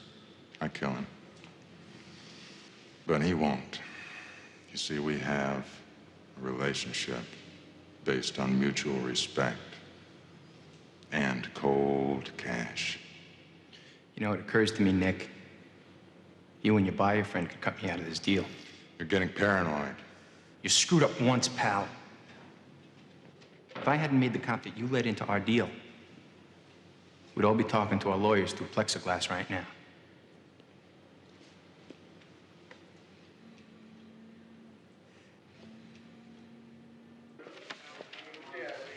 Hey, guys, any luck? Nothing yet. Michael was a damn good cop. He must have over 1,500 busts in the last 10 years.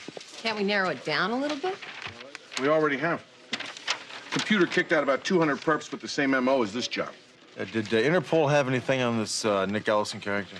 Yeah, the guy is wanted in 3 different countries for murder and robbery, but I got something even better on the guy. One of his known accomplices is an ex-mercenary, Robert Walters. Expert B&E man specializing in burglar alarms. He was living in L.A., but he's moved. Another mercenary. Must be a place where these guys hang out. Yeah, there are 3 different clubs here in town. 3? Sounds like they have a nice social scene going. Yeah, you could say that. I'm gonna go check it out. Oh, wait a minute now. Don't you think I should go with you? I think I can handle it. Oh, no, wait just a second. There's a lot of tough, rough customers in those bars. Oh, ooh.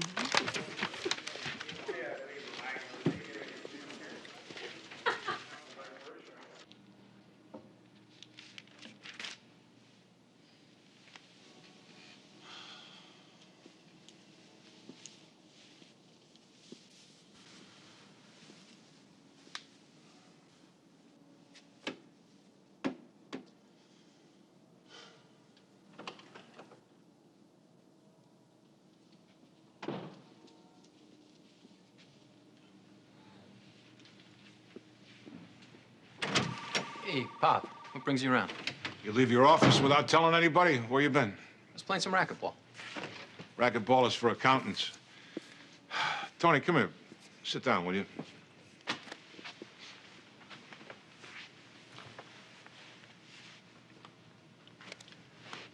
Tony, you know I love you, don't you?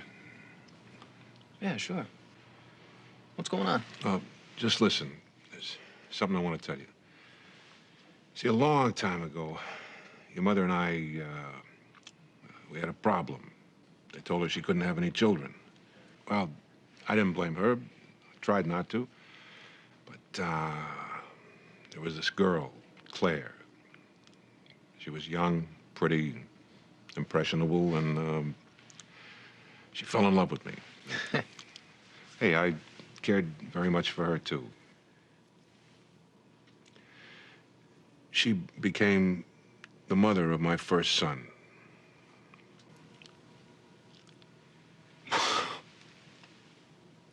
I have a brother? Why didn't you tell me? Listen to me. By the time you came along, it was like a miracle. I mean, it was the greatest thing in the world that could have happened to me. But you got to understand, I never thought that I was going to have a son. Anyway, during those years, I'd go down at Claire's place with my whole trunk of my car packed with toys for Michael. And see, it was like this secret place that only I knew about. You know, I mean, I wasn't Sal Scarlatti. I wasn't this mob figure that was in the papers and everything. All I was the father of this little kid. Does Mom know? No, I never told her. Anyway, when Michael was about 3 years old, you were born, and Claire and I broke it off. She didn't want me to visit him anymore. And she told him his father had died. But I always loved him. Not like I love you, but I loved both my sons. And now, one of them is dead.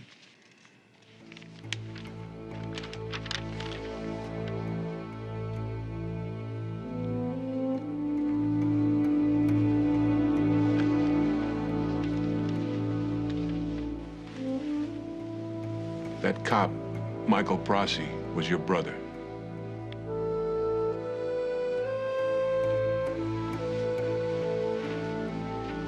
Tony, I want you to find the man who did this and bring him to me.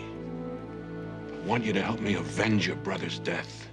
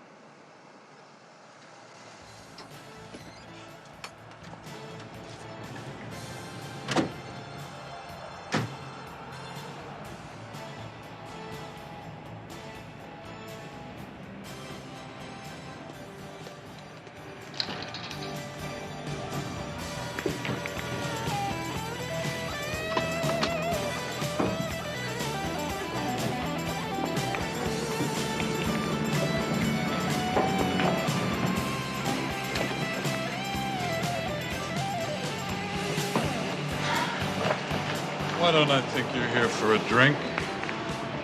Because you're terribly bright and you don't like wasting time. Seen either one of these two men in here? Nick Ellison, Bob Walters. Last I heard, they were in Honduras. Yo! Anybody heard from Ellison or Walters lately?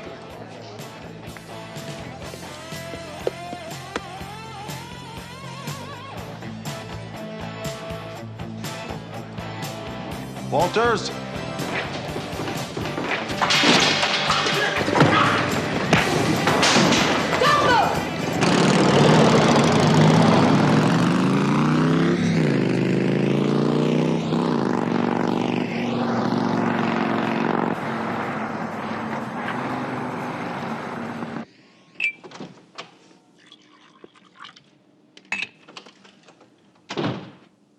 Since when do you start drinking so early? Since now. He's told you, hasn't he? About the other one. About your half-brother. You know.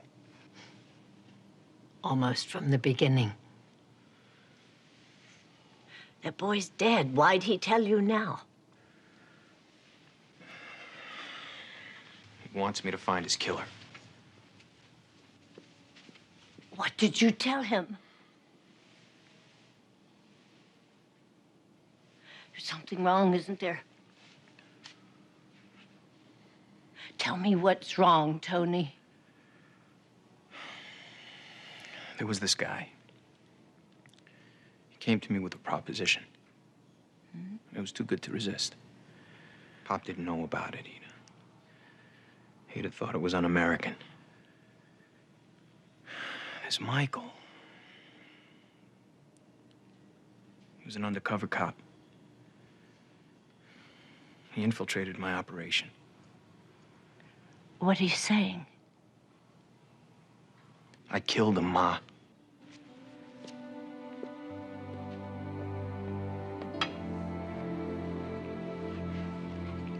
Your father must never know this. He's gonna find out sooner or later. If he does, our family will be destroyed. No one must ever be allowed to tell him. Ever.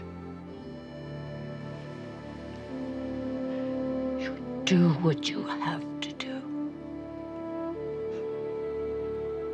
Do you understand?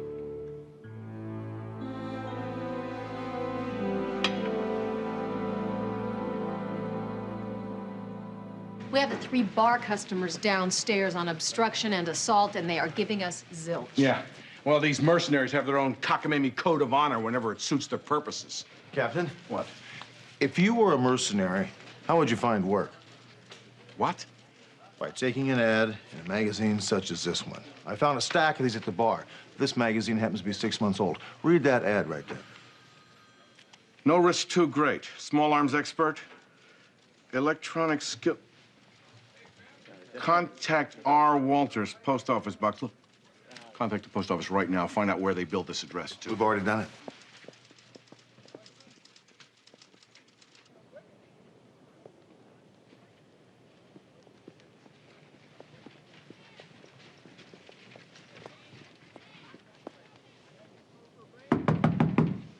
Open up, police.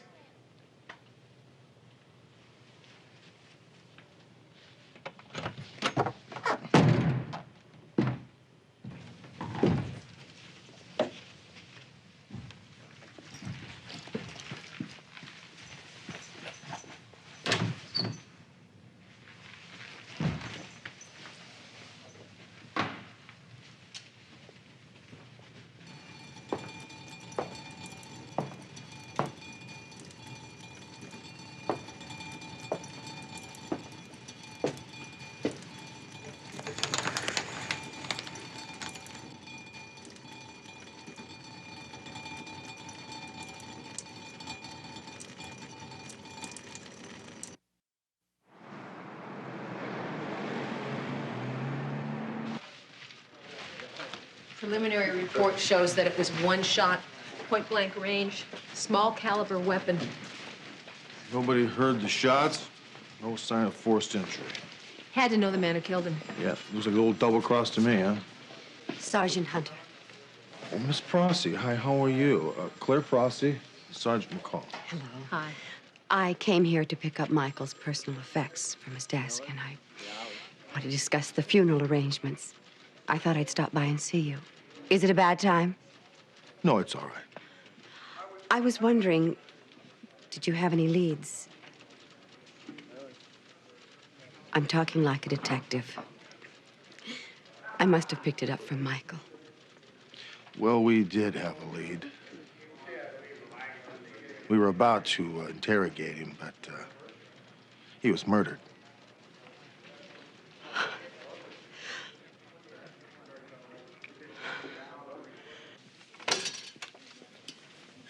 Okay, Sergeant, what the hell's so important? Have a seat, Mr. Scarlatti.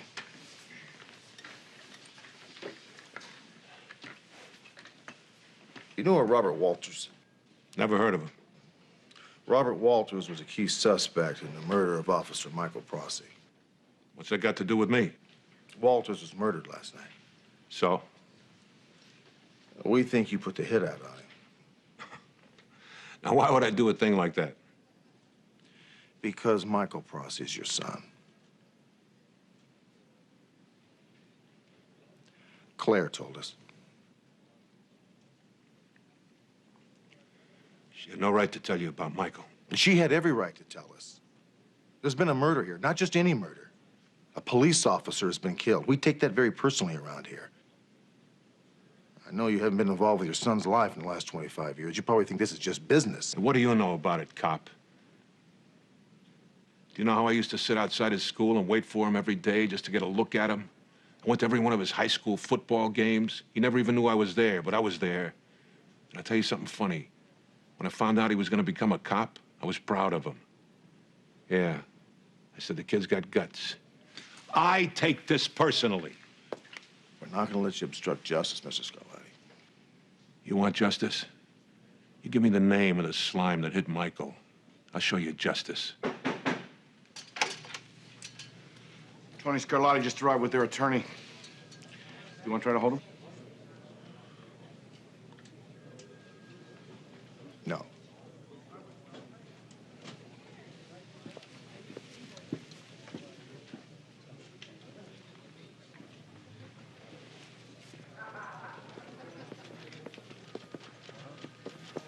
Are you all right? Yeah. Hey, you got some stones picking up Salvatore Scarlatti like he's some street punk. Hey, that's enough. Come on. Come on!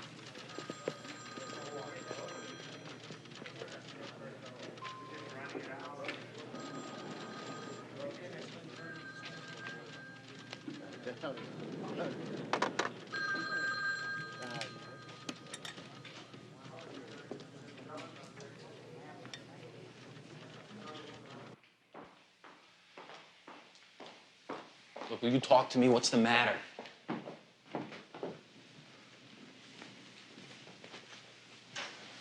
Who's this Robert Walters? Did you kill him? Yeah.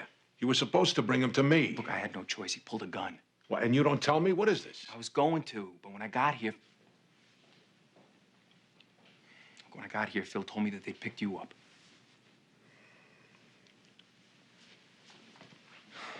Why was Michael killed?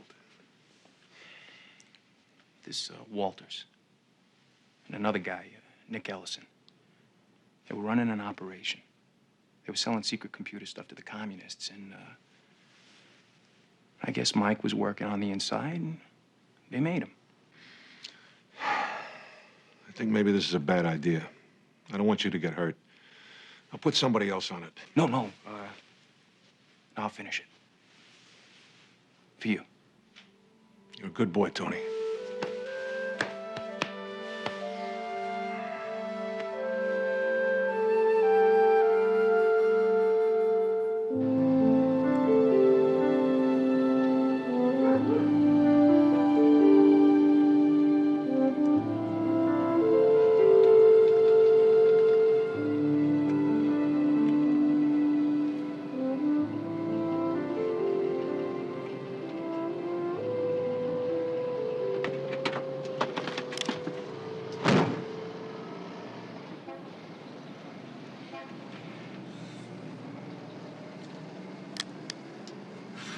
Jeez.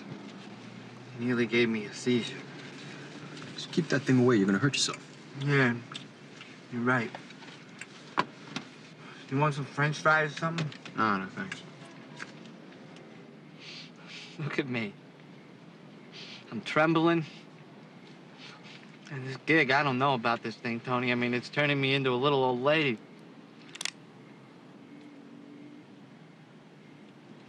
What's that for? Sorry, Benny. But I'm your main man.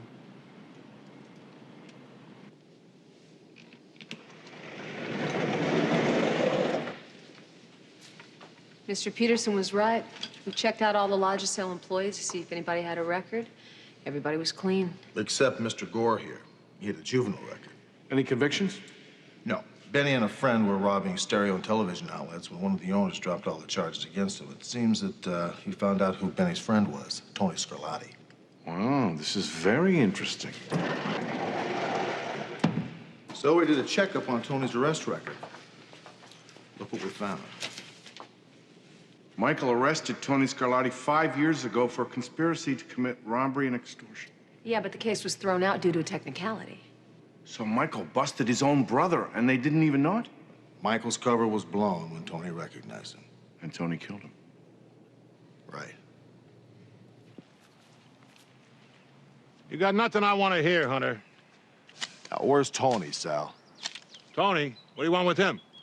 You had you pegged all wrong. I didn't think the Scarlatti family would sell out their own country.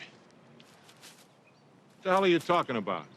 Tony and the next mercenary by the name of Nick Ellison had a deal to sell Logitel technology to the Warsaw Pact. I don't believe it. You know what Benny Gore? Yeah, he's a punk kid. What about him? Well, Benny was the inside man on the Logicel heist. So? Benny was found murdered last night. What, do you think I ordered it? No, I don't think you did, Sal. You asked me to bring you the name of the scum who killed Michael. Why don't you ask Tony about it? What the hell's that supposed to mean? Hunter!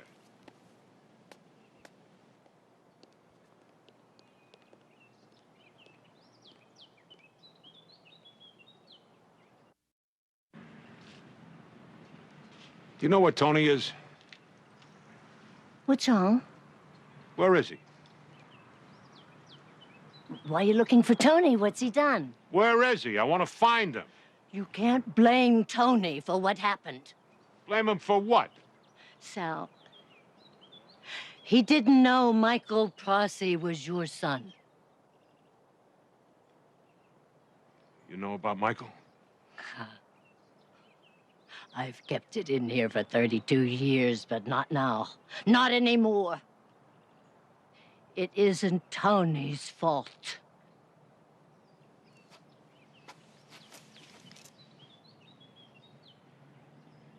He killed Michael. Where is he? Where is he? What are you gonna do? He's our son!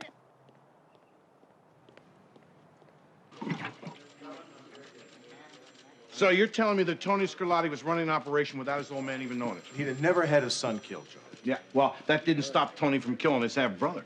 Well, maybe he didn't know it. Let's bring him in. Hey, Captain, we don't have enough to hold him on. He's right.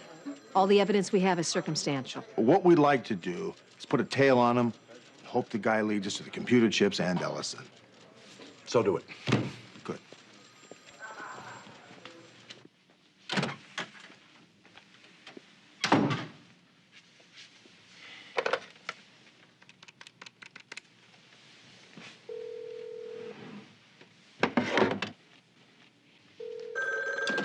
Yeah. Nick, is everything set? Buyer will be there at 6 o'clock tonight. Have you heard from Bob yet? No. Cops probably got him. They just picked up Benny. You think Benny'd snitch? I don't know. Look, meet me there right away. We can still make this thing work. We've just got to move the merchandise to another location. I'll be there.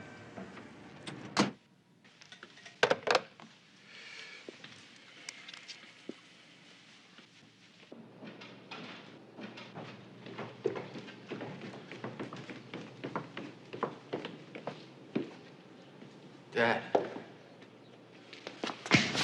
You go into business behind my back, you make a deal with communists, and you kill your own brother. I didn't know! If you hadn't have gone against me, none of this would have happened. I'm sorry! It's too late for sorry.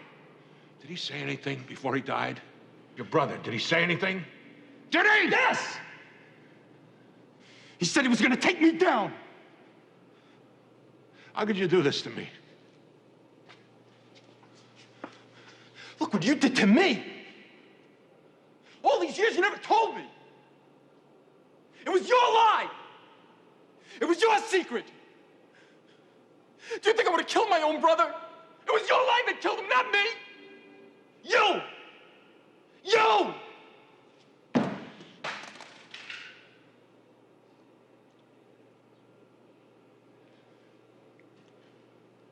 You have to walk away from this clean.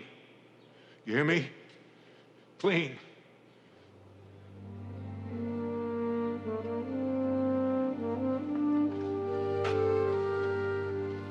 You're all I have left.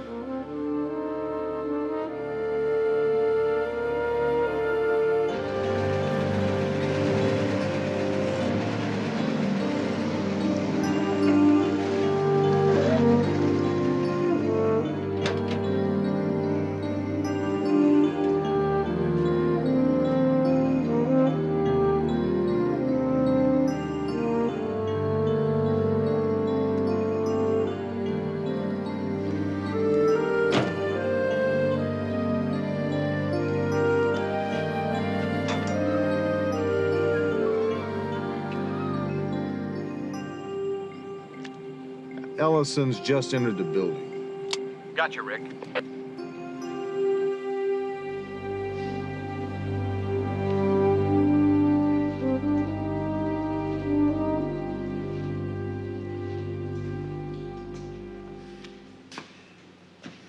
What's he doing here? I run this business, or didn't you know? What's with the heavy hardware? Ask your son. I'm just the cautious type. So am I. Give him the gun.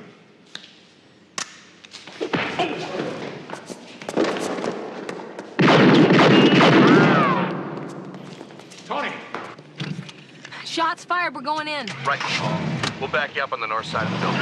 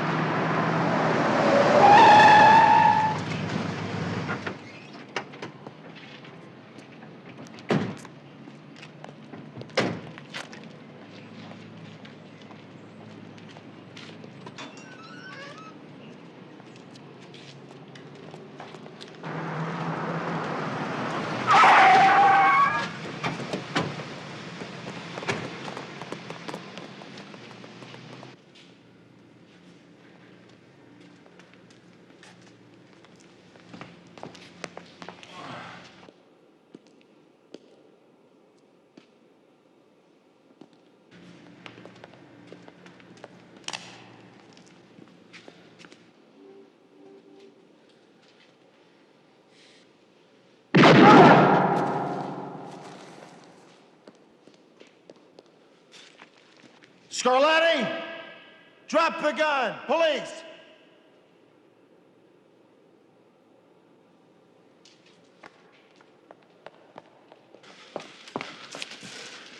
You all right? Yeah. We gotta get out of here. We'll never make it, Tone. We've gotta try. Hey, kid, it's over. Over? I killed a cop. They're gonna put me away for life. Tony! Hold it, Tony, right there! Police, drop it! Drop the gun!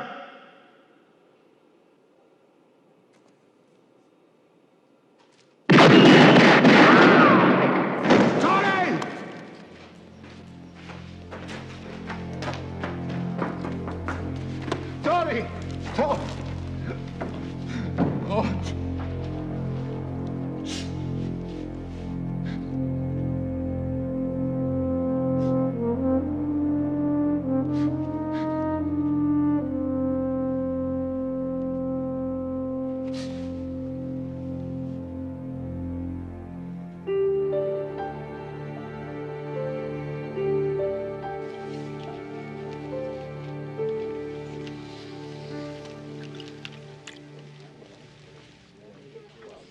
Can't help thinking about Sal Scarlatti. You would think he would show up at his son's funeral. I think it was just too painful for him. Excuse me. You all right? Yes. It was a beautiful service. Looking at all of you here makes me feel very close to Michael. And I would like to thank each and every one of you for being here and supporting me in this difficult time. Thank you.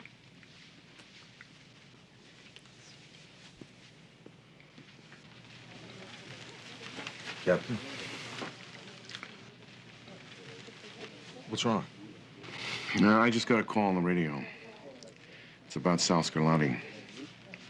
While we were at the funeral, he went home, went into his study, and killed himself.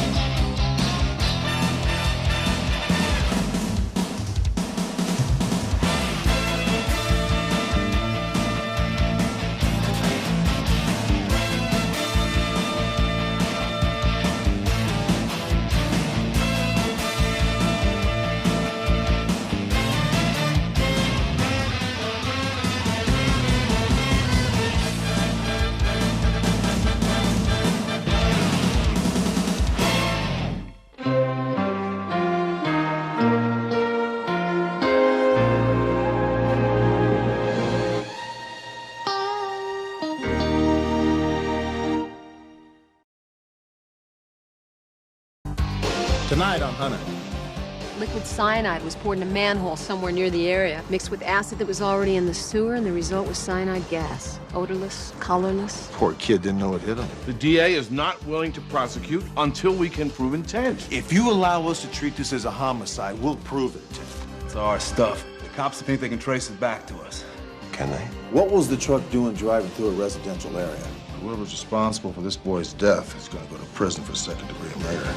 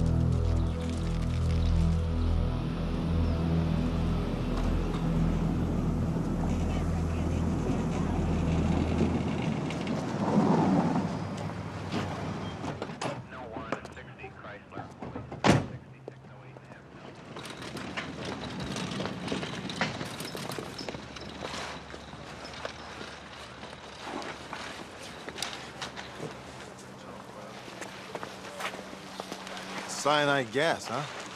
Yeah. Toxic Waste Force says that liquid cyanide was poured in a manhole somewhere near the area, mixed with acid that was already in the sewer, and the result was cyanide gas. Odorless, colorless. Poor kid didn't know it hit him.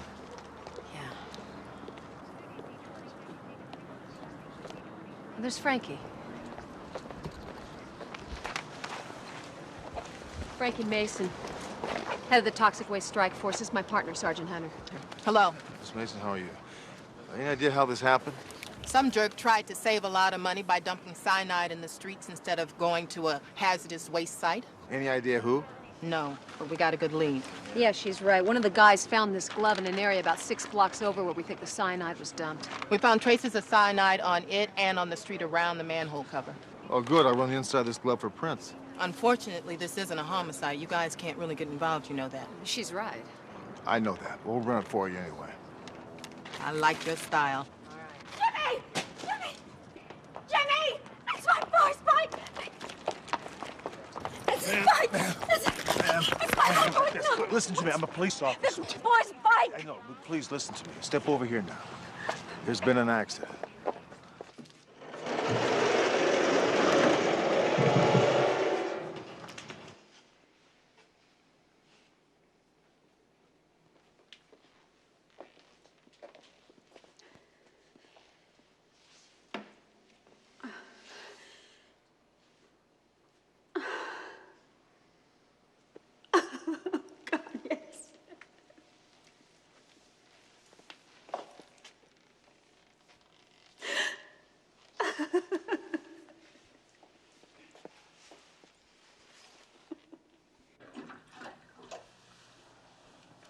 Miss Morgan, take this. You'll feel better. Thank you.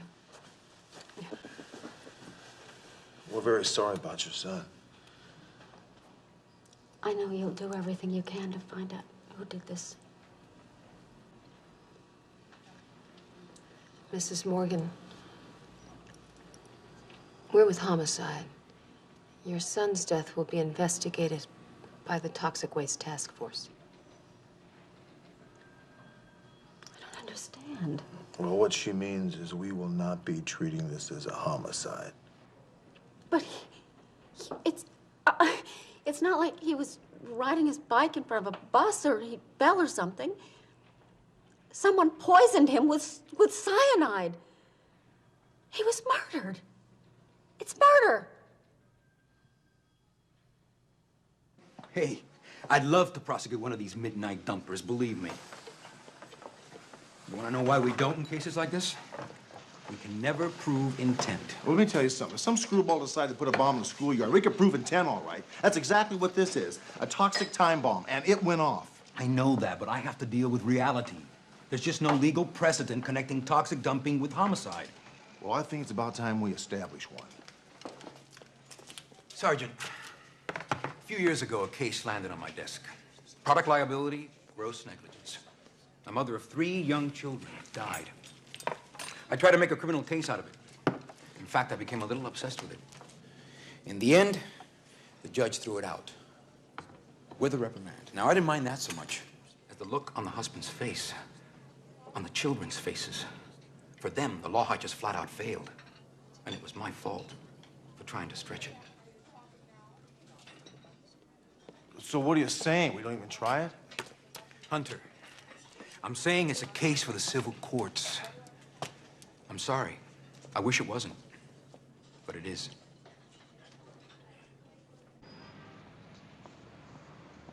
He's right, you know. The DA is not willing to prosecute until we can prove intent. If you allow us to treat this as a homicide, we'll prove intent. Look, Captain, whoever dumped the cyanide's going to do it again. I think you're way out of line on this one. Look, Charlie, just give us a couple of days. A couple of days, huh? All right. I guess everyone needs at least one impossible case. Keeps you humble. But I think you two are pushing rocks up the hill with your noses on this one. Hydrochloric acid is basically harmless and fairly common in the city sewers. But when you mix it with liquid cyanide, you get cyanide gas. And that gas kills little Jimmy Morgan. Well, listen, I think you should know this. We're now treating this case as homicide. Oh, Hunter, if you could find the people who did this and get the DA's office to charge them with homicide, it would pave the way for other DAs to take a shot.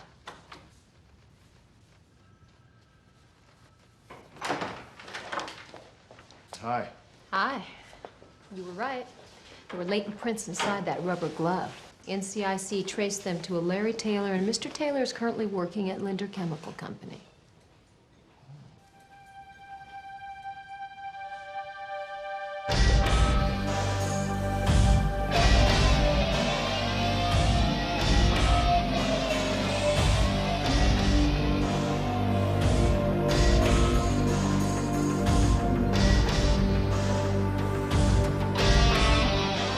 This is William 56. Show me code 6 at Linder Chemical Company.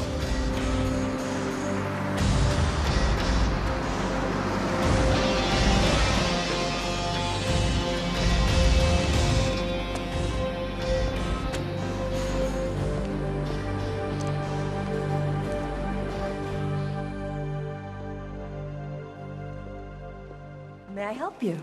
I'm Sergeant Hunter, LAPD. Is Mr. Linder in? No, I'm afraid he's not. He's in Washington, D.C. You know when we'll be back? Tomorrow? Is there something that I can do to help? Yeah, perhaps so. Where can I find Larry Taylor?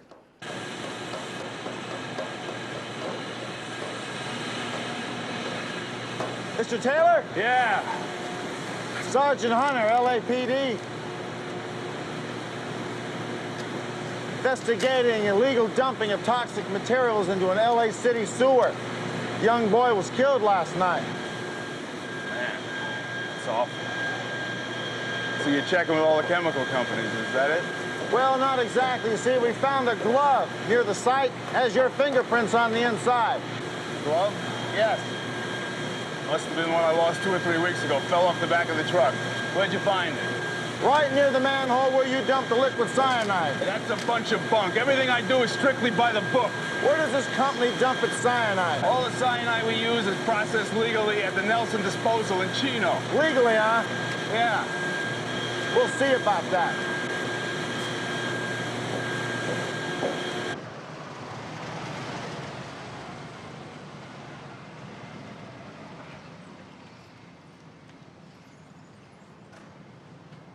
The boy was identified as 12-year-old Jimmy Morgan of Northridge. He was pronounced dead on arrival at a local emergency hospital. He was overcome yesterday morning by the death. How are you? Great. Just great. We got the government contract. I'll tell you, things keep going like this, we're gonna have the best year ever. What's wrong? Oh, there was just something very upsetting on the news. A 12-year-old boy died of cyanide poisoning. Somebody dumped it in the sewers. Oh, God, that's terrible. You know, I wish you didn't have to work with it. It's so dangerous. What if there was an accident at the plant? Julia, I've told you 1,000 times. All our waste is processed. Costs a lot of money, but we do it just so something like this won't happen. The mother of that poor child, if you could have seen her face. That's what you get for watching the late news. It just depresses you. Hey, I got a terrific idea.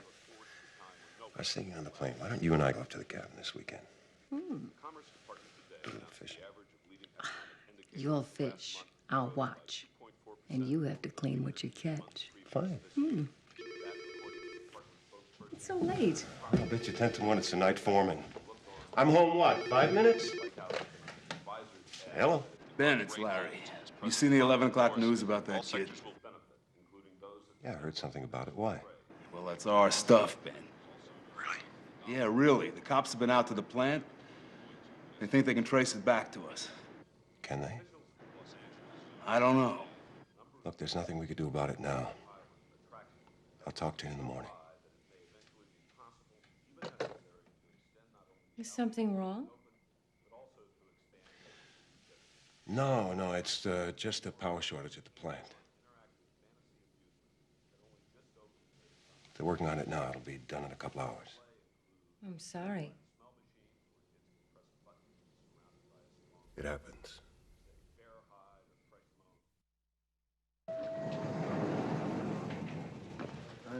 Hey, you're just who I'm looking for. Linder's secretary called. Said that he would like to meet with us, if it's convenient. How long have you known Larry Taylor? Larry? Oh, ever since I founded the company. Actually, we go back farther than that. He served under me in the military. That's why after all these years, I just don't see how it's possible Larry would have dumped cyanide in the sewers. We both have the same feelings about corporate responsibility. How do you explain the glove? Well, you yourself said that it was found less than 2 miles from the plant. Probably did just fall off the truck. Wait a minute, Mr. Linder. What was the truck doing driving through a residential area? He's probably looking for the shortest route. Well, I don't buy that. Look, Sergeant, I'm just as concerned about this as you are. Remember, it was me who called you. Yeah, after Larry Taylor called you. Of course he did. He was upset about your suspicions, and so am I.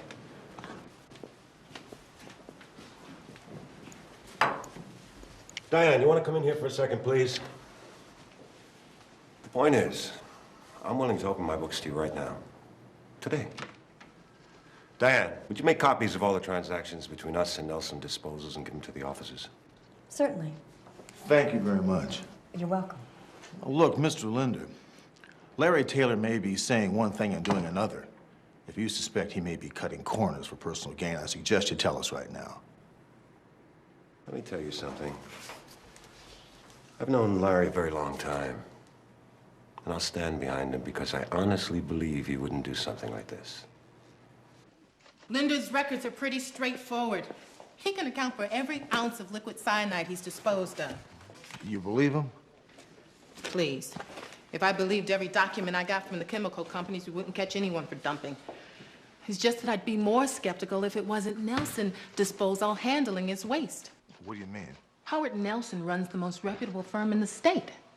He's a decent guy. Not the kind to be involved in something like this. And you don't think I should check him out?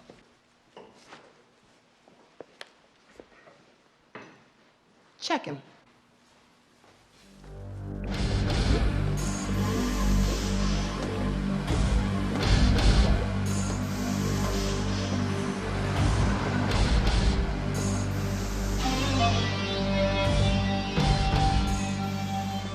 Howard Nelson? That's right.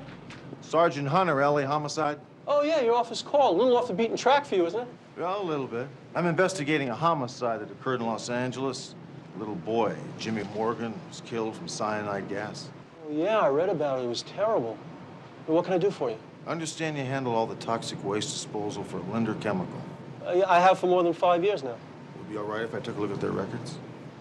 You think Ben Linder had something to do with this thing? Well, it's a possibility. I don't understand. I mean, we handled the disposal of all their cyanide. If there was anything unusual, we'd know about it. What do you know about Larry Taylor? Well, he delivers all of Linder's waste products out here, but I barely know him. I see. This paperwork only covers the last 12 months. I can get the rest for you on microfilm if you need it. Yeah, I'd greatly appreciate it. Thank you. The Toxic Task Force people usually investigate these incidents. Yes, they usually do. But whoever's responsible for this boy's death is going to go to prison for second-degree murder.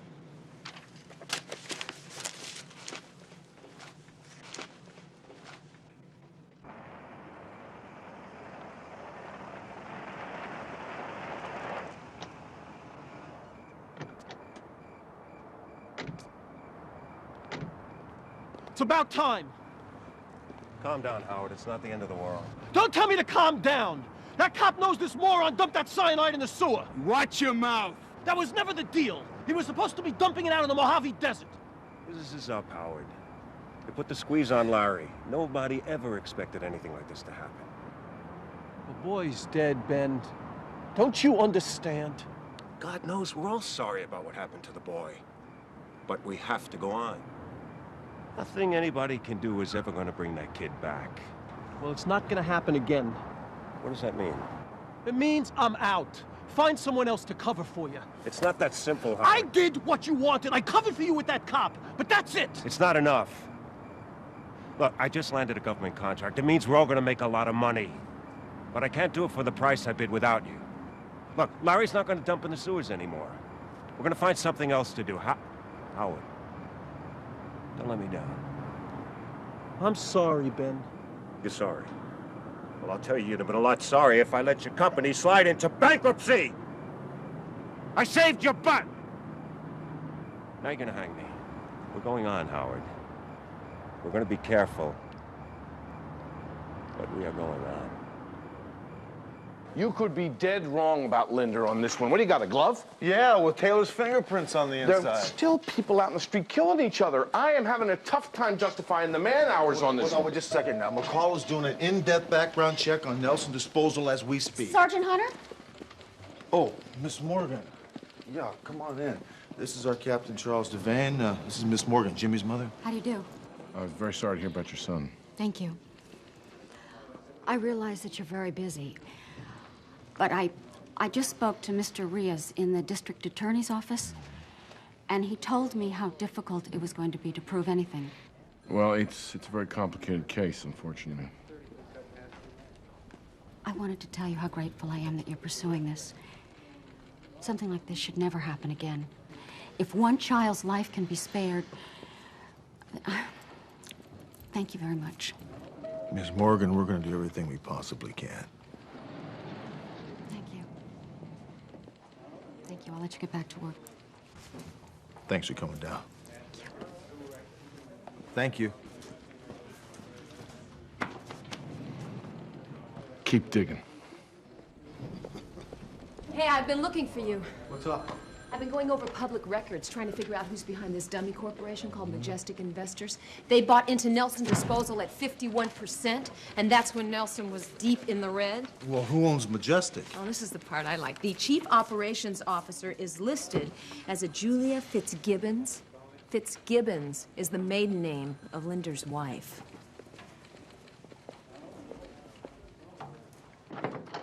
Mrs. Linder? Yes?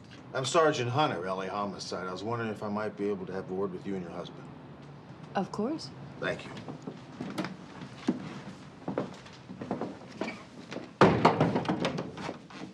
What is this about? It's about your company, Nelson Disposal.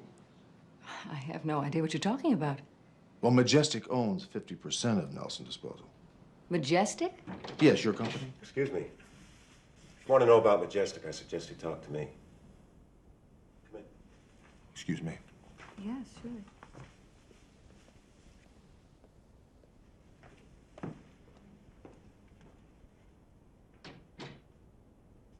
You know, Mr. Linder, the one thing I still don't understand is why did you buy into Nelson Disposal through a dummy corporation? Why didn't you just buy into it through Linder Chemical? What are you implying? Why did you have to disguise it? Disguise? Look, Sergeant, if my competitors knew I was doing business with that company, Nelson would have lost all the contracts. There would have been a conflict of interest. Look, you got any more questions to ask me, I'll meet you in your office with my attorney. Yeah, I want to thank you for your time. Thank you, Miss Linder. I'll let myself out.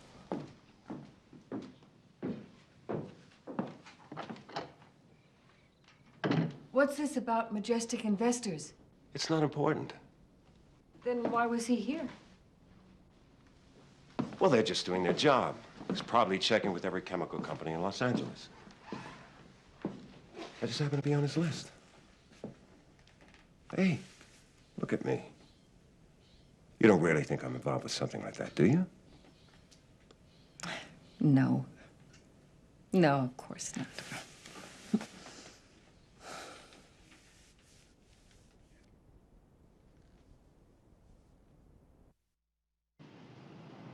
Hunter. Ben Linder can own or purchase any company he wants under another name. I understand that, but this guy's guilty. You can't confuse circumstances with the hard facts I need to prove it in court. Reyes, wait a minute. What do you think I'm gonna do? Give you a bad case? Look, I feel the same way you do. But you've got to come up with a strong enough case for me to justify giving it priority. There are pressures here that you don't know about. And there's a mother who deserves to have an answer for her son's death. You are some piece of work. What do you want me to do? If I prove intent, will you prosecute Ben Linder for second-degree murder? Find me that evidence.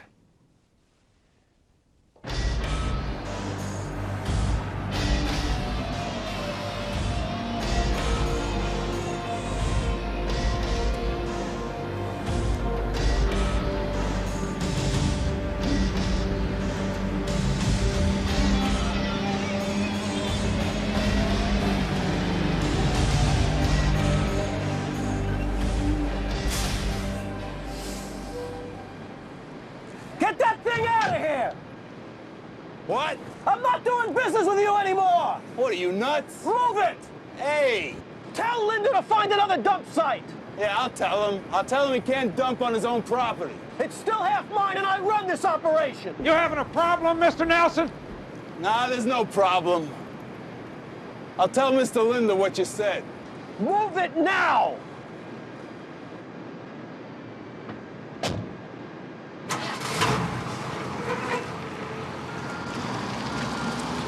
Guy is squirrely, Ben. I'm worried. Take it easy. In a few days, this whole thing will blow over and Nelson will calm down. And what if he goes to the cops? He wouldn't do that. Well, I'm gonna have a private little conversation with him just to make sure. No, you leave him alone. Don't you understand he's got the same problem we have? What he's got is a guilty conscience. If he talks, he goes to prison too. So forget it. Besides, he's got a son he adores. He wouldn't do that.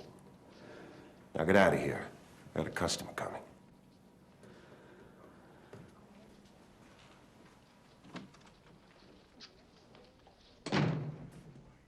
Right. Yes, I understand. Okay, thank you. Bye-bye. What's up? I've been talking to some of Linder's competitors. Every one of them says that Linder has been a real problem for them in the past year. The guy has underbid all of them on government contracts, and some of the managers have come out flat and said that they don't know how this man can bid so low. Well, I know how he's doing it. He's cutting corners. Which allows him to get the big contract. Which means he's producing more toxic waste. Absolutely. How much toxic waste do you think he's dumping illegally? Well, I couldn't tell you exactly, but it's enough to pose a major hazard to the community, and Linder has to know that. Would you be willing to testify to that? Oh, I would look forward to it. Okay, look, what I gotta find out now is how much toxic waste he's given to Nelson and how much he's putting down the sewers. Yeah, but for that you need documentation. Yeah. You think he's keeping 2 sets of books? Possible, but how are you going to find those books? That's my problem.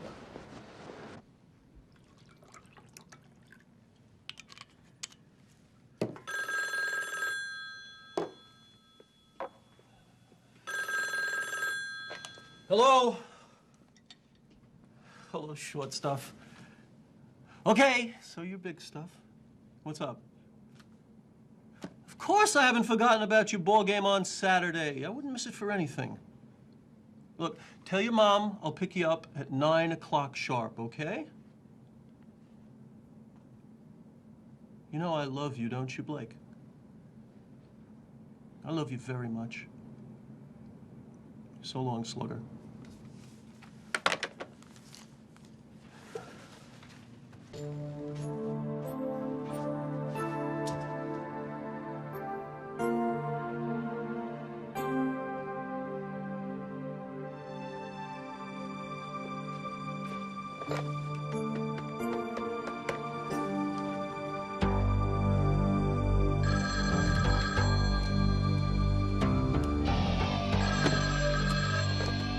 Hunter homicide. Listen, I've got some information for you on this illegal dumping case. And the little boy. Yeah, who's this? Hello? Hello? I don't believe this. This isn't happening. He was on the phone to a cop. How could you? Your friend Howard was gonna sell us out. You don't know that. Well, now I know he won't. Don't worry, Ben. Don't worry. Shut up! Get your hands off me. Get out of my sight.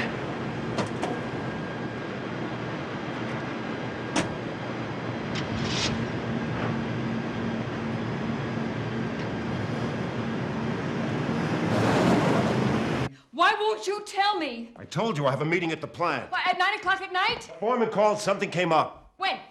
When did he call? No, that is not good enough. Well, it was always good enough for you before. Since when are you worried about my work? All you ever cared about was whether or not the money kept rolling in. Now, I gotta go. I want to know the truth about why you used my name on that dummy corporation to buy part of Howard Nelson's company. Was it so that you could dump cyanide in the sewers? I told you it was for tax reasons. Tell me what you think I want to hear. But right now, I want to know the truth, Ben. Are you responsible for that child's death?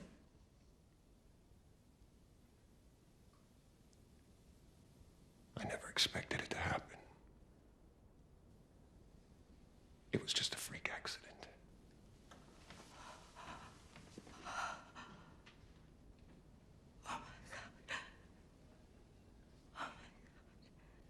Julia.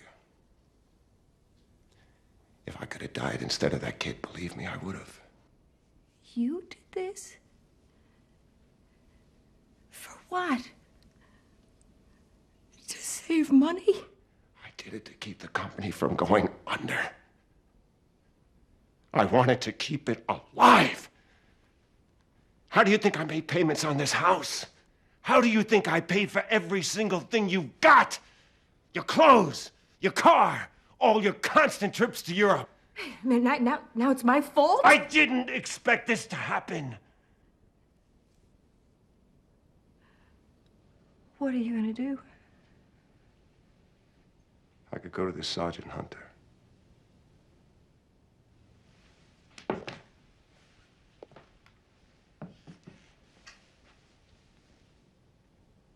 Tell him everything. I'd go to jail. We'd lose every single thing we've got. Julia, I would do this. I would do this if you would forgive me.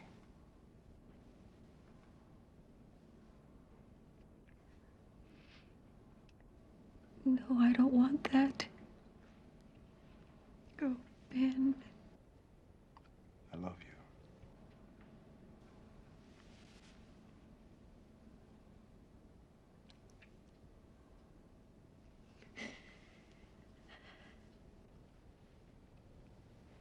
I have to go.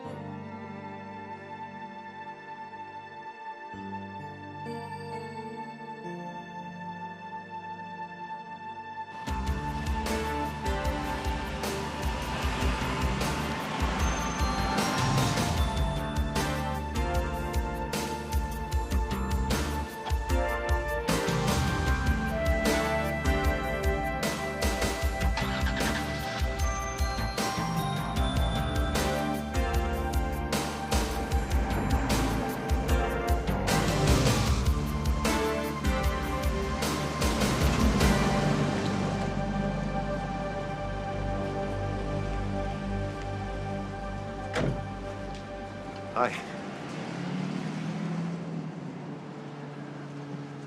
What is it? You said you would tell her. I know. You said you would tell her when you got back from Washington, and you're back. Diane, this isn't the right time. Isn't it? Well, you know what? I don't think there's going to be a No, right wait a second. Just wait a second. Please, listen to me. Just listen. First of all, I've got a lot of major problems in the business.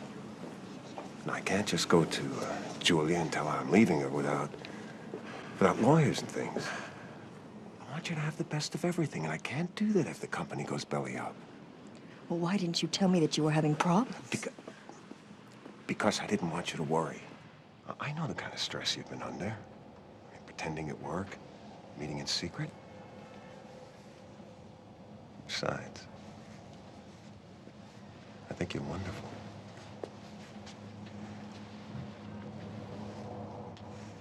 Come on, let's eat. Oh, Ben.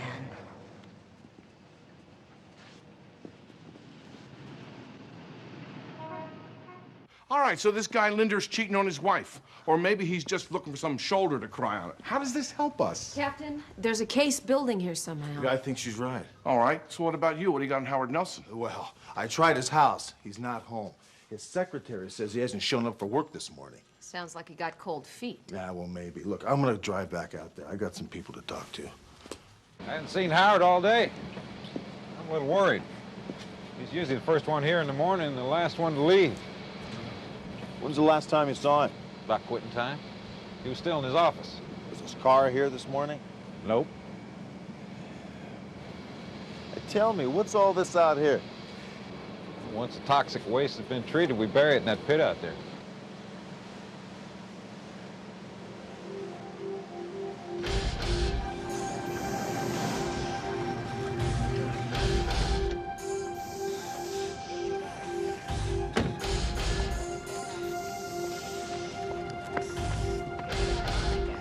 They found Nelson's car about 5 blocks away from here outside a local bar. No sign of Nelson. Sergeant Hunter, I think we got something.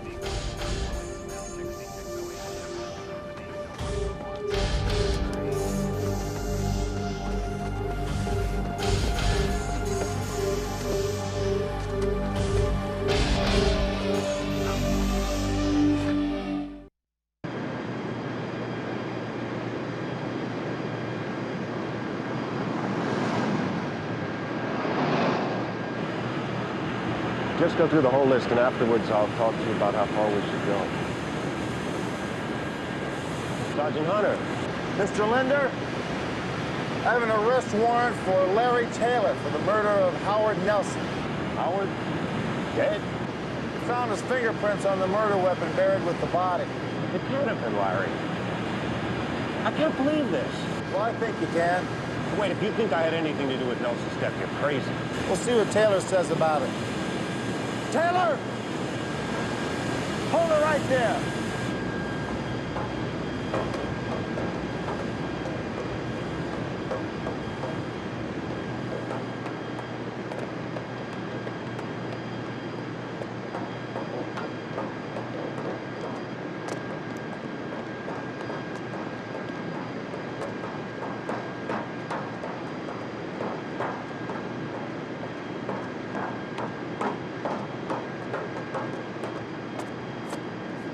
Hold it right there, Taylor. Freeze. Taylor!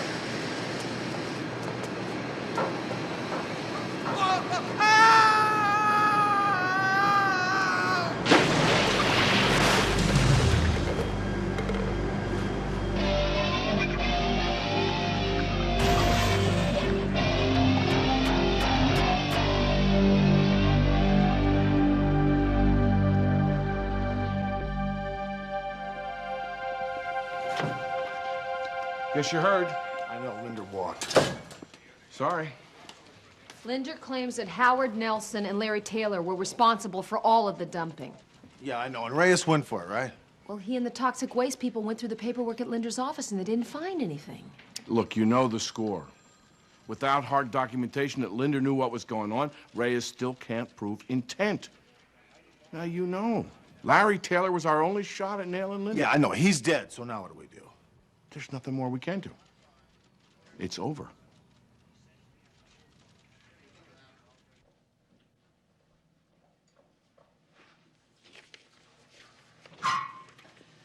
Ben?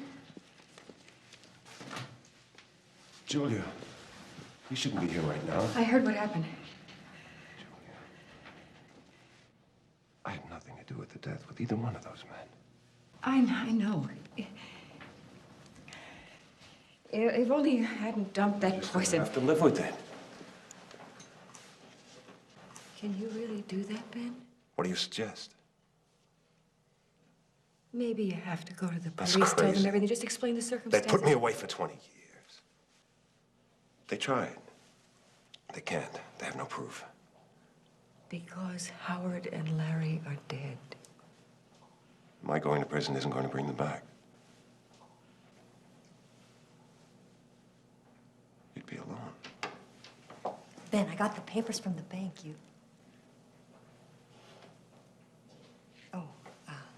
Hello, Mrs. Linder.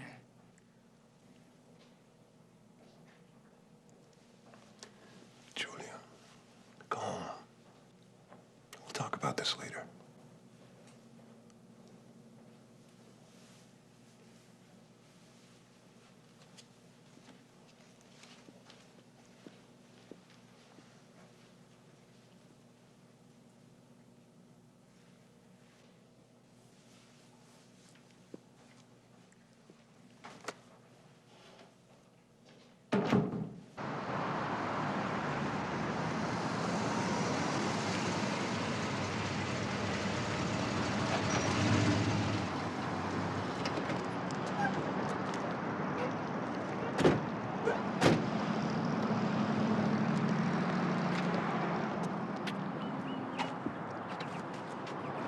the matter?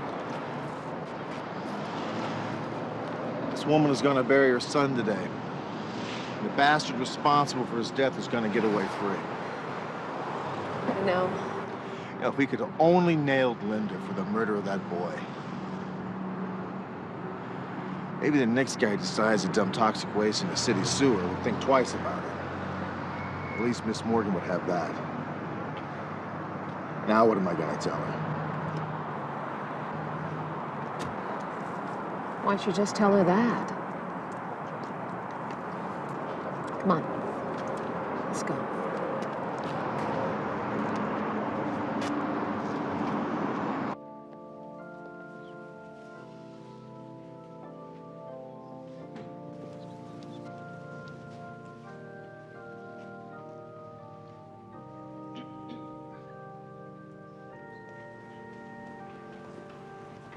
Mrs. Morgan, I just wanted to say how sorry I am. What's Mrs. Linda doing here? I don't know. Kind of peculiar, don't you think? I just read about what happened, and I wanted to say how badly I feel for your loss.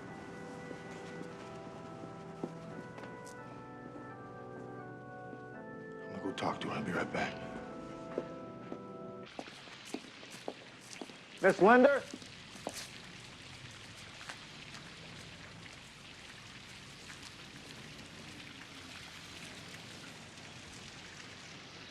Somewhat surprised to see you here today. I read about it. I just felt badly, and I wanted to attend. You know your husband's responsible for that boy's death, don't you? I have to go. Are you going to the funerals of all your husband's victims, Miss Linder? What do you want? I want your help. Now, there's got to be records that explain exactly what's going on at Linder Chemical. Whatever Ben is, he is my husband, and I love him. And he loves me. Are you sure about that?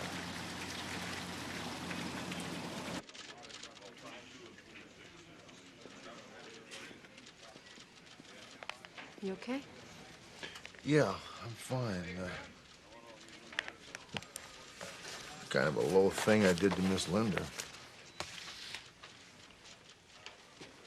Probably would have found out about the affair anyway. Sergeant Hunter?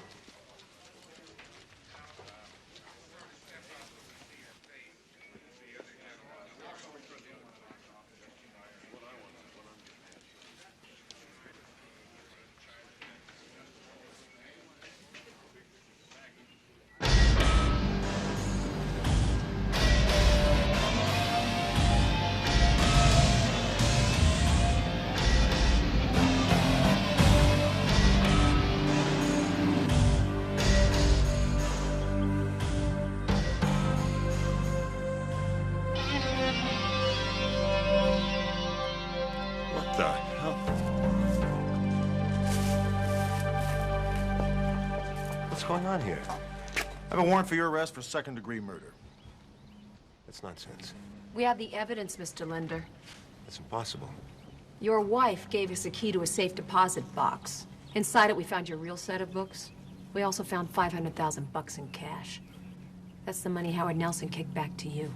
You ought to feel real good about yourself, Mr. Linder. You're about to make history in California criminal law.